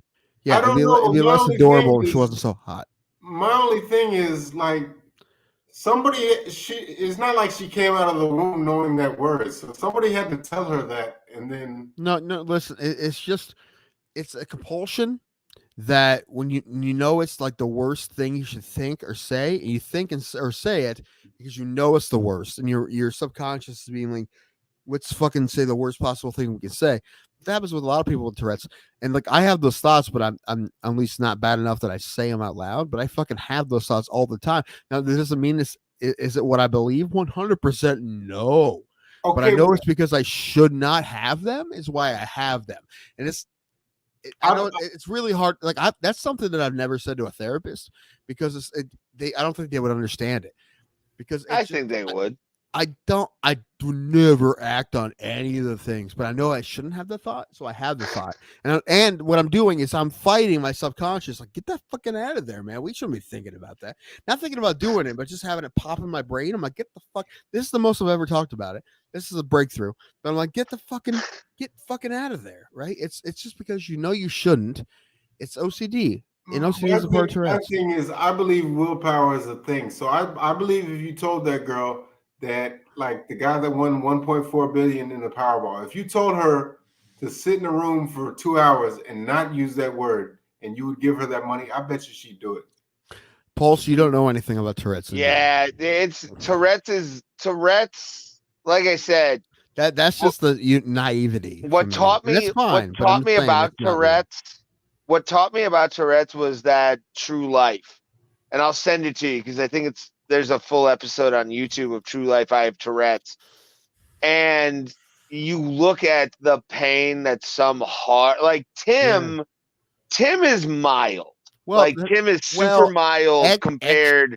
Externally, it's mild. However, because internally, but like you don't a fucking mess. It's like your joke where you're like, you don't have cool Tourette's. Like you don't have that like potatoes. Like you don't have that as a thing that you have. You have tics, yes. No, but I fight it. I fight it every day and hard. Don't get me wrong. Hard, yeah. That's hard as fuck to do. But the people that just like yell shit constantly, my heart goes out to those people because they don't have control over their own body at that point. Like and to me, that's not a quality of life. Like that. Externally, it looks a whole lot worse, and it is a whole lot worse because I can't stop it. But I promise you that internally I have those thoughts constantly, and I have to And I'm not doubting that. fight them, and I never had to. So when Pulse, I mean, and I love Pulse, it's fine, but I'm saying it's for someone.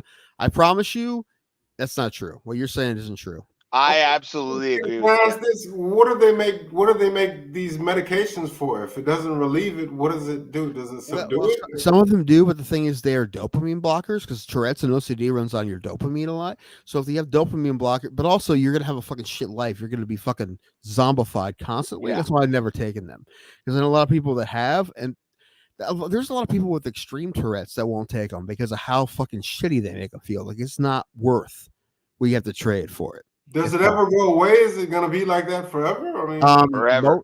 Most Tourette's, people with Tourette's grow out of it. Most of them. I haven't grown out of it. Mine's actually gotten worse. A lot of people still do, but the vast majority, like 90% of like kids with Tourette's, will grow out of it. Zachariah Durr, remember Zachariah Durr? Yeah. Yeah, he had Tourette's when he was a kid, but he grew out of it. Most people do. The basketball player, Mahmoud Abdul-Rauf, he used to be known as Chris Jackson. He had Tourette syndrome, and he would tick his head to the side. Yeah. But he said after a while, it went away. It just dispersed. And yeah, that does absolutely happens to people, 100%. Most people, they outgrow it. But I also I will admit that I think my Tourette's is more OCD than my Tourette's, but I have both. But like they're all and OCD is my OCD is like it's more than the Tourette's part. I'm so glad I don't. It like the only Tourette's or OCD thing I have is threes. If I'm asked the same question 3 times, I start getting panic attacks because I'm just like, I fucking told you. Like, this is what it is. It's a hard line. You know what? I think everybody has OCD then because I'm the same way. I hate fucking repeating myself when people like fucking little. There's a test. I forget the name of the test. I always said I wanted you guys to take it. I did it with my sister-in-law and my brother. My sister-in-law and my brother. It's an OCD test, right? And I think it's out of 30 points. And I was like 27 out of 30, right? And my sister-in-law, who's like, I had some OCD. She was like 14, which is like mild. My brother was like 2 or 3, right? And like everybody has some OCD, yeah, like 2 or 3. But I was like fucking, high 20s at 30, So, I mean, it's sure. Everybody every once in a while it gets something they're weird about, but again, like the Tourette's thing, that's like you have a mild case compared to some, which is nice. Sure, like I said, I would rather have you the way you are than like 100%. Even like guys like Harrison Poole and even Yusuf from the Funny Stop, they have more stuff that's external. My stuff, like it's OCD. I'm constantly like 100% of the time fucking fighting shit internally. So you're right. You don't see it as much, which is good. But the thing is, it's there. I promise you. Anyway, I'll be right back.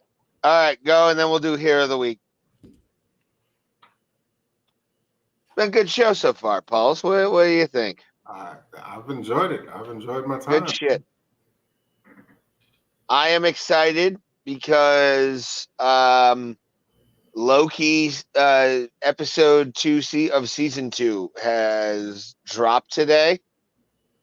And after the show, I'm going to drunkenly watch it while drinking a Heineken. I think that's the best way to end my night. Is it called Loki? Loki, yeah. Okay. Are you familiar? No, what is that? Loki is one of the MCU vehicles that they do. Oh, okay. It's like a side. Like you know how some comic books they'll have a big story arc, but then they'll have 5 or 6 like side issues of a certain character kind of thing that leads up to the big event. Mm-hmm. Loki is setting up Kang the Conqueror, who is this multiversal. There's so many of this man that you're like, holy fucking shit! Like, how many of you are there? Kind of guy. Okay. And it's been like Loki season 1, one of the best TV shows I've ever watched. Like, I don't binge watch television shows. I'm not one of those guys, but I will binge watch Loki because it's fucking amazing. Like one of my favorite TV shows of all time. That and Code Monkeys, but like, I mean, it's just so much fun. And then what's his face? The guy that's up on battery charges. What's that fucking guy's name? Oh, Trevor Bauer. No. The guy that's playing Kang the Conqueror. Jonathan Majors. Yeah. He just does such a fucking amazing job at what he does. Like he's such a great actor. And Loki dropped today. How many? 2? 1. No, I mean how many total? 2 episodes, yeah. Too many. I mean, I'm gonna watch it actually after we get off here. So not enough. I need a new show. Maybe Twisted Metal. Maybe yes, do it. Apparently, I don't know if you guys are into it, but Black Mirror is back. Never been into it. Yeah, never been into Black Mirror, dude. One of the biggest regrets of the year is not getting to the pop-up places at fucking in Vegas. True. We should have, and it made sense. I mean, there's times like, dude, it's late. They're about to close. We're tired. Like, it was legitimate reasons why we were like, it's not. But I am bummed we didn't do it. If going back, if I knew, like, I just would have done it by myself if I had to. Like in the morning one day when I was like, you were asleep or doing something else, or like I should have. But in the Kiss one was really, really fun. But I don't know. Pulse, go to Vegas. Yeah. Have you been looking more shit up? By the way, regards to what? Vegas. Oh yeah. So, I went on Expedia. Mm-hmm. And the cheapest room I could find for 3 days for December 1st through the 3rd is a place called Circus. Nope. Don't do it. Don't. It's $29. Don't you do it, dude. That's a creepy I one. might have to for that. It's one of I agree with this man right over here. I haven't been there, but like you hear that has the worst stories. Like what is Horseshoe for 3 days? I looked it up. I think it was like $179 for 3 days for December. Well, December is like touristy time. Maybe. See, that's what I figured. Like in the summer, it would be more expensive because everybody's off. Well. Do people travel to Vegas around spring? Usually is the best time to go. Like spring, early summer is best time to go to Vegas. People in the winter do for sure. Oh, I have an Expedia app. Hold on. What are we looking for right now? Cheap hotels. Hotels, yeah, in Vegas, and preferably something that's along the strip, like around. Okay. What are the? Hold on. What's the date? Yeah, December 1st through the 3rd is Friday, and then coming back Sunday. Okay, first. I'm sure you looked this up already, but I want to see for myself. 1st through 3rd. How many travelers? Just me. Just you. Okay. Let's take a look. See here. It's taking a minute.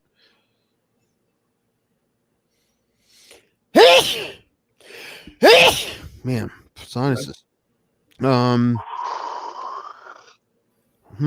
Yeah, dude. 3. Man, that is. Yeah. No, he's not. I mean, dude, Luxor is 475 total. That's man.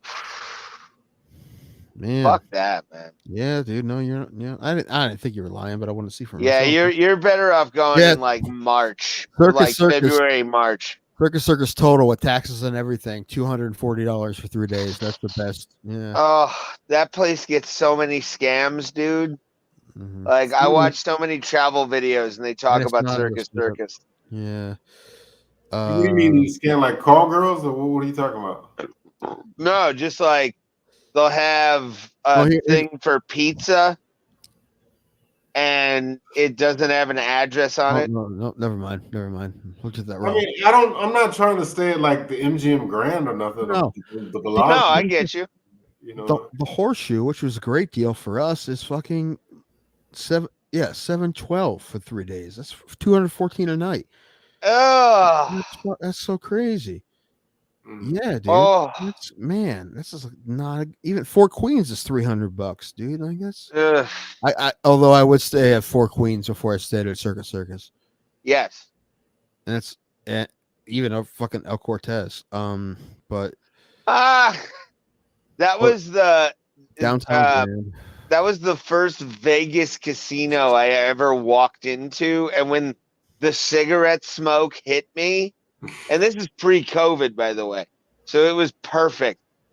It's just you felt old Vegas hit you in the mouth so quickly. It was so good.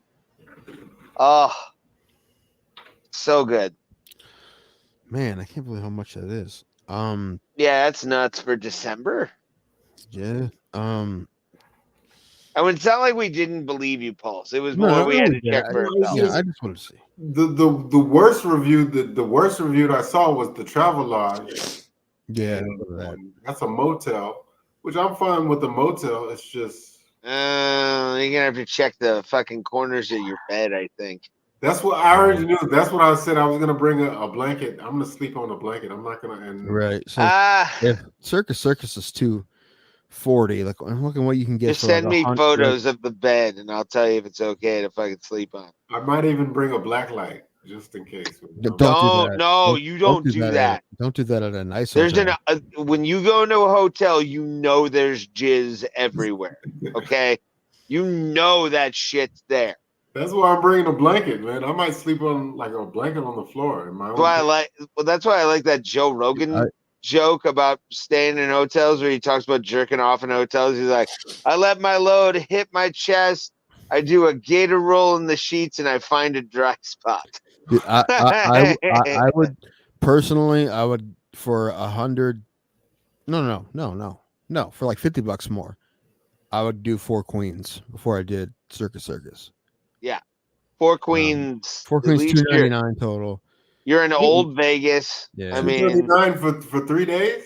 Well, it's $299 for 3 days. It's the other one's like $240 for 3 days. So it's a little $299 is not that bad. No, El Cortez. I would pay $300 for 3 days. I'd stay away from Circus if I could. Yeah, no, that's not bad. And dude, even the Orleans is $368. And that's a little bit more. I understand. I will say this though: $100, $200 seems like a whole lot more before you get there. That's why I know. That's why I'm trying to save something so I can go gamble a little. Yeah, Four Queens would be the one to go to. The D is fourth. That's $348. That's just horrible. It's not that bad for the D for 3 days. Does it come with like a hotel buffet? Like a what? A hotel buffet? Does food included? Oh no, none of that. No. But what? Oh shit! The Rio's $280. Ooh, that's right on the strip. Yeah, it is on the strip. Oh, it's just kind of across the highway from the strip, but it's right there. It doesn't have great reviews. Maybe the Rio's not as good as I thought, but I would stay at the Rio, dude. $280 for the Rio. That's where the Kiss mini golf is. Yeah, $280 for 3 nights. Yeah. Okay. Oh yeah, dude. No, I go Rio for sure, dude. Fuck. Well, that's like when I was looking for our hotel when we went, I would look like a week after and a week before, and like there would be the cheapest hotel on the strip would be a different hotel every week. And just happened to be the week we were going. It was the Horseshoe. So it, depends on how many people have already booked. But no, I'd go to the Rio, although it's it doesn't have a great review, but I think it's a much nicer hotel than other place. And it's right on the strip. Well, it's across the highway from the strip. Adjacent for sure. Yeah, it's behind the strip. But the only reason I want to be on the strip is because I figured to Uber anywhere or to catch a cab will be expensive, so I want to walk. Hold on. As bad as you thought it would be, honestly. I'm gonna stop you there. Taxis are expensive. Uber is not. Dude, Uber's actually pretty cheap. Like $20 Ubers, probably, right? Yeah. Which when you get to Vegas, you realize how much everything costs, and you're like $20 for a ride. That's nothing, So because when I took the Uber ride to go get shoes for the dinner, That was like, I think 15. Yeah. Wasn't Yeah, that bad. Yeah, I did Lexar and back, and that wasn't that bad either. I think it was under 20 before tip. Yeah, it wasn't bad at all. I mean, it's Yeah. not far, but like, do you want to walk a mile and a Taxis are half, or do you shit want? though. Taxis Yeah. are a fucking rip off. They'll take you the long way to give you more of a fare, but like Uber, because you can look and be like, oh, why are you going this way? Mm-hmm. You can tell they're trying to get a little bit more money out of you. I think I counted before. I know in some show I said the right number, but I think it was like about 10 Ubers that I took, or no, less than that I paid for, because we went back and forth. I feel like maybe 6 or 7. And we walked to dinner. We walked We to walked and to from dinner, and we walked back from the fights, Yes, which wasn't a bad walk actually. not at And all. Which I was surprised about too.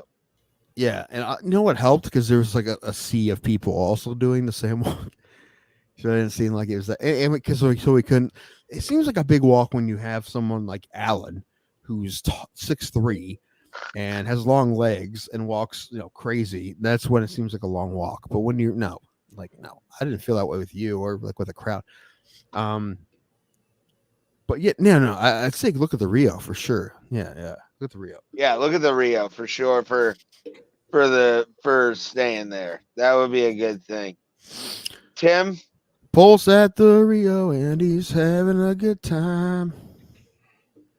He had the buffet and he had the steak Stay that's in prime. line. Had to stay in line. All right. Yeah, steak that's prime, not bad. Hero of the week for this week was Georgia Tech football, because they beat my. Did you see that game, Pulse? That game is so wacky. No, I didn't watch any college football Saturday. So they Miami had the lead by 3. They had the ball. They had Georgia Tech had no timeouts. There was 30 seconds left. 3rd and 10. They decided to run the ball instead of take a knee. I didn't understand the logic in that at all. And they fumbled. 26 seconds left. Georgia Tech got the ball like their own 20. I mean, they still had like 80 yards to go with 26 seconds and no timeouts, but they scored. They should never gotten the ball in the first place. They should have just sat on it. And Miami was 4-0. They have a good team this year. They just, man, everything about that was just, I mean, well, also Georgia Tech had to take advantage of the opportunity, which is 80 yards or 20 seconds and no timeouts, and they did. So Georgia Tech was this week's Hero of the Week. Yeah. I should have had that Tuesday, but yes, besides that, it's about that time. I need something to eat. And I'm gonna go watch the new Loki Pulse. I don't know what you're gonna do. Probably go. No, I know. He's gonna go over to hang out with the MMA holes and be like, "Bro, Plata is such boring bullshit." No. Do you ever give us love over there? Yeah, make sure you. Of course. Everything, every single message you send in the comments, also put like "Watch Bro Plata." Absolutely. Yes, makes it like a sign off. No, I definitely got some homework. I'm gonna work on that logo for sure. Yes, dude, that'd be great. Yeah, for sure. All right, folks, we love you as always. We will see you at the Kumite, fam. Pulse at the Rio, and he's playing kiss golf. He's in his room a lot because he is jacking off.